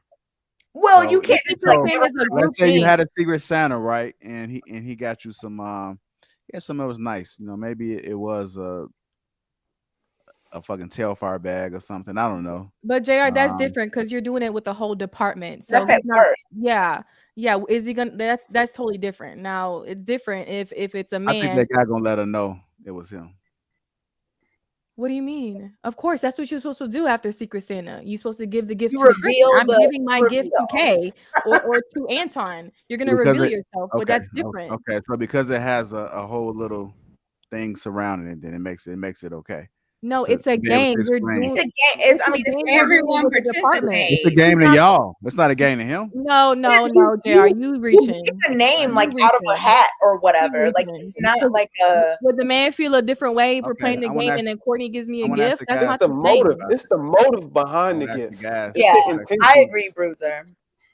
That's all it is. A woman can accept a gift from another man as long as the intentions is not No, for okay. them to have So you something. okay with your wife accepting a gift from someone at work? Yeah, I have. What did Wait, they give her? Bruiser. What did they give her? I'm curious. They gave her 2 tickets to the Wizards game, and me and my wife went to the Wizards game. No, you know. Hold up. You like her. That makes sense. You know what we mean by a gift, bro. If your girl, What do you mean by a gift, Anton? okay, so Bruiser. wait. I'm finna see you a I'm thinking gift for things your like expo markers, like at work. I'm not talking about he sent them a gift and said, "Hey, take your husband to the game." I'm talking about if Hey, Bruiser. Say it. Hey, no, Bruiser. What, I'm finna Anton? send a What? gift to Bruiser. Come to my house tomorrow and pick up this gift for your sister-in-law. He bad. That's different. She watching the Mary? show. She watching the show, man. Oh, she is? Sister-in-law, Logic says hi. Oh, she already know who Logic is. Hey, baby, I'm gonna holler at you after the show. Is she married? Man, you the police guy. You shouldn't be doing that, Logic. Police She's question that. married. I mean, like after, like what? Okay, so when I send y'all all like the registry, I'm talking about the men on the panel. After I get married, like my man's not gonna be like my husband. He ain't gonna be I like. know what I taught. Y'all That's know what different. when That's we the talk whole about- registry. They Yeah, trolling you. They trolling you, Anton. That's what I'm saying. Like you, that's what I'm saying. It's different. Like if it's some secret gift with some secret man and he's doing stuff for you on the side, absolutely not. But I think that there are many cases where a man can buy a woman a gift or a woman can buy a man a gift and it's not weird. Bruiser, would you accept it if your wife, her what did they call it? Man that works with her gave her a Victoria's Secret gift card? Oh my god! Fuck no. Okay. That's what But we you talking about. just like the tickets That's what we because it talking included about. you. Why take us Come on, 20 man. minutes to get Y'all here? are talking about lingerie. No, Like they that is sell more not than that. The lingerie. They typical- sell pajamas. They sell makeup. They sell perfume. Okay. But if we're talking Come on, about man. things that are like suggestive or like, ooh, here's this gift card and Or there's Sephora. Let's say $100. Sephora then. Go ahead. Sephora. It's a makeup place. Would you be Right. okay with that? Look, I'm gonna be honest with you. I don't care. Like I I would know his answer about You're not married, Logic. No, It's the nature of the gift. I'd have been with chicks and the niggas was giving her gifts and shit, and I sit there eat the chocolate, I drink the liquor. Hey, look, I don't give a fuck. I'm telling you, look, hey, that's something that I don't gotta buy. But wait a minute, Logic. What if Yo, it was you your wife? funny. What if it's your wife and she bringing home gifts from a dude that you don't know from her job on a regular basis? You cool with it? I'm cool with it. Rack it up. I don't think so. I wouldn't. I think that If he that dumb, look, he's that dumb, right? That's just like saying no to look. If he's that dumb, Logic is like, let's capitalize on this situation. Let us both gain from this, girl. Next time, ask him for this. no, I'm telling you, I done did this shit. I done did this shit dealing with like simps and shit like that was trying to holler at somebody I was hollering at. And I'm like, go ahead, do it. Would you consider yourself a pimp? No, I'm not a pimp. Was they your girlfriend or was they just someone you was screwing? Because there's a difference. All right, you always want to know these secret ass questions. No, but I'm saying you're going to treat a woman different if you're just screwing her compared to a woman that's your girl. Look, check this out. If a dude want to get her, like my man said, some basketball tickets, some candy, gift cards, some lingerie, whatever. Go ahead and do that, nigga. Go ahead. My man would not be okay with any man. Funny. Okay, what if he bought the lingerie for her to wear? For her to wear? A man should not be giving a married woman lingerie. I don't know. Let Logic answer. Logic I know, but I'm just giving my point of view. Logic is gonna answer. I was just, that's what we do here. Jump in sometimes and say things. No, watch this. If he's that dumb, right, and you confident in what you got, right? First off, she gonna tell you. And then I was like this. If he gonna put himself out there, right? So first off, he have no respect for me, right? Can we agree to that? Yes. Okay, so fuck him. I'm finna get his ass. So now I'm like this. Hey, get up. Wait, you're gonna tell him that? Shouldn't you be checking your girl for accepting that gift? I ain't checking shit because most of the time I'd have been next to a chick that's saying, "Oh, look at it. Hey, blase, dude, work with me, blase. A lot of times this dude that work with him and stuff like that, they'll try to sit here and because they got the what you call that shit? The little call log or whatever, and they be trying to hit them up and all that shit. So I'd be like, hey, that's cool. Go ahead, get them. Logic, do you ever say, while you're at it, ask him to get me do you put your own things that you want in? Yes. Next time, ask him for cash. To give me an oil change voucher. No, do you get things? I put more game to it though. How do you do it, Logic? How? She don't understand the game like I understand. Because if he leading with that shit and he's starting at 300, that mean I know he'll go to 6. So I said, get him. But why would you check another man for your efforts of being the liaison? I don't know what the word. We eat together. Trust me. When them cash out, look. He like if she's winning, we winning. That's what he's saying. Don't you want to know why he giving her money and shit? Logic clearly is. Logic already know why he doing that, but that man is being disrespectful for himself. That's cool when that flies when you sing when you just messing with a chick. I think it's a difference when you're talking about being married to somebody and that being, you know what I'm saying, the mother of my kid and all of that. I think that it's just a different level of respect that should be extended. You know what I'm saying? And I just think it's different. Like if she just a regular, if she just a chick that you kicking with, yeah, I feel that. I can rock with that. But I think that it's just certain levels of respect that people certain lines that people should be able to cross in real life when it come to a chick, bro. I agree. That man is disrespecting you, Logic, and your girl is disrespecting you for accepting No. That's the thing. See, that's why I asked. Did he know that I was kicking it with this chick? So if the answer was yes, if he knew I was kicking it with this chick, right? He know that. He know me and her kicking it. And dudes will still do this. So he's saying, fuck me off the rip. Yes. So why should I have any pity for him? You shouldn't. You should check your girl for accepting that gift. No, see, it won't even get to that because most of the times, if your chick round with you like that, look, I had this happen in real life, and then they would tell me, like, "Oh man, old boy was trying to get at me hard." I'm like, "Oh really?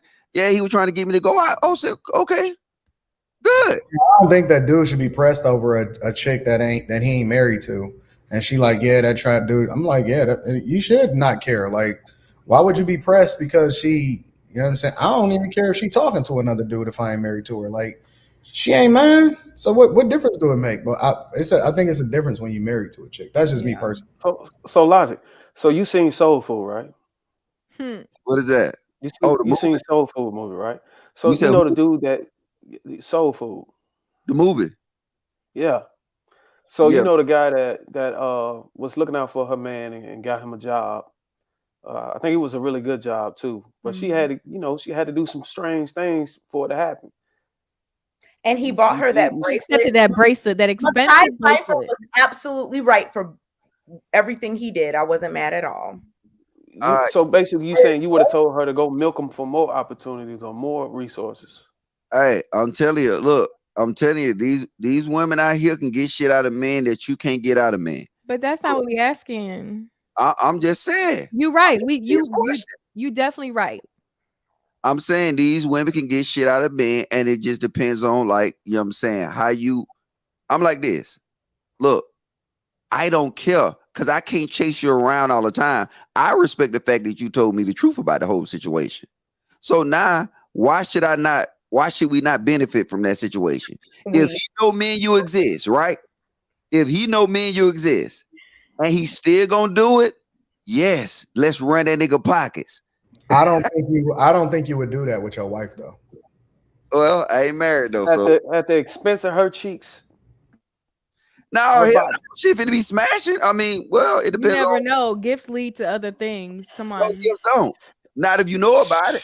Not if you control the narrative. Yeah, so she can get $1 million. She can bring $1 million home. You gonna let her? You saying you won't let her bend it over? What? If a man offered her $1 million to have sex, would you let her? Oh, wait, your girl or your wife? Wife. No. Not you, Anton. We're talking about him. We're talking about Logic, the one that said run it up. Yeah. What you say? I can hear what you said. If a man offers your wife $1 million to just have sex, 10 minutes sex, since you want to run it up, would you let y'all run it up? Nah, cause see that's beyond disrespect.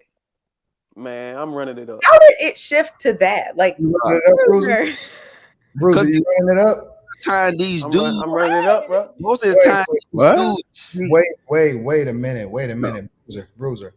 If a dude offer you $1 million to bust down your chick, your wife for 10 minutes, you letting her run it up?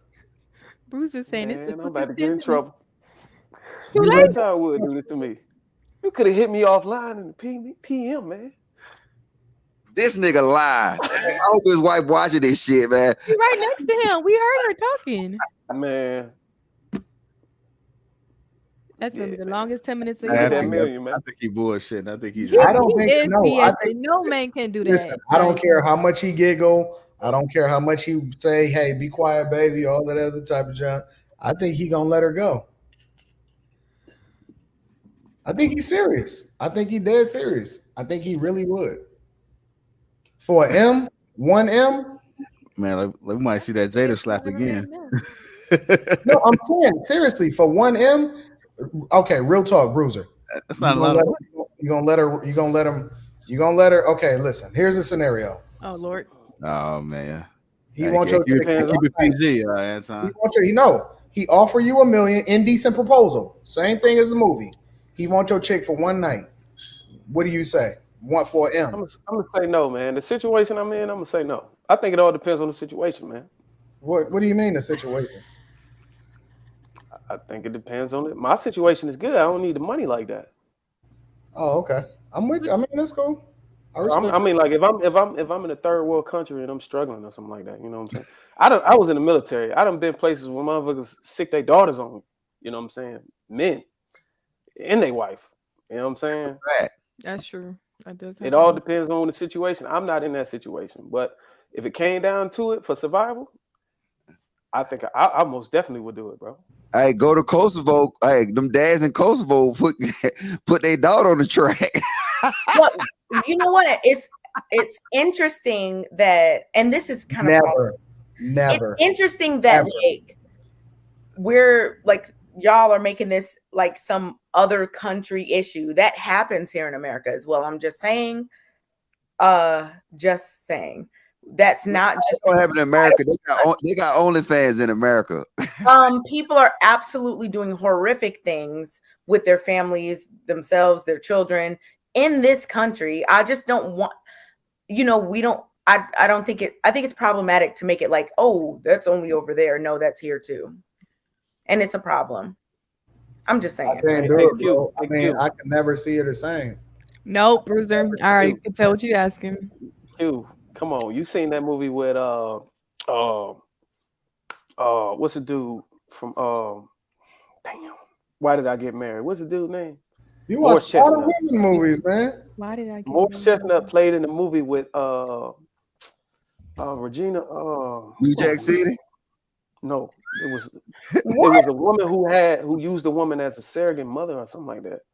And what you talking about, bro? It depends. What I'm saying is she let her man sleep with this woman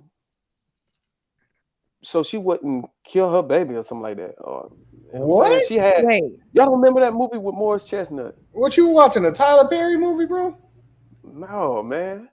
Morris Chestnut played in a movie with I think it was Regina Hall. I think. Bro, we ain't watched Morris Chestnut since Boys in the Hood, bro. It was literally maybe 5 or 10 years ago, and she couldn't have a baby. Morris Chestnut.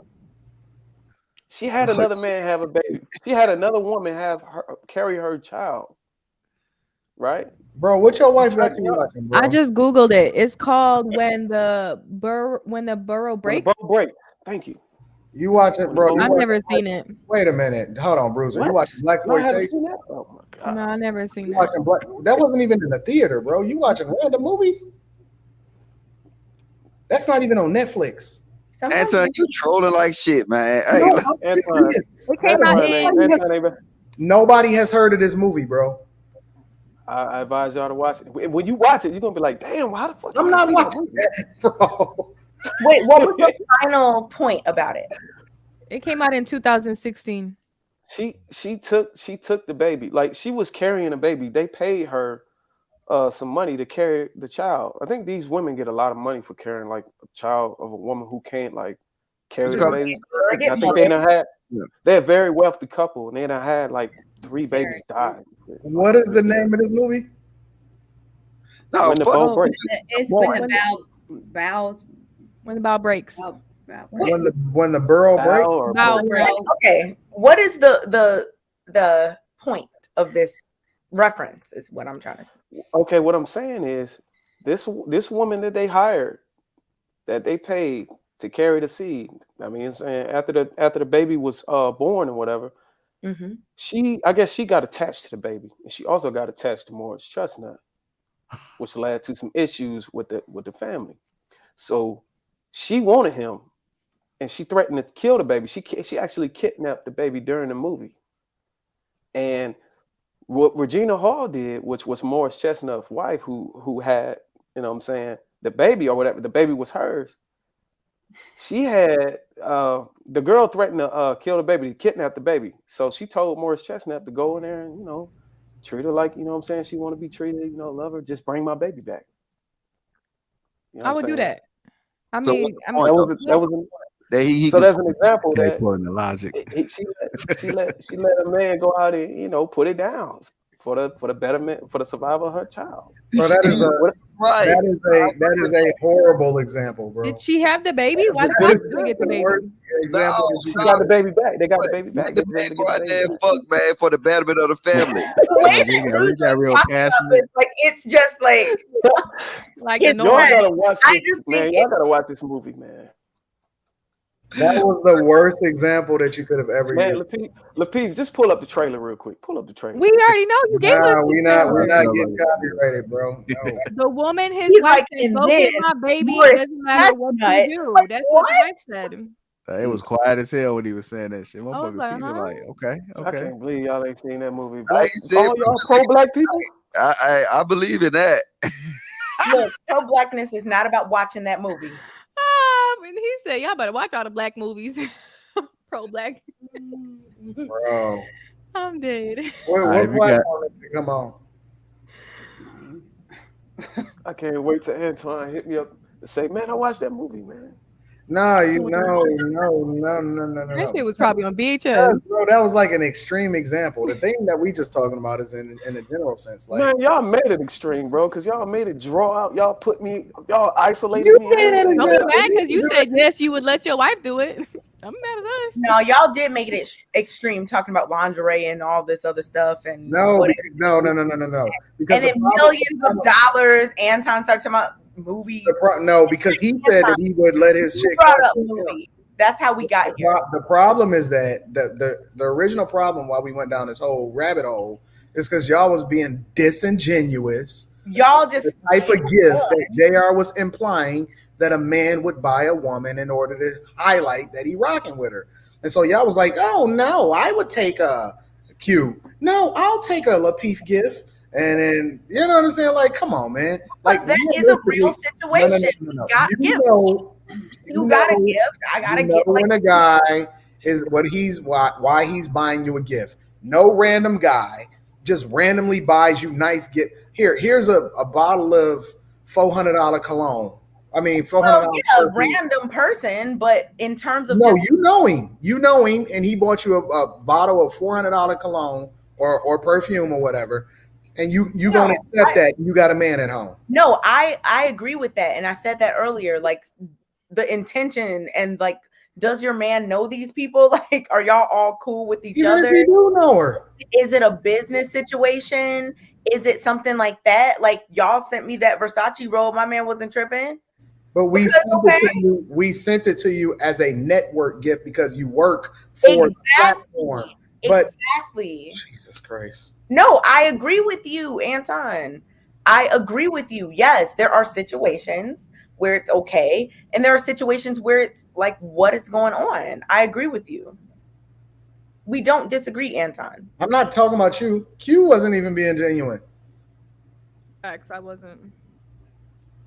Courtney was just like this. I mean, we always ask examples and questions, you know? And then Bruiser went off the deep end and said he let this shit go. He said he would let her. That shit better be. And then he gave us a Morris Chestnut analogy. I said, what is going on here? I think he said he wouldn't. He said he's not hurting for money. He said he would. Then he said he wouldn't. I said it depends on the situation. Yeah, I answered yes. That look. You said he looked. She turned around. Then he was like, just playing. I'm just playing. Don't worry about it. That was a well thought out answer. No, not in that situation where I got to do that. But if I was, man, what? I know you got money. You got on the AirPod Maxes and you got on the green ones, which means that's money you're talking right there. I already know he getting bread. Logic know you too? Mm-hmm. I'm putting two and two together. I'm putting this whole thing together. If you guys just tuning in, welcome to Lapeef Let's Talk. Make sure you guys hit that like button. Also, subscribe to the channel. Go ahead and get your tickets for Houston. We got a few left. Don't miss out, because once you miss out, it is what it is. Once you guys see the footage and the videos, it's going to be a developing story. It is what it is. Anyhow, moving on. Little something. You can afford them. For the million. Less than those headphones you got on your head, sir. He got on the Maxes. He gonna stunt on us. I got my little pros over here, and he gonna go and get the Maxes to try to make me look bad. I see you. It's okay. I got you. I say you got the Gucci shades on. Nah, these Versace. These ain't Gucci. He don't do Gucci. I do Gucci. He Versace. Yeah, I do Versace. Yeah, he don't like the Gucci bag. Is that a soft thing, Mr. Logic? What's that? I said, is that Gucci thing a soft thing or what? South? I don't His know. bank account ain't set up for Versace. No, it ain't no soft thing. It ain't no South thing.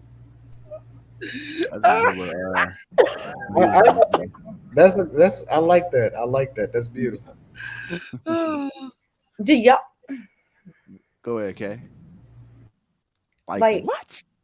Do people find joy? Like, I get wanting to have like nice things, but do y'all find like a sense of happiness by telling people about how much things that you have cost?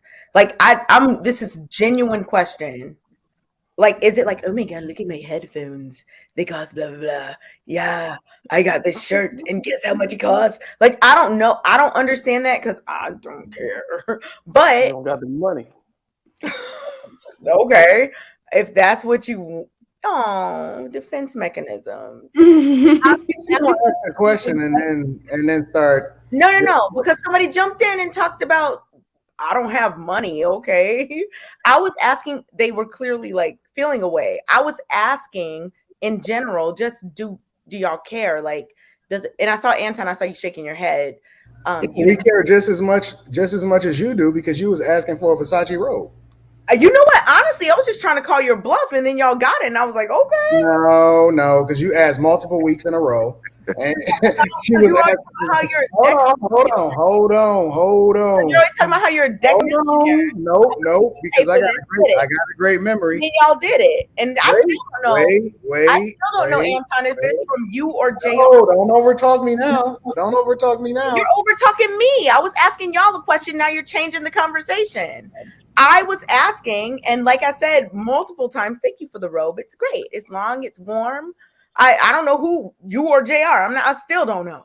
But again, the question I was asking was, are you all like really finding like joy? Like, what does it give you to be like, yeah, my headphones cost this much or my glasses cost this much? I've seen it multiple times.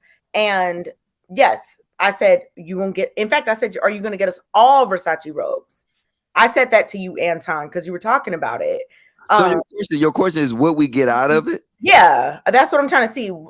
Don't try to put me in a thing, Anton. This ain't got nothing to do with that. I'm trying to. You told us to let you finish, so I'm waiting for you to get okay, done. but I just want you to answer what I'm asking instead of derailing it. I'm just curious. Is it like a man thing? Or no, maybe it's I don't know. It's the same thing y'all get out of whenever y'all show y'all cleavage. When we wear designer shades, that's the same purpose, or designer gear. Well, I don't know. Maybe some women do, but I don't see women being like, "Hey, girl, look at my cleavage." Yeah, look at mine. You see mine Kay is like this every day. No, The cap. She just said her titties represent her family. So maybe this question is going over some heads. We don't have to answer it. No, for me personally, a little bit offset is, I don't know. I just like it. It's something I get liking nice things. I get liking them for yourself. You know what I mean? But like for you, does it make you feel good if you tell somebody else, like, look, I have this thing? That's the question, I guess. I don't. But see, most of the time when you see me on a live stream, you don't see me. I don't wear my watches. Yeah, no, I don't see you really doing that. I was just saying. And then but if you see me like more in real life, then you'll see a different side of me. So, like I said, for me, I don't know. It's more about real life. Like in real life, yes, I will try to, not really try to, but if I got it and I earned it, yes, I'm gonna wear it. I'm gonna flaunt it. If I can, as you should. Every Christian lube shoes that come out because I can. Yeah, you did, and you did have the lubes on when we pulled up. Maybe the question was asked. But see, my thing is, I'm asking if it makes you feel happy to tell someone. You gotta let us answer the question. You can't overtalk. He's asking answering a different question, and I appreciate your answer, Logic. You're saying like, if I earned this, I'm gonna wear it, and as you should. No issue with that, none. I don't have an issue with any of it. I'm just curious if you feel good, like to tell somebody like, this hat costs $800, these shoes cost $400. Like, it makes us feel happy. It makes us feel happy because of the conversation that it brings. When we wear these things, and when we get ourselves these things, they lead to conversations, and people ask the question, okay, well, how did you get that? It's kind of like a buffer into like a conversation. That's very difficult to get. So it's a very interesting conversation that comes whenever you wear these things. Like people want to know, like, how did you get those shoes? I try to get those. Been trying to get those for years. Or how can you afford that? Well, see, this is what I do for a living. An answer. I understand that. I mean, I was just asking. It's not I just like talking shit. It's that simple, bro. Like it's not deep for me. Like I just talk shit. But see, the thing about it is that the same way I talk shit, like I really live his life and I really rock it in real life. So it's like, yo, what's the difference? You know what I'm saying? And more importantly, nobody even mentioned prices. Like, does it increase your confidence when you like name drop brands? I'm just curious. Nobody mentioned prices. I know I didn't say prices. I said brands. And all he did was acknowledge. Okay, this is the question. I'm just asking Anton. Does it increase your confidence when you name drop brands? Like these are my Versace shades or whatever. Like, and I don't care if it does. It can or it can't. I don't care. I'm not saying it's good or bad, right or wrong. I'm just wondering, does it? No, not necessarily, because the same way that I drop brands on the stuff that y'all may recognize, I drop brands on the stuff that y'all don't recognize. You know what I'm saying? Like I dropped the different hoodies. You know what I'm saying? Like it's a lot of stuff that I highlight. Like people don't ever see. They'll call out. I've seen you say something about like. No, let me answer the question. I've seen you. No, I've seen you. Give me 1 second. I'm confirming what you're saying. People will say, okay, well, you wear Versace glasses, or you know, you gotta have the robes and all of that other type of stuff, right? But then at the same time, they won't highlight how you wear somebody else's hoodie. You know what I'm saying? That made a hoodie and they selling it independently, and then you get that sold out because when you wear a certain hoodie, and then you mention where you got it from, and they selling that same hoodie for $350 a piece, and I sell that out, but they don't want to acknowledge that part. You know what I'm saying? So I think that it's a business side to it that people, you know what I'm saying? That's a whole nother part of the game. It's a business side to it, but then at the same time, you just like nice shit. And because I know that people get triggered by it, I lean into it even heavier. Because see, in real life, in Logic, for example, me and you know, when we was interacting in real life, we wasn't comparing what kind of shoes we was wearing. We was both just celebrating and like, bro, I see what you got. Yeah, I see what you got. And we was just celebrating and kicking it. But I know that on the internet, people get triggered by it. So I lean more into it because it's fun. It's funny to me. That's what I'll tell you. It's not a real life thing. Cause I mean, ain't no man gonna get in real life. I was just asking. Yeah, because I mean, real talk, a dude gonna look and he gonna recognize and he gonna keep moving. Okay. Yeah. I was just asking. I was just curious. Yeah. See, I recognize how pretty your hair is today. Hey, I recognize how pretty your hair is today. I see it. I see how your smile shine today. I recognize it and I keep it moving. I recognize that Courtney got a losing ass team on her head. I see it. I recognize it. I keep on moving. Ollie Girl Q is cross-eyed extra today. I see it. I recognize it. I keep on moving. Yep. Leave Courtney's hat alone. I hope you're not a Falcons fan. Cause excuse me, we ain't gonna talk about the Falcons. Yeah, if you are a fan, I don't know if you are. I'm gonna assume losing team. All right, y'all. If y'all just tuning in, welcome to Lapeef. Let's talk. Make sure you guys get them likes up. Also, subscribe to the channel. Moving on to our last and final topic. Shout out to Kayla. Shout out to Kayla. Say no, amen. It seems as though we can't seem to get away from Will Smith and Jada, right? Oh, we can't could. seem to get away from him. I know Logic loves to talk about him, but when it comes out, you know, I guess we're like the people that feed it to the streets, right?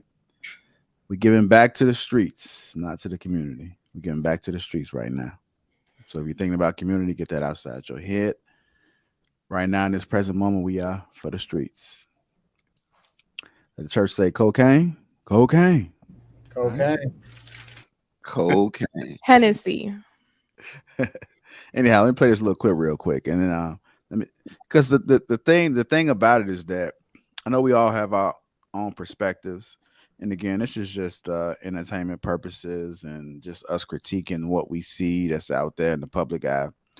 We don't personally know these people and these folks, so it probably really don't matter. But to whom it may concern and who it matters to, this is for you.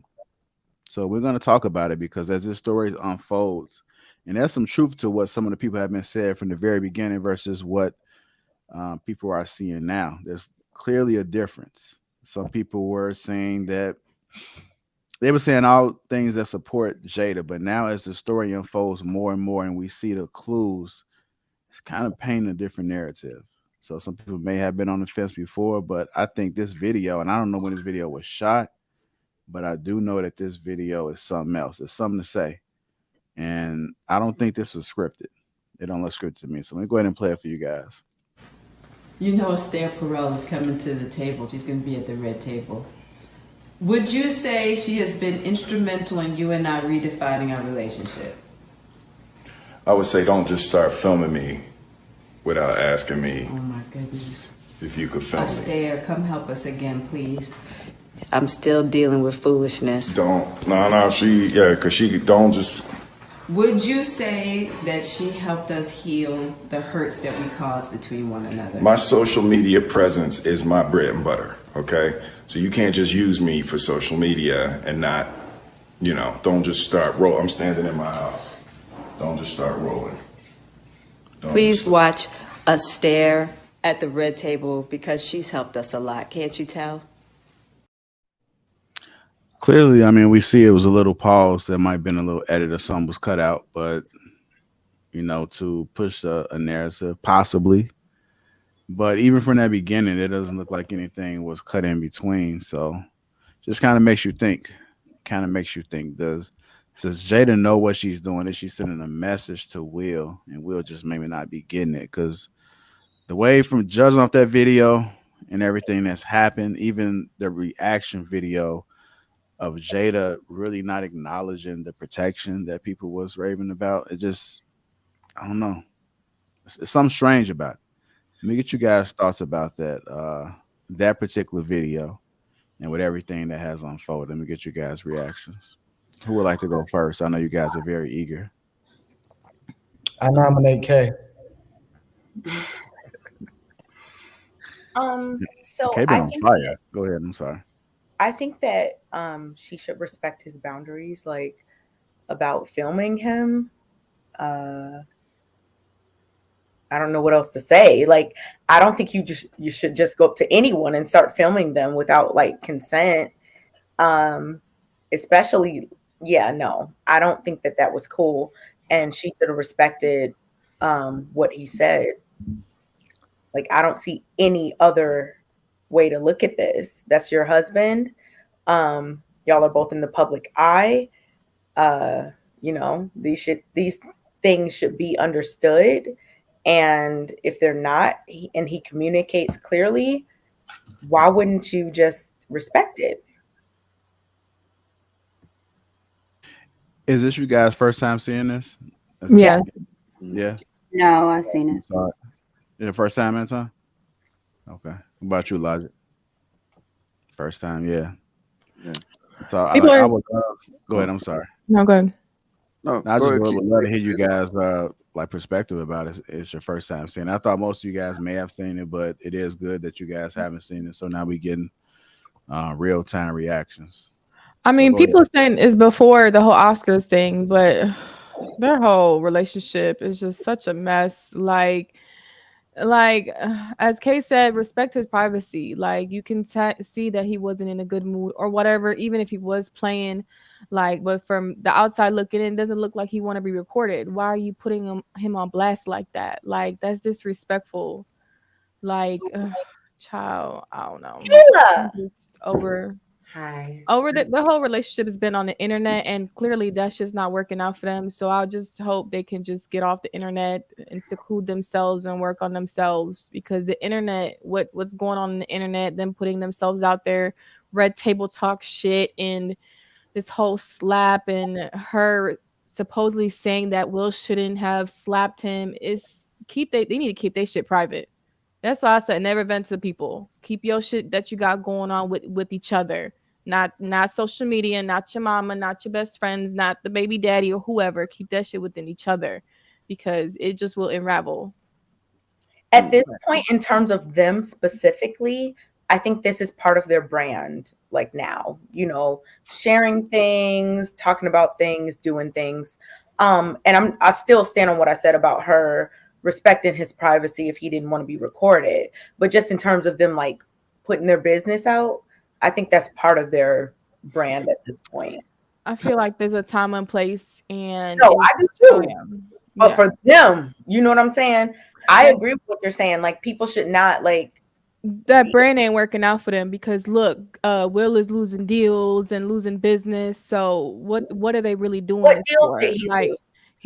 I don't remember. I just saw it on social media. They put movies on halt. They put Bad Boys on halt. They put he stepped down from something or whatever. He's losing business. He's losing money. So it's not a good look for how they acting. Like what are they doing? Honestly, like outside of their relationship drama, people haven't really been talking about them that much. What? I think this whole damn week has been about them. I'm sick of it. No, listen, damn relationship.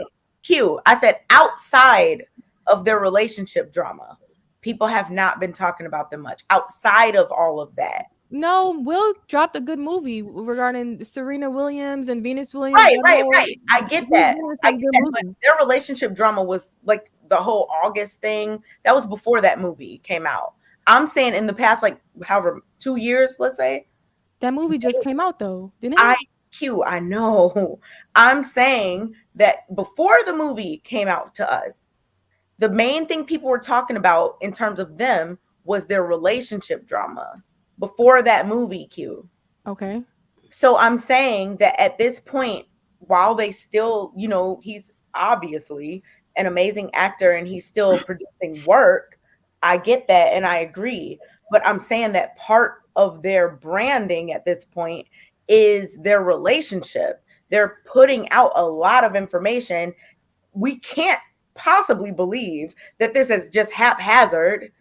Everything, these people have publicists. They have a staff that deals with all of these things. This is not accidental leaking of information. These things are purposeful. Anything they don't want us to know, we're not going to. Anything they want us to know, we will. So like at this point where you're this high up, in entertainment in Hollywood, and we know about these things, that means you wanted us to. I don't think so, because a lot of leakage be happening. I don't think they literally sat at a red table and talked about it. Okay, it wasn't that's one point though, but I'm not saying their whole life, everything had okay. Well, we didn't say anything about their whole life. I said their relationship, their drama in their relationship is part of their brand. And I'm not saying they literally like sat at a table, put it on a thing. Like it's not some backstage filming. But before this drama, people looked up to Will and Jada as the it couple before this drama.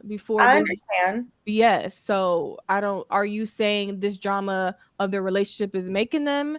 Like, what are you trying to get at? Yeah, we know. No, I'm just saying. I said what I said. I said that their relationship drama at this point is part of their brand. It's part of it. They've been branded before this drama. I understand. That's why I keep saying part.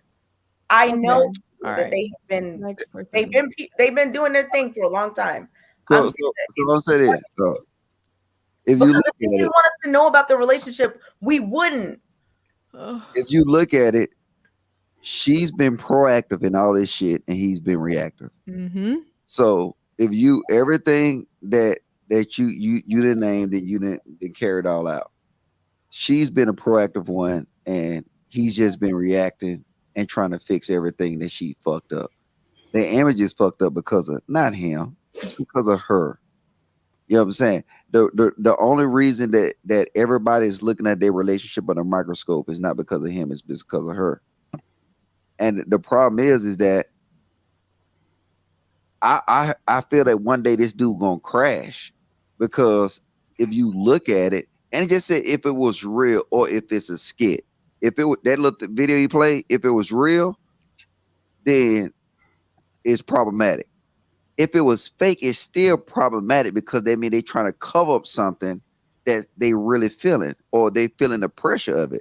Either which way, he lose, and then they family lose. So with her, I don't think it give her a screen time, because you know what I'm saying, you got to be honest, she washed up. You know what I'm saying? Ain't nobody checking for Jada. If Jada wasn't with Will, who'll be checking for her right now?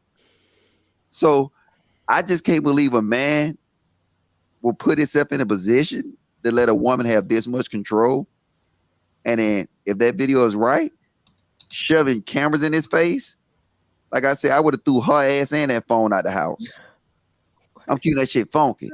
And more niggas need to do that shit. Start kicking these motherfuckers out. Look, go ahead. I'm getting emotional. All I'm gonna say is, man, we can't. It'll be wrong to just put it on one person, man. I know. It seemed like Jada like just outrageous with everything, but they married. They a couple, man. It takes two to get from where they were to where they are right now. He could have got out of the relationship, but he chose to stay in it. So you can't just say it's her fault. Well, yeah, I mean, he condoned everything that's happening. So for me, I'm not going to feel bad for someone that doesn't feel bad for themselves. I'm not going to wish more for someone that's not wishing more for themselves. They're saying they're happy and this is what they want. I mean, why are we feeling bad for your boy? I mean, this is his choice. He's rich and famous. He can do whatever he wants romantically. It's not like there's any kind of anything like that's holding him to do anything specific. He can do whatever he wants. And this is what he wants to do. So that's why for me, I'm like, if Will is cool with it, then like, why is everyone else so mad? I feel like the more mad that, I mean, like the more that we go in on her or them or their situation, like the more upset he becomes. It's not vice versa. So I don't know. I mean, so if he throw her and them ratchet ass kids out the house today, right? Would we call him a hero, or would we call him a sucker? I would say he's doing a good thing. Married, he should have been done that. They're married, so I don't know what you mean by throw them out. Your wife and kids out of the house, like that's something. They grown. They all make money though. How is that? But again, they're married, so that's not something you can do. Like he cannot, like you acting like he can like just evict her. Like I don't think he wants to do that. Something. This is his wife. Like, are you talking about divorce? Are you talking about if he divorces her and throws her out the house? Is that what you're talking about? Or get rid of her. Throw her and them ratchet ass kids. Yeah. Kids act just like her ratchet ass. I would be yes. No more Will and Jada drama. I would be. So I don't know if that's what he want to do though. Is that what he want to do though? It doesn't seem like it. It doesn't seem like he wants a divorce. I mean, they haven't even separated. They're still like together working on their shit. So to say like he should just kick her out as if that's like a thing that like weird. He let August go in, man. Like at that point, if he ain't do it then like what?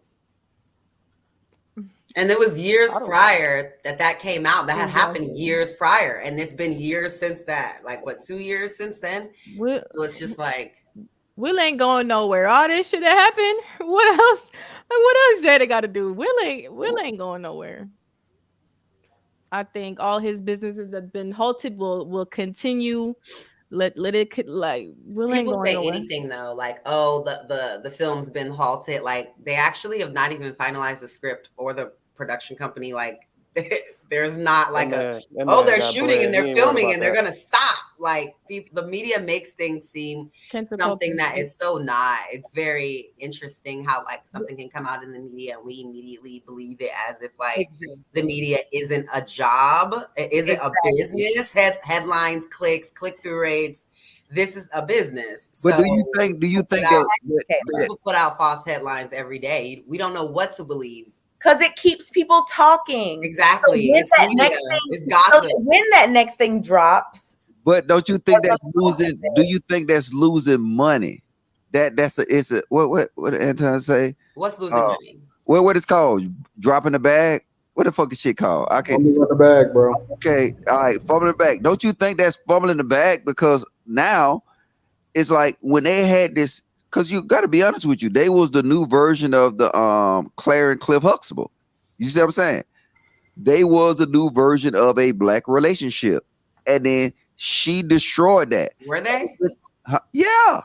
I don't remember them being like. I remember them being like, yeah, okay, Will and Jada, but I don't remember them ever being like Will and Jada, my idolized couple. Like I don't remember that being. And they've always kind of been unconventional from what Alicia Keys made a song about it. Yeah. So they haven't always been unconventional. And if you read Will Smith's book, he specifically says that what he wanted was a family and a marriage. And Jada Jada never saw a conventional marriage. It was always unconventional. So she came to him trying to change it up. And he said they had a whole lot of talks and they went to go see Ruby D and Ozzy. And I just was aware that particular couple had an open marriage. So they went to them for counseling. And then after that is when it switched and they became partners instead of marriage. But I do think that this is what Jada wants. I said this last show, I think Jada wants complete control. And I think and everything that she has done is damaged his image. But yet now we're talking about Jada more than we are really with Will. Now it's about the red table talk that he's going to go on. He's not making any kind of statements for real, but he will on Jada Pinkett Smith red table talk. She's his demise. And that's what I see. And I do feel sorry for Will Smith. I think he's under control of Jada. And it's interesting too that she had a 40th birthday party that Will spent 3 years planning. He's stupid. He brought all her family, 3-year birthday party, planning it for 3 entire years. And the things that he got was none. She said this was the most ridiculous party ever, and they got into their biggest fight. And after that fight, she specifically said that I'm going to start doing things my way, and I'm looking after myself. She said the way that she's been living in that marriage has been inauthentic to her. And so that was the turning point. And now everything is about her and she's being completely selfish. It's not about the marriage, not about being one. Everything is about her. And this is what we're seeing. Kick her ass out and take that cell phone. But and also, Will's not going to do that. Will Smith has specifically said there's nothing that lady's going to do for him to leave. That's pathetic. That's his wife. He ain't going nowhere. If he wants it, he ain't going nowhere. Like, what else can she possibly do? Why did he got to break up with his wife? I don't get it. It's funny because the opposite happens all the time. Like I feel like with women, when there's a situation that's like, not necessarily the right situation, it's always just like, oh, why break up the family? Women get this kind of pressure all the time when it comes to keeping the family together and, oh, we're making it work. It's supposed to be, forever, blah, blah, blah. But then like when it comes to a dude and it's something that's like the very first issue is like, he should have left her then. Why is he still with her? If he's not happy, he should just go. So I just think that that's like super ironic. Like, I mean, it's not ironic because if the tables will turn, we would be telling that girl, you better leave that beep. Right or no? No. Some people would, some people wouldn't. Oh, Some stop. people legit would be like, no. what do you mean? Some people legit would be like, he's in a fighting for marriage. In a marriage, no, I think you should really, really do everything you can to work it out. If you should. if the roles were reversed, if the roles were reversed, husbands or y'all husbands was open relationship, being blasted about messing with X, Y, and Z, and doing shit that's embarrassing you, the family, that's also hurting you money wise, y'all's family money wise. Y'all not for years, not just one incident, right? Years, and it doesn't look like he's going to change at all. Y'all, what are y'all gonna say regarding that? Well, I'm not well in a marriage. I can't. You should do It's tolerance. Can it's all about tolerance, man. Once if you got the tolerance, then continue on. Outside of abuse, if you're in a marriage, now it's cool if you just don't want to get married and you don't want to have to deal with that. Fine. But if you're in a marriage, I don't care, tables turn, whatever, I think you should do. And we talked about this on another show. I think Ashley was on it. This was a while back. A long time ago. Yeah. But yes, in a marriage, tables turned, whatever, whoever, outside of abuse and, you know, those types of extenuating circumstances, you should absolutely do everything you can to keep it together. So you don't think Will is being affected mentally? Because mental abuse is a real thing. What kind of question? Did I say abuse of the it was a different question. It was a different question to correlate so to you your don't abuse. think what? It was a question. I know. He being affected mentally. Trust. That's me, what I'm believe. saying. So it correlates to the abuse because there is such thing as mental abuse. You just There said is. Okay, so I'm asking you, do you think he's being affected mentally? Do I think? I don't know them personally. Well, I think that I know, and I'm answering. I mean, he's definitely been affected mentally. I think that these are celebrities that do things for celebrity reasons. Like I said earlier, I think that clip that JR showed, I would say that she should respect his boundaries. Like just looking at that clip, but like about things that celebrities do all the time, I have no idea. The fact that we know about all these things cannot be just haphazardly. We know about it because they put it out. They sat at a table. They had a conversation. These were things that we know about because they chose. No, stop. We know about her sucking that butt. Can a person? Oh my goodness! Please, sucking that boy dick. Okay. Hold on, guys. Let her finish. Let her finish. Can a person be in a mentally or emotionally abusive situation, even though they're a celebrity? Absolutely. And if he is in a mentally and emotionally abusive situation, he should try to get out of it. I don't think anyone should stick around for abuse. So that's your answer, Q. Okay. You know Esther Perel is coming to the table. She's going to be at the red table. Would you say she has been instrumental in you and I redefining our relationship? I would say don't just start filming me without asking me. Oh my goodness. If you could film me. Esther, come help us again, please. I'm still dealing with foolishness. Because she don't just. Would you say that she helped us heal the hurts that we caused between one another? My social media presence is my bread and butter, okay? So you can't just use me for social media and not, don't just start rolling. I'm standing in my house. Don't just start rolling. Please watch us stare at the red table because she's helped us a lot. Can't you tell? Stupid motherfucker. Like I said, everything he do is reactive.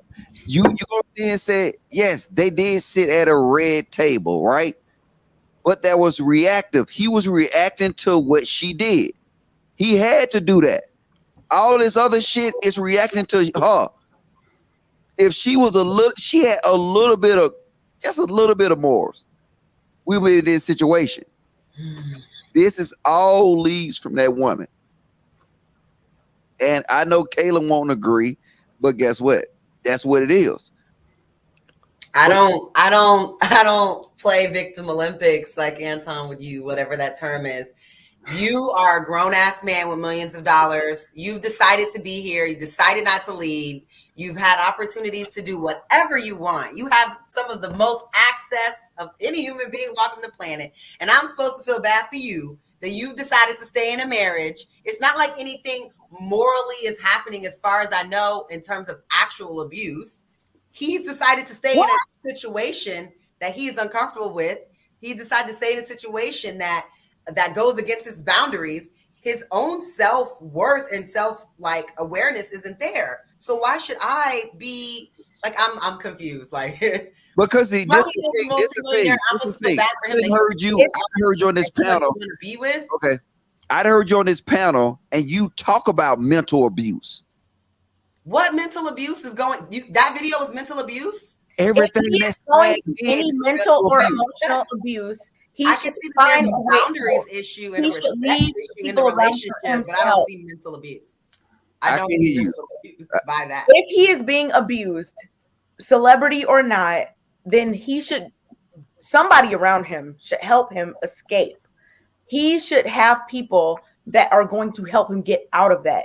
If that is the case, I don't care if you're a celebrity, if you're a man, if you're one, I don't care who you are. If you are being mentally and emotionally abused, you should not stick around. See, what's the biggest message? People want to try to make this stuff, then that's different. But I don't know. Message for the guys. Guys, if you listen to what the words are coming out of my mouth, don't listen to these chicks because they want everything they want, and then they want everything from both sides. They want you to be the prototypical male, to make sacrifices for your relationship, to do all this. And then when you do it, they'll call you weak in the same breath. So like I said, hit their ass upside their head with their phone at the door. Leave their ass. Don't fuck with them. If she can't come in your house and obey by your rules, you're the breadwinner, which he is. She's a nobody. He can replace her with 8 or 9 better versions of her. So, hey, nobody. Yes, she's a fucking nobody. He married a nobody ass woman. He just married a groupie. Really? Yes. He married a nobody. Yes, I guarantee you her body looked like spaghetti after all these years. No. I'm talking about who she is as a person. He didn't marry some no name, no talent. No, he didn't actually. No, he didn't. Fellas, if you listening today, if you decide to marry your woman and give her kids, make a family, and y'all got to go through the fire, go through the fire. Mute this nigga, man. Who plus one is this? Wife, man. Who invited him here? That's the mother of your children. Is this? Deal with it. Women do it every day. Logic friend, y'all. If you don't want to deal with it, then get a divorce. Women even get championed. Women get championed when they go through bullshit with niggas. They really do. Like, oh, she stayed by my side. Kevin Gates was just talking about the other day. She stayed with me and she had my baby. She a real one. Like putting them through mental, emotional abuse, having babies on them, cheating on them, giving STDs. They still stay by them. They get championed. Like, oh, she a real one. She that. Da da da da da. But then, oh, the tables is turned and Will is a victim and he needs to run. And oh my God, he's a grown man. He could do whatever he wants, and this is what he wants to do. Like, you like this in real life? Stop trying to save him. Like, he needs to take responsibility for himself and his own actions. If he's not happy there, if he feel like it's a problem there, he needs to remove himself. But he is fighting to be there. He's fighting to be there. So would y'all have this same feelings if the roles were reversed though? Absolutely. I have those same feelings about those women that stay in those situations. Why do you think women stay in abusive relationships? That's a different question. Yeah, I know. That's what I'm asking. I don't think it's a stretch to say that he's being abused. That's what I'm saying. They said abused. Y'all don't think that that's a stretch? We don't abuse them in many forms. But if he could be being, who knows? We don't know. But anytime you're being abused, Why do you don't think know, people but we say telling him to get a divorce? I'm using the thing is all I'm doing is I'm using the women talking points against them. These are the arguments that they use. They say, oh, he mentally abused me by doing this and doing this and doing this. So like I said, if it holds any kind of value to it, then it will fit on both feet. But now, hold on. I hear what you're Go ahead saying. and try to bite my head off. I hear what you're saying, Logic, and you know what I'm saying. I understand that the point that you're making as far as turning women's logic against them. In addition to that, I say that I don't evaluate myself based off of the standards that women have. My standard is my standard, and it's not based off of women talking points. So if I'm using it in an argument, yeah, you are right. You are 100% right. If I'm using it based off of the standard that I set for men, it's different. For me, it's different. I don't believe in divorce. I don't believe in leaving. I believe that the vow that I make before God, for better or for worse, in sickness and in health, till death do us part, is a vow that I stand on. I don't move on my word. I don't modify it. I don't change it. It don't suit itself based off its convenience. If y'all want to write y'all own vows, it's different. That's cool. But for me, I made a vow before God, and I'm sticking with it. And I'm not getting divorced. We're gonna figure this out. And I largely believe that people are paying attention to the now. They're paying attention to what's happening right now. It's not the end of the story. It could be a completely different story long term. You don't know. And this is the things that I say that our grandparents and our great grandparents have failed us about, because the story isn't about whether or not they're successful or not. The marriage and life is a marathon. It's not a sprint. And you don't pick and choose when you can leave and when you can stay, when it's based off of your convenience. You have to embrace it throughout its entirety, and then give the story and the information to people that come after you of how you overcame it. You go through it so the person that comes after you don't have to. And we can't run at the first sight of problems. We can't run when it's a first issue. We got to continue to work through that junk. We got to continue to grind. We got to continue to hustle. We got to continue to be each other's best friends. We got to continue to help each other level up. And you just got to figure that junk out. And more importantly, you got to be a man of your word. And I just believe everything. I look at everything from a long-term perspective: investments, relationships, goals when it comes to the network, everything. And so I look at it as a marathon. And you don't leave, you don't run, you just don't. This is the biggest question. This is the biggest question, right? And I listen to you because you got a level of experience that I don't got. Your wife should not be your biggest enemy. She should be your biggest ally.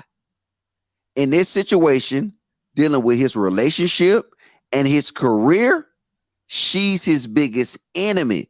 Hey, how can you stay in a situation like that? You asking me? You the marriage professional. I believe that his issues are of his own doing. I agree. Thank you. You got to lay in that bed as a result of you making it. And so if he want to fix it, he can fix it. He can be his own great story, but we can't pick and choose when we can lay problems at the feet of women when it's convenient for us, and then we take all the accolades and the praise when it's convenient for us. If you're gonna be the king, then be the king on a high mountaintop, and be the king when it falls. But either way, you ride that ship. And so for me, I think that he created this monster by enabling her to be that way. And the same way that you create it is the same way that you got to control it. And so he got to own it either way. I'm with your concept. They solid. Your concepts are solid. But your concept, it deal with a lot of what you know and what you go through. But the reality of the situation is that if you was in this situation that Will Smith is in right now, which based on what we say, you would be in that situation. But I'm saying hypothetically, what would you do in this situation? I would just get things in order. I mean, I would go back to the drawing board. I would take a couple years off. I would get my family in order, and I would establish new rules and new ways in which we're gonna operate. Based off of our history and the fact that we've been too much in the spotlight. We need to get back to basics. and then we gonna write our own overcoming story instead of this old toxicity thing. So you telling me you can get over a chick smashing the best friend's son? I'm telling you that I don't know what I can get over, but the one thing that I'm not willing to do is go back on my word that I made before God. Why people keep calling it his best friend? It was not his best friend. I don't, because I don't know. It all depends on what it is. That was his son friend. You don't know what you can do until you go through it. So until you face with it. Yeah, so I can speak from hypothetical perspective, but what I do know is that I believe so hard in what it is that I read and I stand for as far as my spirituality that I honestly believe that God is not going to put anything at my feet that I can't bear. So I'm just going to embrace it. I'm going to go through that junk. And for whatever reason, it's got to be a story or a reason why I'm going through it. Maybe it's so somebody else don't have to or whatever. I don't know. But I just believe that I'm here for a reason, and whatever it is that's at my feet, I'm going to own it and I'm going to rock with it. What's going on? Go ahead, Courtney. I think also I was on a panel the other day, shout out Black Man Unfiltered, and pointing out that they weren't on a solid foundation to begin with, which the red flags was there from day one. Jada has said that she did not want to be married and did not want to marry Will Smith. She has stated that when walking down the aisle, she was crying and she was pissed off. She didn't even want to marry that man. So there was no foundation of commitment, love at all. So I don't know if he thought that he could change her, which a lot of women do think that we can change folks. And I guess a lot of men think that they can turn a hoe into a housewife, that saying, but there was no foundation at all in that marriage. She didn't want him not to marry, not to be a husband. She didn't want to take on his name. It took her a long time to add the /Smith to her name. So with that foundation not even being there, there's no, who's surprised that this is all wild? It started off bad. Yeah, I think you make it right. Will Smith, go ahead. I'm sorry. No, go ahead. You want to finish? Well, yeah. So that Will Smith, that was a red flag. So he made his bed there and he's lying in it. And I don't know if it's true or not, but now they're saying that he's entered into rehab due to everything that's going on. So again, I don't know 100% truth to that. I didn't see it on CNN, but other websites have been saying it. So now he's supposedly in rehab, dealing with the stress, the anxiety, everything that has come along with the slap, and probably even what Jada has been putting that man through. He ain't going through nothing any more unique than any other person on this earth is going through, bro. But I'm saying, the only difference is that he got a camera on him and he's more visible. But it's no different than anything that anybody else that ever went through. And honestly, it's not that deep. It really isn't that deep. If you really want to break this down and look at it holistically, as far as what we've seen our parents and our grandparents and the people that we know and our friends go through in relationships and be able to survive, we looking at it from his lens and we saying, well, let's Will Smith and his brand, so on and so forth. But the reality is that we've seen much more egregious things that people will be able to overcome it and create a better situation as a result of it. So let's not act like it's just, you know what I'm saying, it's so far-fetched from our everyday interactions with people that we've met. It's not that bad. He can get over it. They can overcome it. And I think that it's going to be a better story as a result of it in the end of it. Well, see, Anton, this is my only thing, right? If the women on this panel agree that he made his bed and he got to lay in it, right? I want them to keep that same exact energy, because we will have a topic coming up soon that I'm going to have to refer back to this video. And I can agree that, you know what? He know what he got into, if everything that Courtney said was correct. But if that is the standard, then that need to be the standard across the board. Anybody agree with that? I agree. Rilla, what's going on, brother? What you got for us? Hey man, y'all would when I have to work this week, y'all would have all the fun today.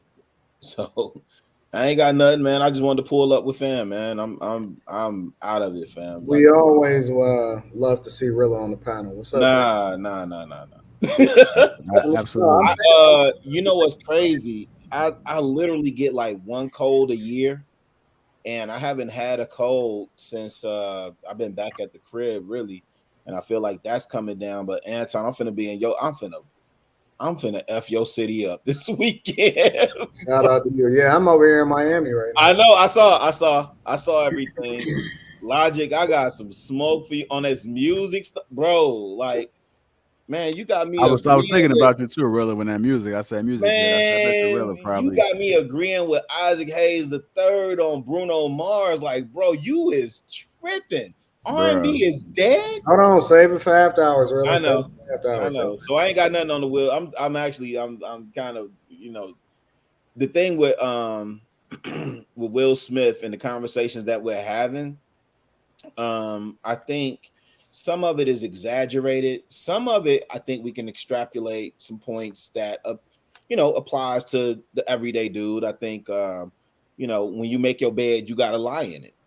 Cut it out, Logic. My guy. Yeah, when you make your bed, I agree with that part. You got to lie in that bed. And I think this also goes back to the point, because I think, Anton, you was talking about cut that out, man. You was talking about you know, being committed to the marriage, right? And it's just so many principles for these young bloods. Oh man, get Q out of here, please. It's so many principles for these young bloods to pull from that example, because you know what we see in this example. Kay, I heard you rhyming earlier. I heard you, we are the champions. I wanted to jump in so bad. I heard you. I thought you was gonna do Twister verse. That's who verse I thought you was gonna do, Kay. No, I wasn't. And I heard you talking about Saba. Oh, Jared, where are you, bro? Where you at? He's clearly just having some fun. No, JR got the studio redone. Yeah. And then he dipped That's out. a whole hotel room. I was just gonna say, definitely looks like Y'all is wilding.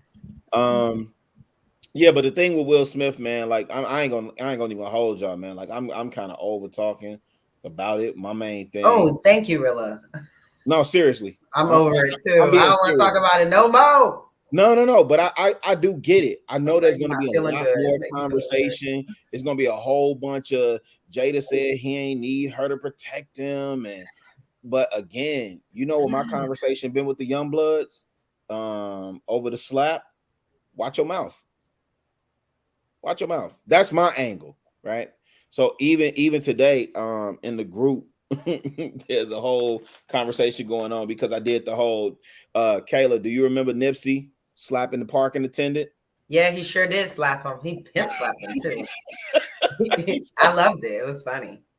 But like I said, like people like Nip, like in life, in the streets, like people get slapped every day. That's the exact representation of that. Just every day at the airport, somebody got slapped. My point being, the problem with it though is that you can't control the other person's reaction to it. That's the point that I'm making, Anton. Go ahead and cook, bro. That's the point. You're right, but if you slapping someone, but listen, here's the thing, Anton. It goes on both ends, right? So me and you both have been. I would have. Well, let me not speak affirmative for you, but I say for me, I know if I say certain things, I know what's coming behind that. I know the potential of what I'm talking about. Words. And we often do this dance in these spaces where it's, you know, it's just words. Yo, fam, no. And I get it. We are gentlemen of a particular age. Cool. I'm with y'all. Some of y'all are way more advanced than me. Some of y'all have a lot more to lose than me, apparently. And that's cool. I ain't that far removed from the hood, fam. Like, watch your mouth. And I'm seeing, and the crazy thing is, I'm seeing these young bloods lose their lives for less over words. So just watch your mouth. That's been my method. Here go Logic. Logic, you need to. Logic, please don't get me to talking about what's going on in Atlanta right now over words. Go ahead. Please don't get me to talking about Tip. Let's not talk about Clifford Harris. Y'all touched on Clifford Harris yet? Let's not. Y'all didn't talk about Clifford Harris? He's I couldn't even be on his side this time. Who's that? And I really like him. See, I've been cooking him all week, so. Y'all got the video? Oh no, it's real simple. You don't even need the video. But I mean, he was at a stand-up show, and he ain't like what somebody had to say about him and his marriage and his wife. So, but he's been thinking that for a minute, and this is the thing. You did what Will Smith did. Important. I think female comedian. But the thing about it is, I just don't think that anybody got any kind of people just run whenever it's convenient, man. You can't pick and choose when you want to rock and when you don't want to rock. You gotta, if you're gonna sign up and you're gonna rock with people and then rock with them for the rest of your life, because for us to sit here and say that she's never bring any value into his life just because she's the punching bag at the moment is crazy to me. That's crazy to me. Like, you know, I just think it's insane. Yeah, she's unruly. Yeah, he hasn't been the man that he's supposed to be as far as being able to control what the piss is going on in his household. We also got to take into consideration that August did say on an interview that Will Smith authorized him to even be in the room with Jada in the first place for them to be able to have a relationship. So we're not having that conversation. We're not adding that context into it. He has been his own worst enemy, and so he has to be his own person in order to fix it. It's not all one way. It's not all. If you're going to be the king, then you're going to have to be the king all the way across the board. And I just don't believe in divorce. What do you, Anton? I think you trying to bring the gun show out. I think I heard you say something earlier about like he needs to take time off and rebrand. Hollywood is not waiting for him to rebrand. Then go away and put the microphone down and live your life. You don't have to have a microphone and be visible all the time, bro. Like that part, okay. Go back and you won. Whatever happens, he's gonna be fine. Nobody's worried about Will Smith, and that was the other part I was gonna ask you. Yeah, he's gonna be fine. Yep. But at the same time, again, I just don't believe in going back on your word. Stand on that. I think all the way into the end. I agree with you. And T.I. is corny too. So are we done talking? Nah, yo, listen. What T.I. did was straight ATL. Logic. If you renege on this, T.I. is corny, bro. He's the corny man. Ever, Logic. bro. If you renege on this, and I can't rock with you on that one. I mean, because you may be saying, I've been said T.I. the lamest thing that ever came out of Atlanta. I never changed my word on that. T.I.'s lame. Yeah, I don't. Well, listen, that ain't been my experience with dude, but yeah, I was gonna say I don't think he no joke. I mean, y'all can say whatever y'all want about him, but I don't really think that people play with him in the streets. You can be street, and I think I know dudes that stand in the street all the time, and they corny today because they still trying to hold on to an image that they crafted back in the day when he a grown man, bro. You don't heckle a woman comedian. Then she starts, because he started it. He was heckling because he thought he was the man. He was tipsy. And then she started getting on him, was like, okay, well, listen, until you don't want to address me, address them allegations that you got going on. You a public that was the video? That was the full video? Bro, I watched the full video, yes. Yeah, no, I'm asking because I didn't watch the full. I'm being honest. He just went on Instagram, IG Live. I just broke that down too. He went on IG Live and he said that, yeah, I heckled her first. Okay. Then she punched back. Then he wanted to get emotional or grab a microphone and start talking tough. You know what I'm saying? Okay. In that aspect, it does change it a little bit for me. But logic, stop that. I've been said the dude lame anyway. Just not. I don't care about his little street creds, because that shit ain't even real. I know that nigga move lame. He been moving lame forever. He been moving lame with his talking points, and you see, I have the same energy that I have for a woman. For that nigga, he moved lame as fuck. He played a goddamn. He set black people way back. Facts. The way he talk. Facts. He say he do everything that's not beneficial for the black community that he so-called love. Whoa! Don't go back to Atlanta, Logic, boy. No, Anton, hold on. Hold on, Anton, because I know your position. I respect your position. That's cool. Logic, you got to be kidding me right now. That man single-handedly renovated that Bankhead corridor. Single-handedly. All the way to 285, Logic. Tell me I'm lying. Well, Bankhead is 285, bro. No, it's... Oh, God. Bankhead Court is 285. She don't know shit about Atlanta. Nigga, Bankhead Court is 285. We just did this on JB Live the other day. Bro, okay, cool. All right, cool. Listen, I'm telling you, come from 285, go east. 285, go east to Overlook. That's Bankhead. No. Bankhead Court. I'm not talking about Bankhead Courts. I didn't say that. No, no, because okay. That ain't even because it's really not a Bankhead. It's just Bankhead Court. That's West Side. So I ain't gonna even get into this though. We'll get into this after hours. After hours. Come on, Logic. After hours. No, you. Yeah, and Kayla don't know shit about Atlanta. A fake ass Atlanta. I'm not a fan of T.I. I'm a fan of T.I. and his ability to be an artist. I'm not a fan of T.I. the politician. I'm not a fan of T.I. the comedian. I'm not a fan of T.I. the spokesperson that got killed by Candace Owens on the panel, and Killer Mike had to come and save him. Destroyed. I'm not a fan of T.I., the supporter of Jussie Smollett, and then don't want to actually be accountable for the fact that he was a supporter of him when he came out. Like, I'm not a fan of T.I. running up on stage after he heckled, and then so she heckled him back, and then he get emotional and run up on stage on a comedian. Come on, man. Like, in the same way that you give him credit, there's the same way that you got to be objective. Let me just say something what Anton said. She's perfect. He laid out perfect. I'm gonna close it out.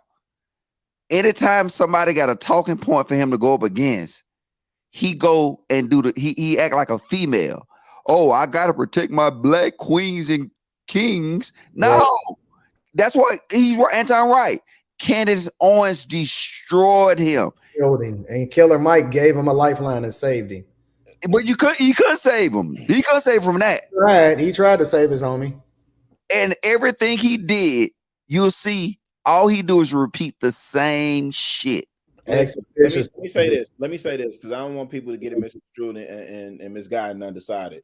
What I'm saying with T.I., period, like, and I'm saying this to you, Logic, specifically, for us to have a conversation and say he didn't do anything for Atlanta or he didn't improve. Like, I know specifically people's lives that he's improved just by proximity. And Logic, I mean, I'm gonna wait for after hours, but man, we at least gotta have a conversation about how Atlanta is still got a chokehold on entertainment and everything, and it's still a black mecca and ain't had a white mayor in 50 years.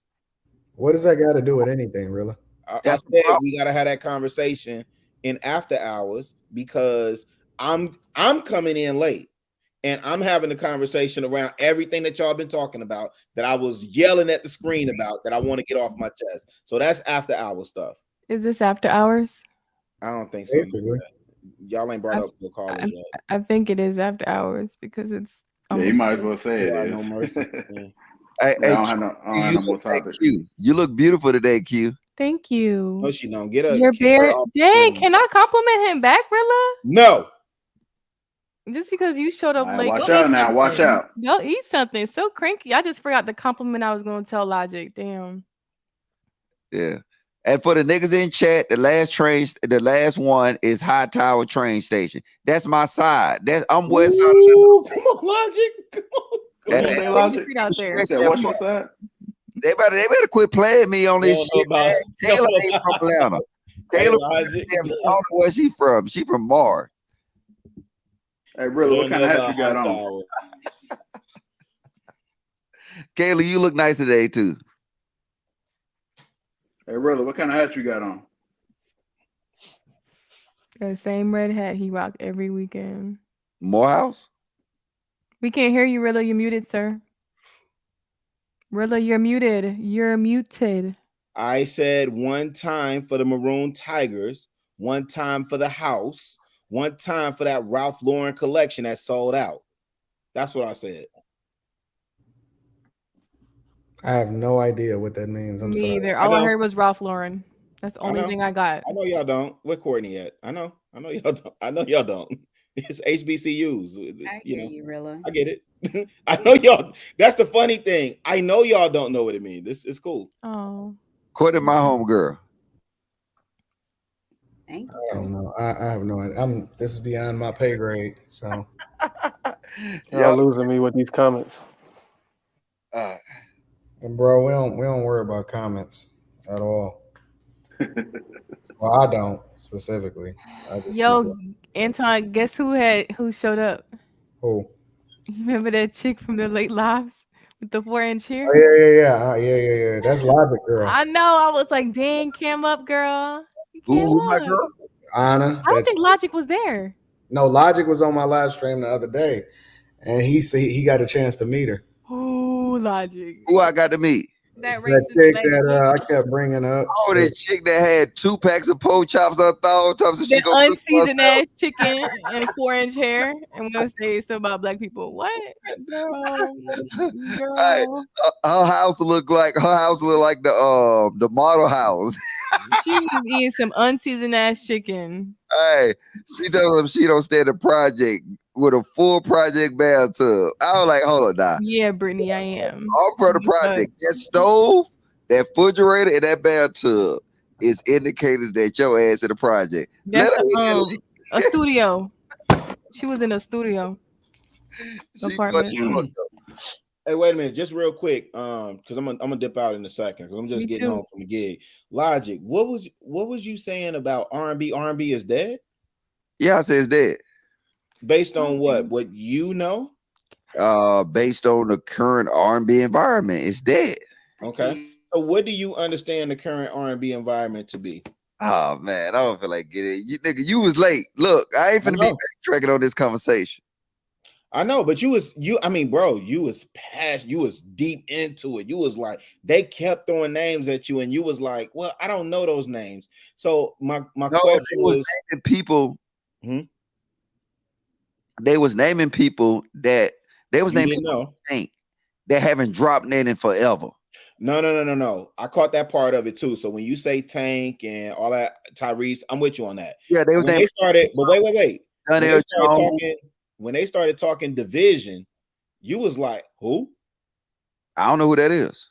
Correct. So because you don't know, that means I think ultimately, were you trying to make the point that the record industry is not leaning towards R&B, that they just focused on rap and pop? Is that what you were saying? Yeah. Uh-oh. I'm just making the case that R&B ain't like it used to be. You know what I'm saying? But none of it is. Pop music ain't like it used to be. Country music ain't like it used to be. Hip hop ain't like, rap music ain't like it used to be. None of the music is like it used to be. Yeah, but there are some good R&B. If I want to listen to R&B, all the shit I listen to is like, damn, 90s, 2000s. I mean, R. Kelly and Usher, we get it, but there are some good R&B artists out there. Definitely try Division. Right. There's a ton of good R&B artists out. What's the name of this person? I'm gonna listen to. It's a group. It's DVSN. Division is dope. Sir is dope. Brent Fayaz. Snow Allegra is dope. Ari Lennox, SZA. Lucky Day. Off in the chat. I mean, Lucky Day. Lucky Day. No, not gay. Day. Day is in dog. D is in dog. You said DV. D is in dog. V is in Violet. S is in Sam. N is in Nancy. It's a group. That time with the light flex, he went to the balcony. Nah, it just feel good out here. Founder is good too. If you like Division, I like R&B.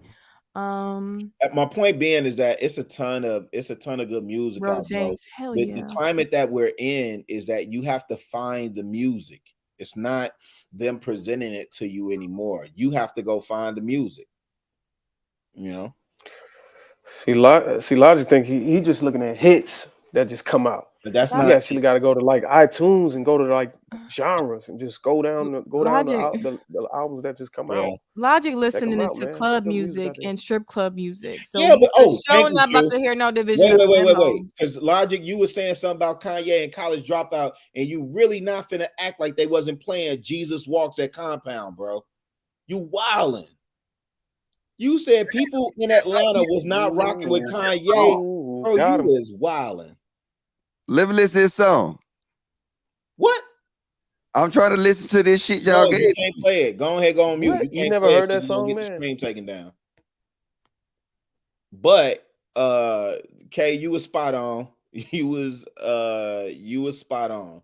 And what's crazy is Logic sent up and saying people wasn't rocking with College Dropout in Atlanta when half of Atlanta is Morehouse, Clark, Spelman, and they was sitting up there saying they was Alpha, step, omega, step. Come Yeah. on. Like what we talking about?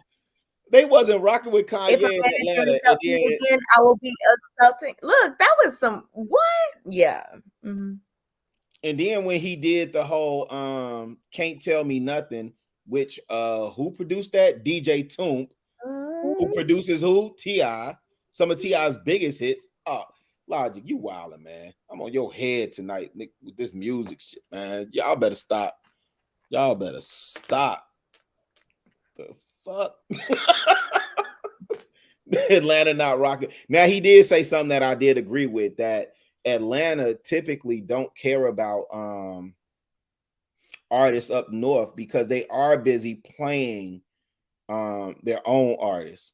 So all the artists that y'all hear about coming out of Atlanta, trust me, it was a heavy buzz on Hop 1079 and V103 with Greg Street.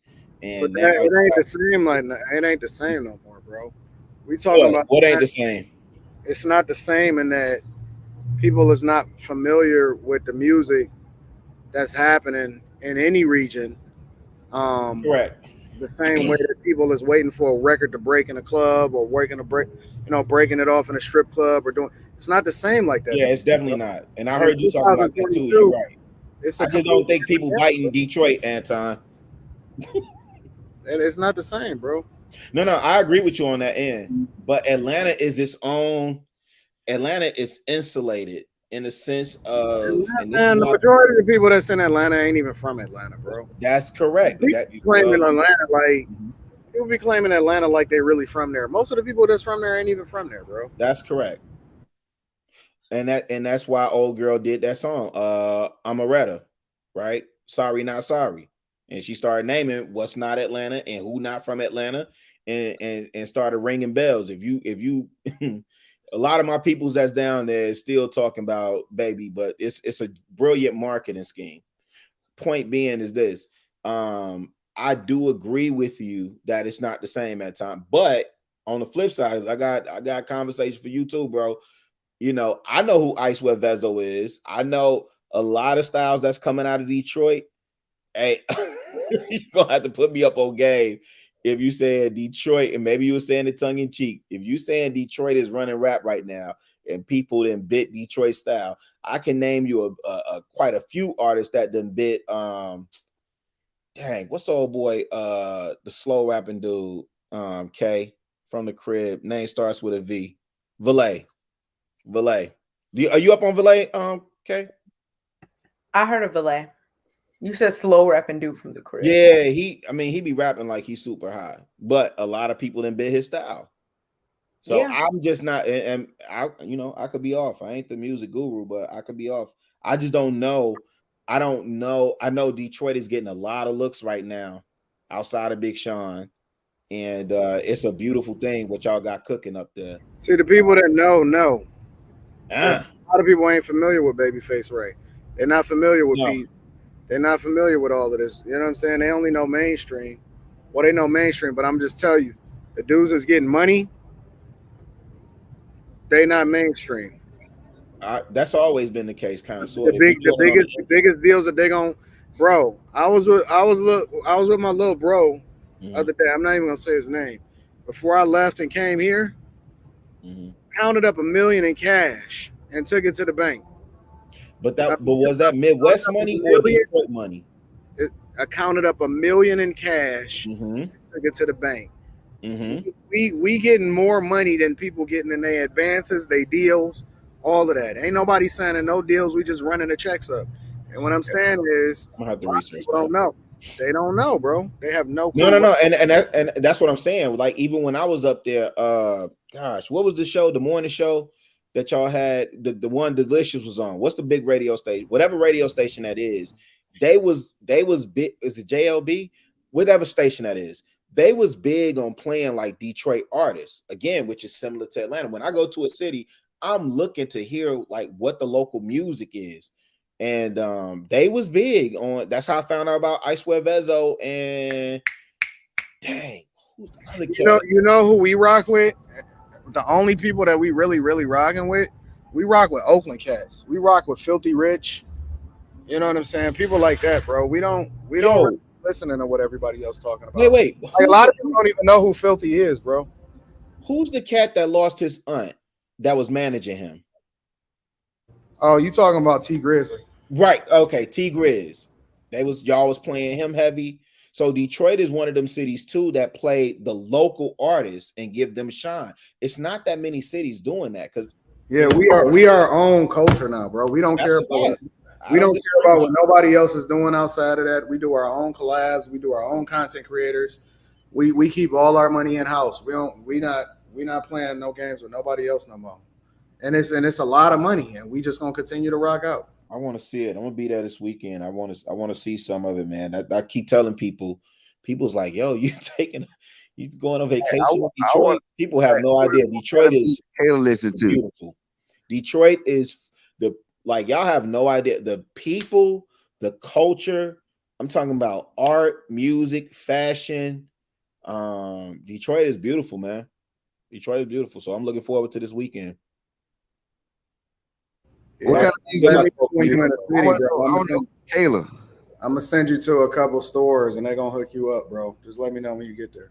Yeah, I'm touching down tomorrow. I'll be in Eastern Market tomorrow, and then Saturday I'm gonna show my little boo thing. I'm gonna show her my version of Detroit, what I learned when I was up there. But I'm definitely hitting Burn Rubber. I definitely hit Puff of Reds. Yep. Go to Detroit is the New Black, and what's your other boy, Tommy, the Detroit versus Everybody? I need a couple more. I gotta go to my other spot and get my Detroit shirts. I gotta get a couple, and I might have to pull out the Maury Gators and Iron Later flavors. You know what I'm talking about? Now go to Detroit is the New Black. My girl Jocelyn is up there. It's right in the middle of everything. Hey, where I can get some buffies from when I go to Detroit? I want some buffies with some Cartier with diamonds all across it. You gotta go to Somerset. I knew he was about to say that. Either you can go to Somerset or you can go to this place in Greenfield Plaza. And wait, Logic. It's called Somerset is Day Phipps Plaza. It's not even Lennox. Somerset is the high end place. They got all the Louis Goose, That's what I'm saying. That's Phipps Plaza. If you want to get it with the diamonds in them and all of that, you got to go to Hutchins. Look, you didn't know who what's his name? Rich Ken. Who? Rich Ken. He made a song. All white Buffy got the hoes want to fuck me in the movie. That's just the culture. Like everybody, like Buffs is the way. Is the wave here. Like that's Anton, where can I go and do the Earl Flynn at? You're on your own on that one, Rilla. You're on your own on that one, buddy. But no, I mean, if you're trying to get like the jewelry, the real jewelry, like you got to go to Hutchins. Hutchins is that's the spot. All right, I'm out of here, y'all. I got to work tomorrow. Oh no, I don't. Q left? Yeah. What the world? Q left? Because y'all talking about shit that y'all didn't let the ladies talk. I want to know what kind of music. Man, I'm sorry. I had to empty. We already know what Courtney listened to, so we can go from there. Yeah, she don't listen, goddamn. Hey, Courtney over there. What would I be without you? No, she be listening. What it is, what it ain't, what it gonna be, what's up, it's good with me. No. She gotta do M Town. No, you gotta do that gangster walk. You gotta do like early 3-6. Nah, Tear the club up. You gotta do the tear the club up 3-6. Look at the face. See? Gotta do 3-6. I do listen to 3-6. I guarantee you, but she got you can though. Well, you can. But I guarantee you, I play some Kids and Rock that'll have a goddamn lit. Man, stop. You don't know nothing about no Kizzy Rock. You don't know nothing about no DJ Smurf. Man, I'm about to fade to black on you, Lodge. That's my shit. You know what I'm saying? I know Kayla. Don't you know about Kids and Rock, Kayla? You know about Kids and Rock, Kayla? What about DJ Smurf? Wait, Kayla, do you know about Sharon Showcase? Kayla. Sharon Showcase. They own Arnell Star. Do you know Arnell Star? Do you know Kilo Ali? Nah, it was Kilo. What the real is talking about? I know. I don't know who. I don't know any of these people. Oh man. Somebody they go platinum. Logic, they go platinum. Logic. No. So listen. Is it Bruiser? You actually proven Anton point. In their region, they actually did go platinum, which is why all the majors came calling from. DJ Smurf became Mr. Collie Park. All of them cats went platinum in their region, which is why, to Jay's point, what she was making earlier about No Limit, the reason why No Limit was able to get that deal with Priority, and then Cash Money following behind them, is because they were going platinum in their region. Wait. Somebody in the chat says 7-7 the Hitman. Cold motivator, hip hop destroyer. The way I survive is like the I came up strong in the tough neighborhood. To better 7-7 boy, you gotta be good, cause I'm a heavyweight fighter on a microphone. I'm sorry. Courtney be on that Camp Creek. Courtney be on Camp Creek. You be on Camp Creek. So we talking about artists. I do We be talking on about Camp artists Creek. that's like Mr. Big or something like that. You know, the one that made that song "Time to Go to Trial" or whatever. Oh, you talking about the last Mr. Big? That's the last Mr. Big. Okay, yeah. So like artists like those, like Rich Boy from Alabama. Yeah, no. We talking about Atlanta, but Mr. Big, he was a legend though. He was a legend in Monkey Town. Man, what you know about Tony Mercedes? Tony Mercedes, who's that? See, man, listen, let me get off y'all live, man. Y'all was cooking tonight. I'm finna drop out. Hey, somebody in the chat said Master P, I got a hookup. Yeah, I'm dipping out, man. I literally just got home from work, and my body is not adjusting to closing. So I am not. Hey, really, you should move out of Chicago, bro. Absolutely not. I'm never moving. Why are you not moving out of Chicago? Man, let me tell you something, Anton. It's way too much money. It's way too much money. It's way too much happening up here. I'm never leaving Chicago again. There's way too much money in Chicago? What? Look at K face. Yeah. There's so many untapped. Anton, don't get me started. Don't do that, man. Hey, where is everybody at right now? You said what, Bruiser? I said, where is everybody located right now? Well, you know where I'm at. So Detroit, right? I'm in Miami right now. Oh, okay. I'm in I stomp over where Kayla like to be at. Well, I'm in Palm Beach County, so I'm not in Miami, but I'm near. It's it's money everywhere. What you talking about? No, bro? you're right, but I ain't leaving again, bro. I done lived in 2 other states now. Nah, I'm not leaving Chicago again, man. You not leaving Chicago? Nah. You on south side? Wow. Look at Anton. Anton just got disgusted. Bro. Well, let me ask you this way, Anton. If I left Chicago, where should I go? You got to go to Florida, bro. You thinking taxes and what else? Bro, it's so much money down here, bro. It's so much money. It's money in Indiana. No. Yeah, but it's a lot of money in Florida, and we're a red state, and we don't have a state tax. There's a lot of benefits. Chicago is a blue city. Illinois is a red state. But what you don't understand is that the money is where people. Yes, it is, Kay. The Chicago, the money is where people is networking and really getting together, bro. Chicago don't have that type of culture, bro. Not like they do in other cities, man. Illinois is a blue. The DMV was where the money was at. When you walk outside, like if you go to LA, for example, like they got high taxes and all Illinois that. is blue. Illinois is blue. Very blue. If you go outside in LA, it ain't no way that you can't get money in LA. All you got to do is go outside, bro. Woo, no. Real talk. No, seriously. In LA, you said? In LA, people are making a I mass could do that same exodus. thing. What you talking about? I could do that same thing in Atlanta. Well, people are moving away from LA. Yeah, They're I coming to agree, but they're Nashville. moving away from. I'm not talking about as far as the cost of living there. I'm just No, he's talking talking about business being deals. able to expand your circle and your network by going outside and participating on what's going on out here. It's a lot more opportunity as far as kicking it with people that's going in the direction that they want to go in a lot of these other cities. And I'm telling you, Chicago. I'm disagreeing with that. Man, listen, let me tell you something. All these cats that's what do they call it? The reverse migration. I don't know what they call it, Nikkei. It's this reverse migration back to the South.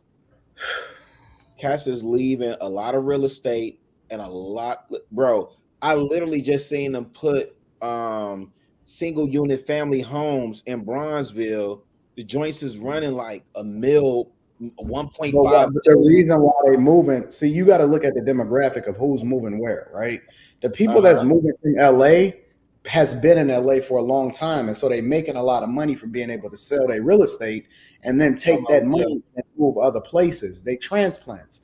It's different from what I'm talking about getting money in LA. I know a lot of people that live in LA that don't live in LA.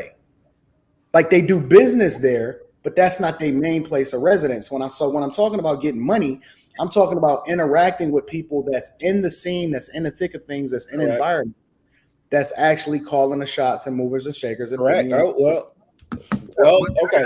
I got a question on the back end, bro. That's a different conversation. I'm gonna hit you on the back end because you got a point there. I got a question though. Why black people don't like to? Why we always gotta follow the trends? We gotta follow other people. Like, I mean, I'd have been in some. You got to come back on camera for that conversation, Logic. You talking about you? Let's not do this whole like us. Remember, we don't all represent one another. Remember? Okay, I'm just saying most of black people will move to cities that's trendy, and I'm just saying outside of that, it's some pretty cool cities you can go to.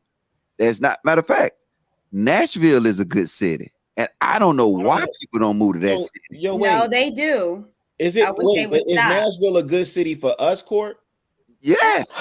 Yes. I have been trying to tell y'all that there's a Black Wall Street here. That there's a whole community full of I remember the IGs. Of all the house, the whole community is all Black. Yeah. I remember that. It's not, but Courtney, it's not like that though. Like Nashville is not like it's the country music capital of the world. No, Nashville's not Atlanta. Yeah, what I'm saying it's the country music capital, and then even on the Christian side with the GMAs, it's the CCM capital. But So my point is cheap real estate and its opportunities. Well, no, it's not cheap real estate. No, the real estate is not cheap. The real estate is not cheap here at all. Maybe he means cheaper. Cheap. It's definitely not cheap. There's no real estate in any major city that's cheap. Look, how you gonna tell me about my city? I can get I'm just saying. I live here. But and guess what? And I used to go over there all the time too. I lived in Huntsville. I'm from Nashville. Okay. Is that where they filmed Huntsville, Alabama? The recent Love and Marriage? The houses here where I live at now compared to Nashville, it's pennies. Well, when you move up, go up north, it's going to cost. The cost of living is. That's what I'm saying. It's cheaper. It's a cheaper cost of living than up north. But I think that most people are going to these cities. When people move and go certain places, they're not going because the city itself. They go on a lot of times because of the opportunity and the job that they get to do there. So they got to have a reason to move there. You know what I'm saying? Instead of just saying, "Hey, yo, I think Nashville. Yeah. City does Well, I'll say this: Nashville, economically here is good as far as with jobs. Our culture is beautiful. So if you want to, there's a black scene, but we all kind of get together. So we have cities. You have black side, white side, but we kind of join all together. I mean, the Titans are huge. I mean, we're big hockey fans, so I go to Predators games. The music, so the music period. Anywhere that you go is going to be music. You can go to Target and you'll see someone on a guitar, and it's not all just country music. I mean, it's bluesy. So it's soul that's in Nashville. So a lot of people, I think, when they come are really, stay to enjoy the city. They're surprised. And I lived in Atlanta and I came back home and I love it. Yeah, I gotta definitely stay off Broadway when I go to Nashville. Well, that's downtown. That's bar city. All bars on Broadway. But it's music. And we still have the Southern hospitality. Yeah, most of the time when I go to Nashville, I stay at the Gaylord Opryland. That's the best hotel I've ever stayed. Wait, Anton. I ain't heard you talk about your favorite spot to go to in the South. You done switched over to Miami. You did Houston and all this other stuff. I ain't heard you talk about Biloxi in a minute. Oh, I love Biloxi. Yeah, but you ain't been there in a minute. Yeah, that's just because he don't gamble no more. I'm busy with regard to my daughter and taking care of business. I love Biloxi. I think that Biloxi, Mississippi. I go to places that's unconventional. You know what I'm saying? I go to a lot of different places in addition to the major cities because I want to see everything and everywhere. So it's a little different for me. I feel like in Atlanta, like you're central, you can fly anywhere. It's like the second biggest airport. So it's like, I don't know. I think it's not worth it. Atlanta has a lot of benefits. It's not worth it because it's so saturated. Like my whole point was saying that you can go somewhere else and then you can actually create things that you won't actually set. You know what I'm saying? It's like supply and demand. If you go to Atlanta and you wanted to be a barber or you want to go and open up a clothing line, you got to fight with all these other different people and different entities when you can go to like a Nashville and then you'll have more opportunity there. You know what I'm saying? I mean, I love Nashville besides that bridge, walking up that damn bridge and shit. The walking bridge? Yeah, but I love the vibes and shit. Like I was getting drunk on a little party bus. As a matter of fact, I was on the back of a tractor. When I tell you, we have a party bus, that's a tractor. Yeah, we get drunk. We drunk. I forgot how much we paid, but me and my sister and my brother-in-law, we got drunk on, and the tractor was riding us around the downtown. It was cool, good food, good everything, beautiful houses, and then come on, Logic. Oh, come on now. When I was in Huntsville, that's why I used to go party at. Yeah, because Huntsville's not that far. But the thing is about Nashville, we say we're mid-South because we're in the middle of everything. I'm 3.5 hours away from Atlanta, 5 hours away from Chicago. 80 some miles from Huntsville. Yeah, we're close to, so it's easy as far as travel. We have an international airport here, so you can fly out anywhere as well, too. So, but we're the mid-South. We're right in the middle of everything. Yeah, and most of the guys that worked at NASA with me, they used to live in Nashville and drive to Huntsville every day. I couldn't do that, but you know what I'm saying? They did it. But you know what I'm saying? Atlanta because when I go to Atlanta, they be showing up for me. They be showing me love in Atlanta, bro. Oh, yeah, but Atlanta it's saturated. Like if you are a true business person and you got ideas, Atlanta is saturated. You know what I'm saying? I can name plenty of cities. I can't co-sign I agree with you, Logic. No, listen. I agree with you. It's politics and network. Businesses are still springing out of Atlanta. We just seen Slutty Vegan pop off, and that's in the last couple years. It's listen. Here's the thing. Fan base is based in Atlanta. If you a hustler, you can get it anywhere. You can get it anywhere. But if you're talking about quality of life and I'm the type of person that like to live, work, and play all in the same area. So for me, something like a Miami makes sense. Or if I'm even move outside of that, if I want to be a little bit more civil and domestic, then I'm gonna go over to Tampa. You know what I'm saying? But I think that Florida is a spot for me. So let me just say this. You ever been to Florida is you where ever been to it's at. Phoenix? Who? Phoenix, Arizona. Arizona? Yeah. It's too Phoenix damn is hot dope. in Arizona. That's a big city, bro. No, Yeah, Phoenix is no, dope. it is Scottsdale is dope. But the thing about Phoenix is that it don't gotta. It's black people, but it don't have the presence of black people there. You know what I'm saying? Like I was living in Chandler, Arizona, and I had to drive all the way to Scottsdale to get my hair cut. You know what I'm saying? It's not that. When I go to Atlanta, I can hit 5 dope barbershops, you know what I'm saying, within a 5-mile radius on the west side. Facts. So I mean, Atlanta's just saturated. And then I'm gonna tell you another dope town. You ever been to Albuquerque, New Mexico? Wait, when you say saturated though, Lyle, you got to break that down because me and you was having a conversation, and for me, you know, I'm particular about making sure my dollar circulates in my community, right? Yeah. With it, K left the word.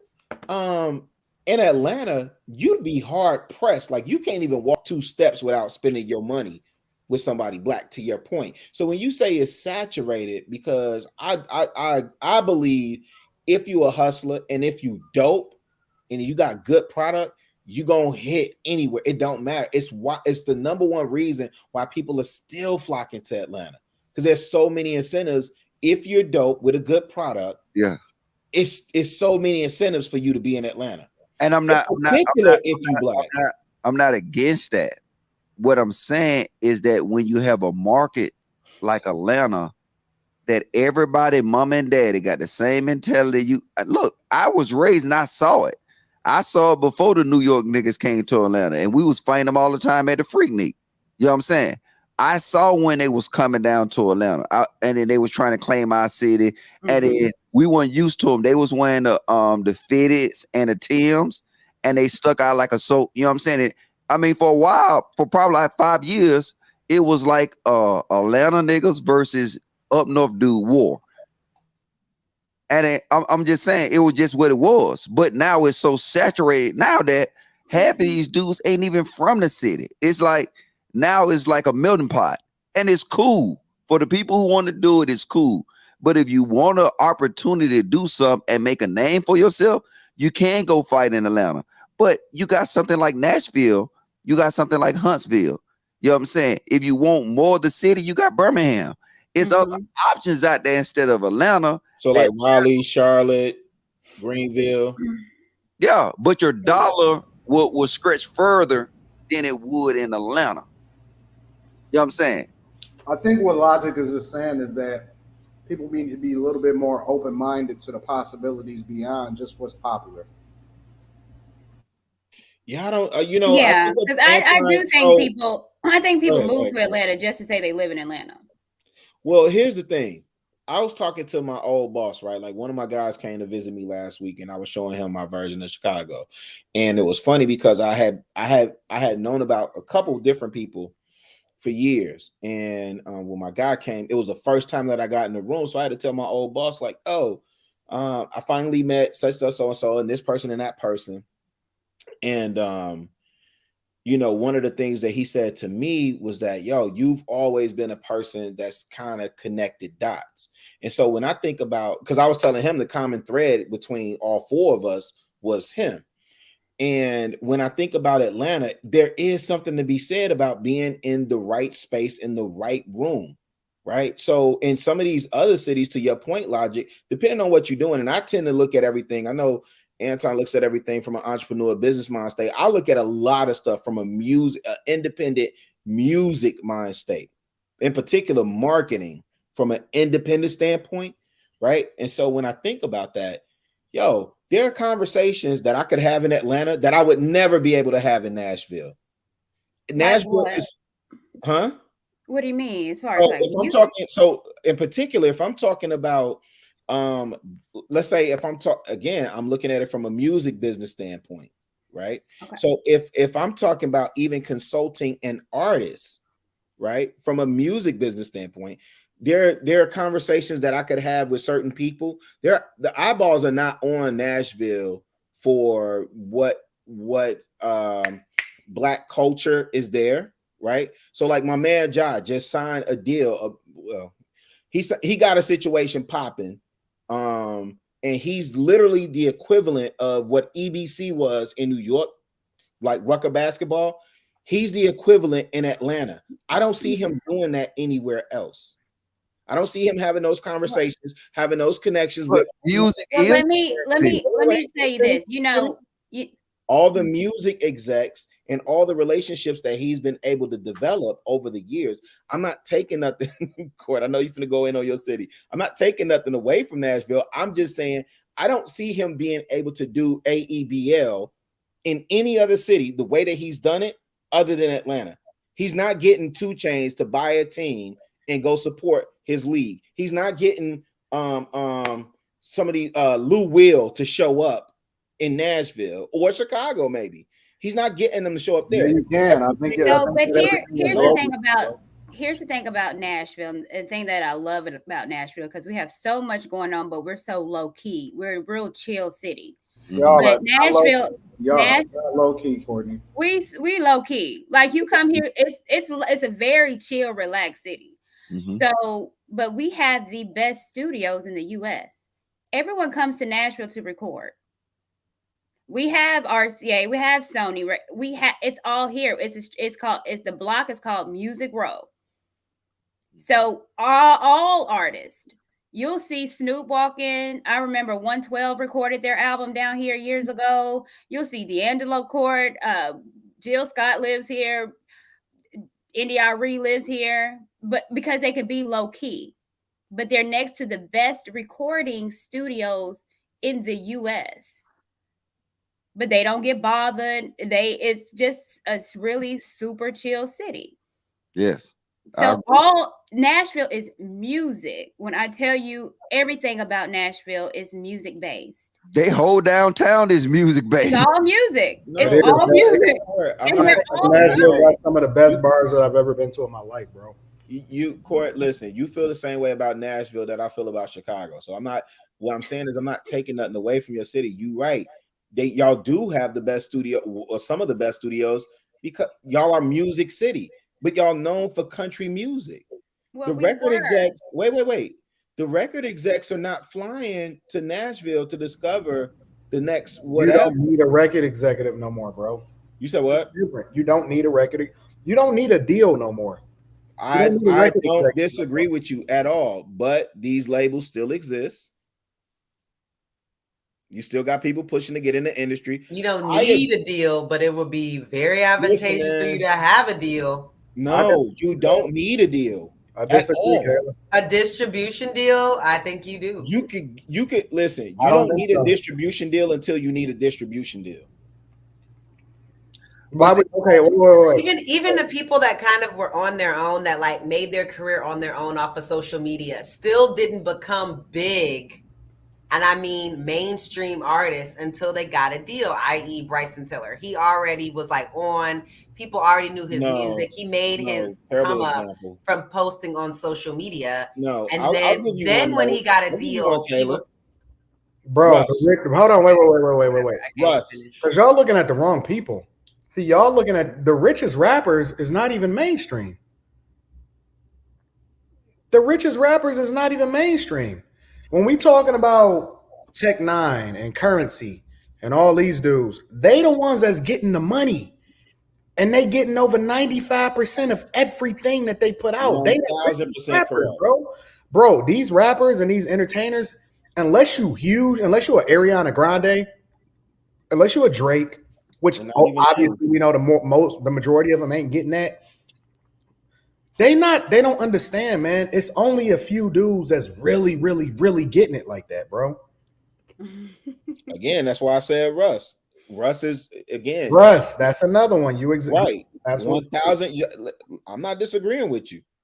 The indie scene is where I won't even say the group name, but their manager, I literally told them like, yo, fam, Y'all do not. They signed a deal with Jive. They had so many people who had their hands in the pot. They ended up upside down on the deal and lost more than anything else. Oh, everybody dropping out? Oh, y'all dropping? I'm about to go.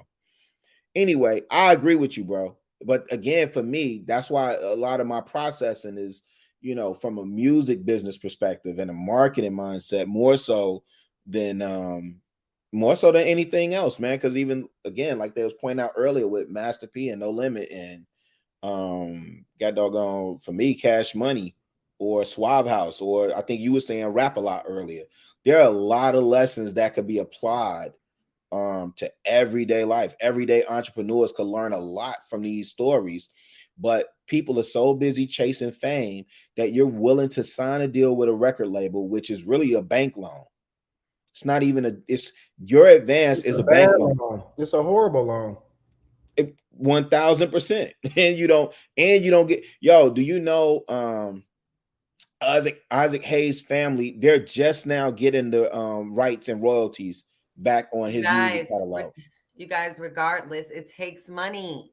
And if you don't have the money, you need a deal. Name somebody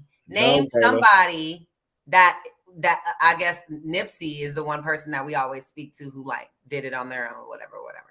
But name someone that's big that did that.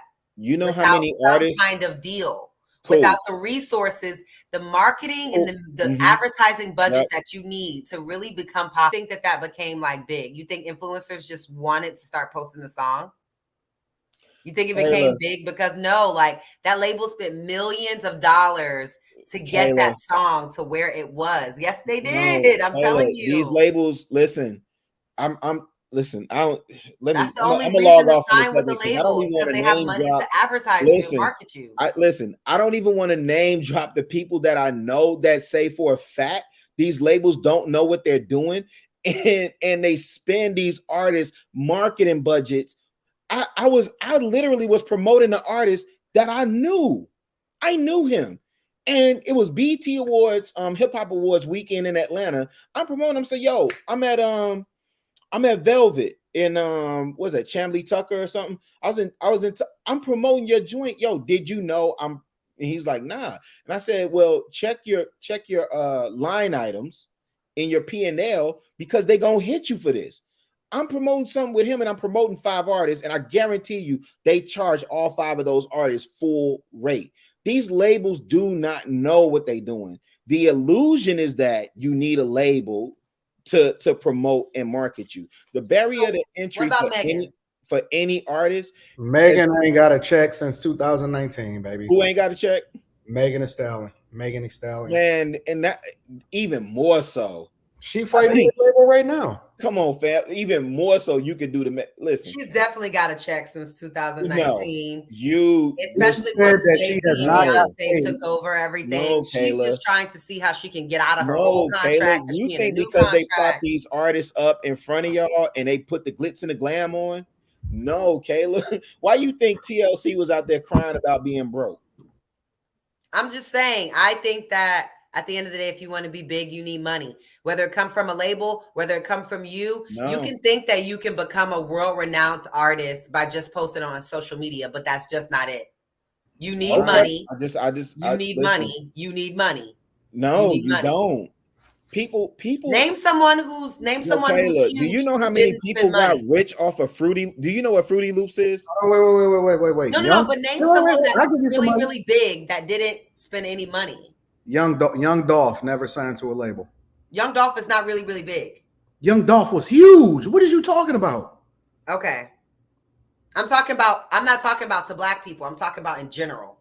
Oh, so you talking about like who do you think was buying his albums?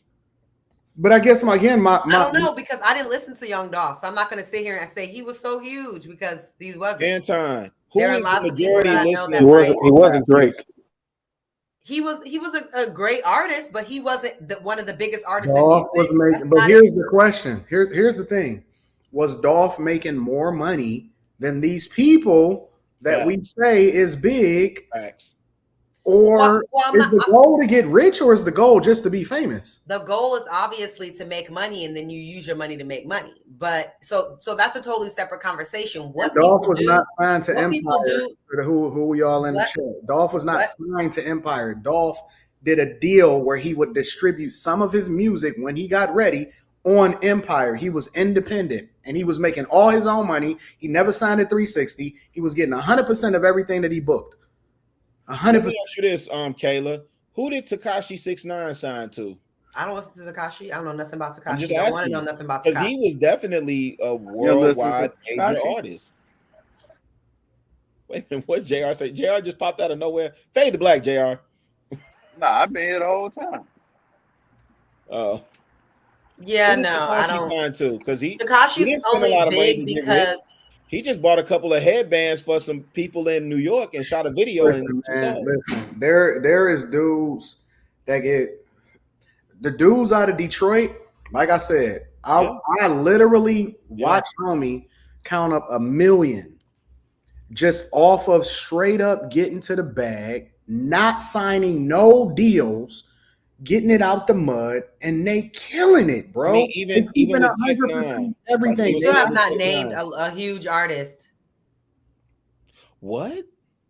But here's the thing, Kayla. It's Name about a who the huge loser artist is. that got it out the mud and didn't Yo, sign Kayla, a do deal. you know the success? Didn't take money from wait. anyone, whether Do it you was know how many? investors. Do you know how many people? Do you know how many artists are signed to a label each year? Are y'all gonna name someone? Wait, hold on, Kayla, because I just named Dolph.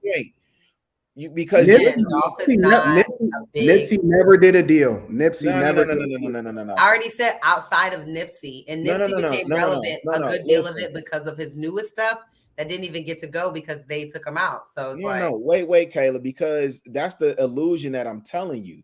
You think because they prop these people up in front of you and say that, look, they're rich, they're famous, they're wearing Dolce & Gabbana, they're wearing Givenchy, they're in these videos, they got a bust down Rolly. You think that's success. On the back end, you know how many artists come back that? I never said that. Talking about they had to recoup it out of my budget. They recouped my budget. I didn't recoup on record sales or ticket sales because now it's a 360 deal. And what me and Anton is saying, you don't need a label. You don't need a label to hit. You don't need it at all, bro. You need money. Bro, I'm about to sign my own artist, bro. I'm about to start money. I'm about to start a record. You don't need money. Oh, Kayla. Because your engineer that's helping you make your music, they gonna work for free. And the people that's doing your videos, they gonna work for free. And the people that all the clothes you wear and all the I'm just saying it's not like how you think it is. All the promotion that you're doing, all that's just gonna be free. No, Kayla. Okay, let me ask you this. It's okay, not. Cool. I hear you. Cool. Do you know how many shorties are hitting with these? So how you think Bryson? Okay. Bryson Tiller, how long do you think that what's the name? How long do you think that was popping on SoundCloud before Don't was popping on SoundCloud for 2 years before Timberland got a hold to it. Before he got offered a deal. Yes, I was following it before then, way before he was big or famous. So the point being is about quality product. He still didn't need a label then. That's my point. Right, but he did though in order to what is JR doing? Be as big as he was. What I'm saying is that he was big to us, his personal fans, already on SoundCloud, but he wasn't to anyone else until he signed that deal and they started rolling him out nationally. I'm telling you. Okay, let me ask you this, Kayla. Other than that, nobody even knew about him. From you, when he came out, people act like they heard from him the first time when I had known about him for years. Because again, nobody was spending money to roll him out. Who's the artist that you're saying needed a record deal and ended up better as a result of taking a record deal? Multiple artists. I would say. Give me one. Artists that like if they didn't do the deals that they did, I don't know if they would be where they are today. I could say people like Drake. I could say people like Nicki. I could say lots of artists that if they didn't sign the deals that they did at the time that they did, I don't think that they would be the international stars that they are. No. Who did Nicki start off with, Kayla? I just don't think that. I'm not talking about where she started. I'm talking about the people that catapulted you to. She started with stardom. That's what I'm talking about. Not where you started in your career. Who catapulted you? Okay. So then let me ask you this: how many artists do these record labels sign each year? I don't work there. So. 300. Out of those 300, since they need their money, right? They need these artists, these 300 artists need the record label's money to be catapulted to superstardom. How many of those end up being tax write-offs? Again, Versus, these so are again, business questions in a business I'm not a part of. I know, and that's what I'm trying to tell you the whole time. You don't need a record label. You don't. Again, y'all still haven't told me of anyone that has shot to stardom without one. Tell me one person. I've been asking for like 15 minutes. I literally y'all told me Dolph is not an international star. Russ. Dolph is not an international star. Dolph is not an international city of Atlanta. Hold on, Rilla, hold on. What Kayla is missing is that I'm not talking about fame. I'm talking about money. And currency is getting more money than some of these people that's saying that they got international fame. So what you're saying is that Dolph had more money than Nicki and Drake? No, Dolph does not have. Okay, because I didn't think so. Okay, so what are you saying? Hold on. I'm not arguing. Deals that were catapulted to international stars versus someone that didn't sign a deal. They both have way more money. I got something for you. I will tell you that Tech Nine got more money than Nicki. What? Who is that? Tech Nine has more money than Nicki Minaj. Who is Tech Nine? That's a fact. Exactly. That's my point. You don't even know who he is because the dude has never signed a deal. He's 100%. He's been around longer than Nicki, though. He's 100%. He's 100% independent. Has always been, and get way more money than more than all of your international people that you can name. Yes, you need gets to look money him from up. Where? He does his own thing. He got his own fan base. He do his own numbers. Tech Nine is huge. Wait. He's been in the game for like 15, 20 years, though. Doesn't matter. He been getting money the whole time. So he owns his publishing. He make more money. He gets his ticket sales. He gets his merch. So he gets where all have of that. y'all read that he made? Like, where y'all reading his money? You need to do your research because you don't know. His pockets. I just want to know where y'all reading Go his money. Go to Forbes. Go to Forbes and look up like the top 20 or the top whatever rappers. You look up their incomes. Right, they publish it. Forbes publishes it every year. The dude that did his name is something Greenberg. The dude that wrote the Jay-Z book and all this other stuff, he does it every year where he does this top 20 list. Tech Nine is always up there. And I hear you, Bruiser, that he's been in the game longer than Nicki. It has no bearing on nothing. The fact that he's able to negotiate deals and get major sponsorships, whether it's through touring or whether it's leveraging that money to support his album, like, you know, writing, producing. Tech Nine makes more money than almost every single rapper in the game, bro. That's a fact. And if the goal is to get famous or is the goal to get rich, bro? And that's the part people keep missing. They confuse. I think the goal is to get rich. But you don't get to determine what people's goals are. They do is for their lives. Everyone's goal is different. Some people want to be the biggest rapper alive, and that's their focus. They want to be like everybody's. Hold on, wait, hold on, Rilla. Some people are actually artists. They care about their art. How come you never hear these independent artists like the Currencies and the Tech Nines ever complaining about money? But you always hear about these big stars that's famous, that's broke. They always complaining about their label. They always complaining about their masters. They're always complaining about ownership. They always complaining about everything. You don't hear that from independent artists. You don't hear that from the Gucci's. You don't hear that from the Dolphs. You didn't hear that from Nipsey. You didn't hear that from none of them dudes. Them dudes was getting way more money than all of these dudes, and they don't complain. What does fame mean if you can't actually capitalize off of it financially and everything that you do? You got to split it with somebody because they in your pockets. But again, I don't feel like a lot of people Chance the Rapper, Kayla. They are. Chance the Rapper. Chance the Rapper. It wasn't for those labels. I don't believe it. The Rapper. Chance the Rapper, Kayla. What about him? You was asking about somebody that got major stardom. You talking about a Grammy winner. Independent. Out the mud.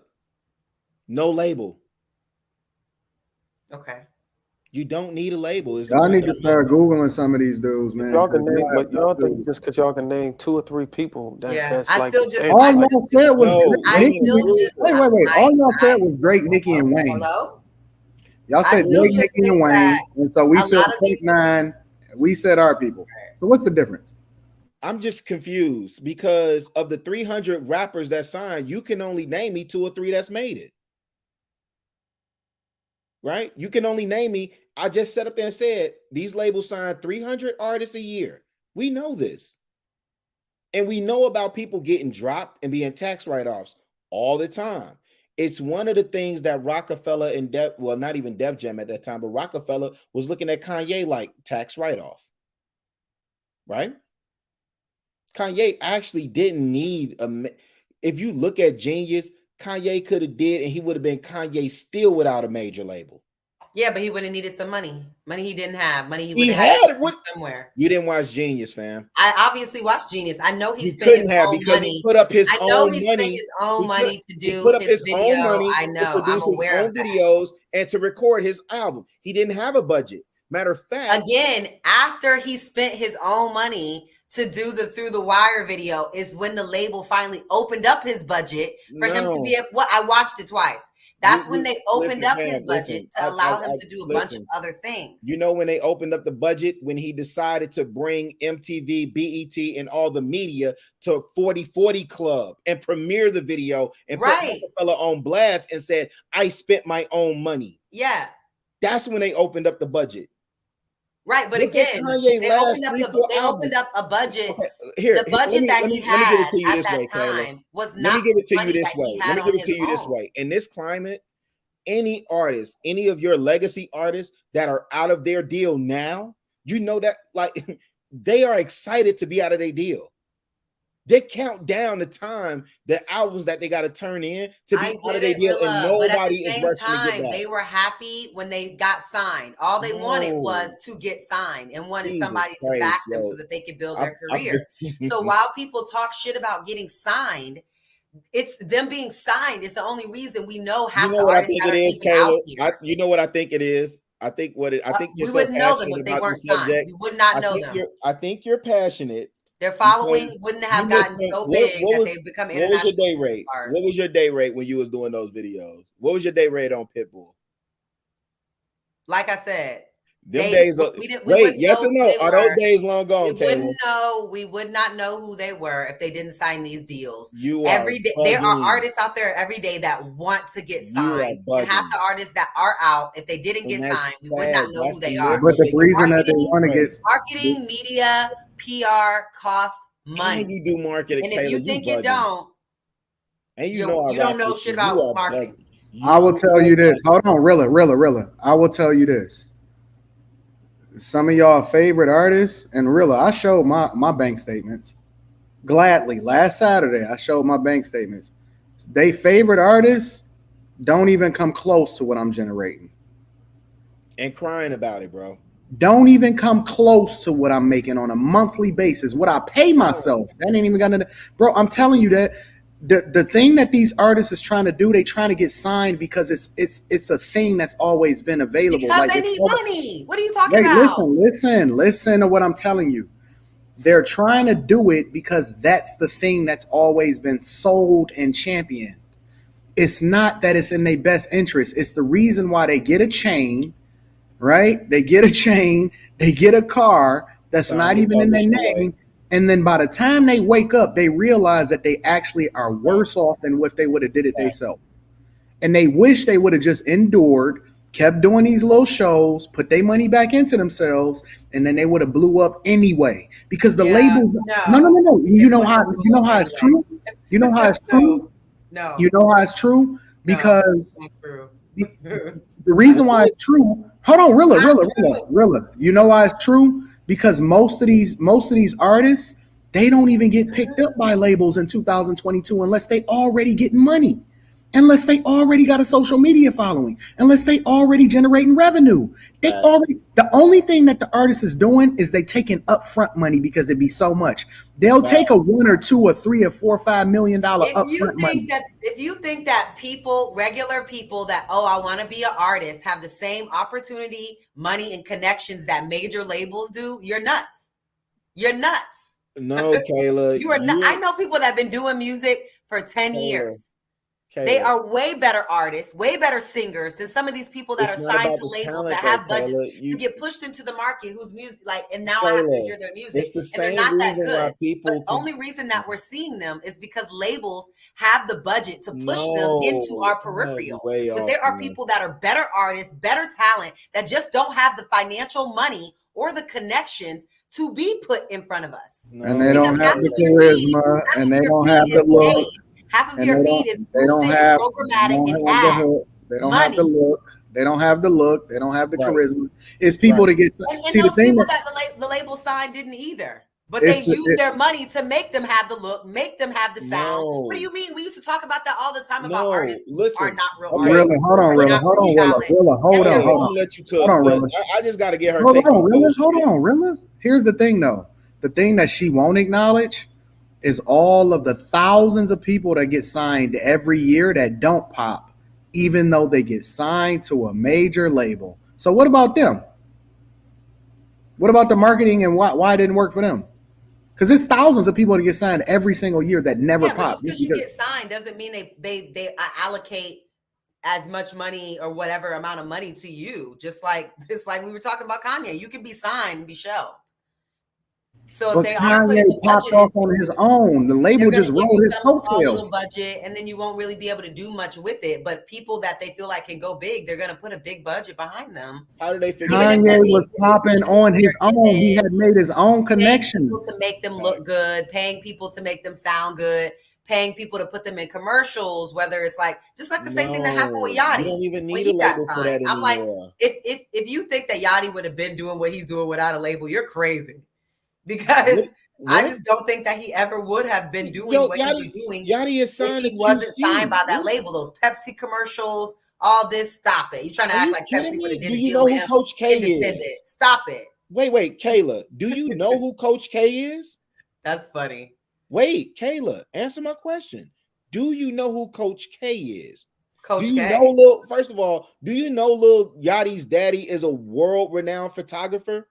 If he is, then why did Yachty sound a 360? If this is world-renowned photographer and he has the money and the connections, then why did he signed to QC? He signed to QC management. He signed to Coach K management. That had nothing to do with a label per se. No, actually, Yachty, I watched the whole interview where Yachty talked about his deal. And talk basically. Yachty could. I hope you're not talking about everyday struggle because he couldn't even describe the terms of his deal. He didn't even know what was in his. Wait a minute. Are you telling me? Hold on. Let me just summarize it. Everyday struggle. Let me summarize this. Are you saying that artists in 2022 still need labels? Some artists do, yes. Okay, man. I love y'all. I'm dipping out. I'm gonna chop with y'all in a minute, man. For real, I literally got to go to bed. I'm headed to your city, Antana. I'm making that drive. I ain't super rich, so we ain't making that 45-minute flight. But Kayla, well, man, you are in the street, so it's not like you got to make a long drive. No. I listen, bro. I enjoy driving. I got my playlist set. We shooting straight down 94. I am looking forward. I'm hitting cornbread, beans and cornbread, and I'm hitting sweet potato sensation. Yeah, bro. Enjoy, bro. I'm hitting that, and I'm hitting Green Dot Stable. So, and I'm trying to find a record shop, Paramita, and a couple other record shops up there. So I'm gonna tell your city. You know what's so funny? It's still grown artists today that's still big and praying. Never made no money, bro. Never made. None of these dudes was making money, man. Yep. It's crazy. Yep. I'm gonna tap in with you tomorrow, man, to see where else I need to be. I ain't leaving till Sunday, but yeah, that music conversation, I could go on for days about that, man. And listen, any young blood that's out there, you doing your music, you doing your thing, your fam, focus on your fan base. You do not need a label until you need a label. You do not. Oh, now you don't need a label until you need a label. Did you hear what I said? Do you know what that means? What happened to you don't need a label at all? Do you know now what that you don't means? Need a label till you need a label. Wait, Kayla. Do you know what that means? It's opposite of what you said, so I don't really It's care. not opposite. It is. For it, really? You don't need a label. That's the point. So why you just saying you don't need a label? You need a label. You like, Kayla, Really, you gotta explain it, bro. You got to stick to your point. Either you don't need a label or you do need a label. Here you go, Kayla. The barrier to entry, right? When you talk about DSPs, the same way that you could do a podcast and you could just go to Anchor and just drop it, there's so many different ways that you can put out quality music if you're that dope of an artist. And there's so many ways that you can build your audience that you don't need a label to do it. Anton just told you the label's not even checking for you unless you got a buzz. And what I said from the beginning was that let me tell you this. You need money. That's what I said from the beginning. You don't, but that's the point. What? How are you even making music without money? Where are you? What studio are you going to record music for free? What beats are you getting for free? You do know the majority. Mixing and mastering. Are you familiar with Fruity Loops? Do you know what Fruity Loops? About? Do you know just what like Kanye said? People think that he gonna make them beats for free. Do you know? Rilla, you got to stop arguing. You got to let her talk. Do you know what Fruity Loops is? Explain the fact that the majority of artists don't even go to studios no more, bro. They don't. They recording right now. They don't even go to studios no more, bro. They put some padding up in a closet, get a mic, and put the little shield covering that y'all use. I don't know all the technical terms. No, they just grab their laptop, they get a mic, and then they cook, bro. And they record. What are we talking? And then they book shows. Do you know how many artists are booking $50,000? Yo, Saba. My gosh, Kay was just talking about him earlier. Do you know Saba is on a European tour right now? Young kid from the west side of Chicago, getting money, touring. You don't even know about them. These artists, if these artists is letting these labels fleece them out of their money by actually booking studio time still in 2022. Come on, and double charge your studio. Y'all need better management. It's not just about the studio time, though. That's one part of it. It's about the mixing and the mastering. It's about the beats. It's about the features. It's not just about the studio. But you obviously still all that equipment to set up a studio in your house still costs money. I don't know why y'all out here trying to convince artists that they can become artists without money. No. Nobody said it didn't cost money. What you're trying to convince us of, what you're trying to convince us of, no, Kayla. Yes, what you're trying to convince us that artists need money and you need record connection. label money. That's different. This dude right here. You need money and connection. This dude right here, young boy, west side of Chicago, did a performance at Champs when they opened their new store on State Street. How much you think he got paid to do that with Champs? He's touring for 3 months over in Europe. How much you think he getting paid per show? He put out vinyl. It sold out. They repressed it. You can go on vinylmeplease.com and try and reorder it. It sold out again, right? You don't need a label. When he tours and he sells merch, he sells his You do need money and connections, though. You don't need a label. Okay, you need money and connections. No, if people got money and connections. Most people ain't even got no money to pay their goddamn bills. No, let alone money to produce records that are actually good, mix and master, or that have actual. Let me say this to these young bloods that loves creating music. Honestly, focus on your fan base. You do not need the money that Kayla is saying you need. I'm not saying you don't need money. You invest that money in yourself. You invest in your studio, this, that, and the third, whatever people. And y'all are way smarter with this internet stuff, right? So y'all know how to get in front of your audience and present your music and stop spamming folk with your links. Like, just do dope music and do what you need to do, right? But the thing of it is, Kayla, they do spam folks. Like, some artists they spam folk, and I don't like all those links in my inbox because I'm not listening to your music. I'm way out of the game from that perspective, right? But you don't need the label in the way that you think you need a label, Kayla. You can hire Wendy Day from Rap Coalition. You can hire her as your attorney. You can hire Shay Lawson, an entertainment attorney. You can hire her. She has the same connects. You don't need a label. You don't. I'm sorry, Kayla. You don't.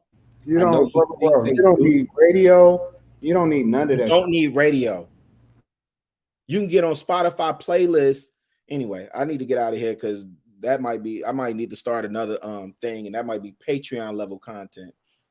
What artists could do to get on. You don't need radio. Terrestrial radio as we know it is dead. You can get on playlists. But the main thing artists need to be focused on is that connection to your audience. You need to be focused on telling your story. That is why artists like Saba, No Name, Smino, Joey Perk, all these different artists, all the artists that Anton was naming out of Detroit. That's why these artists are hitting regionally and they killing it. They killing it. And guess what, Kayla?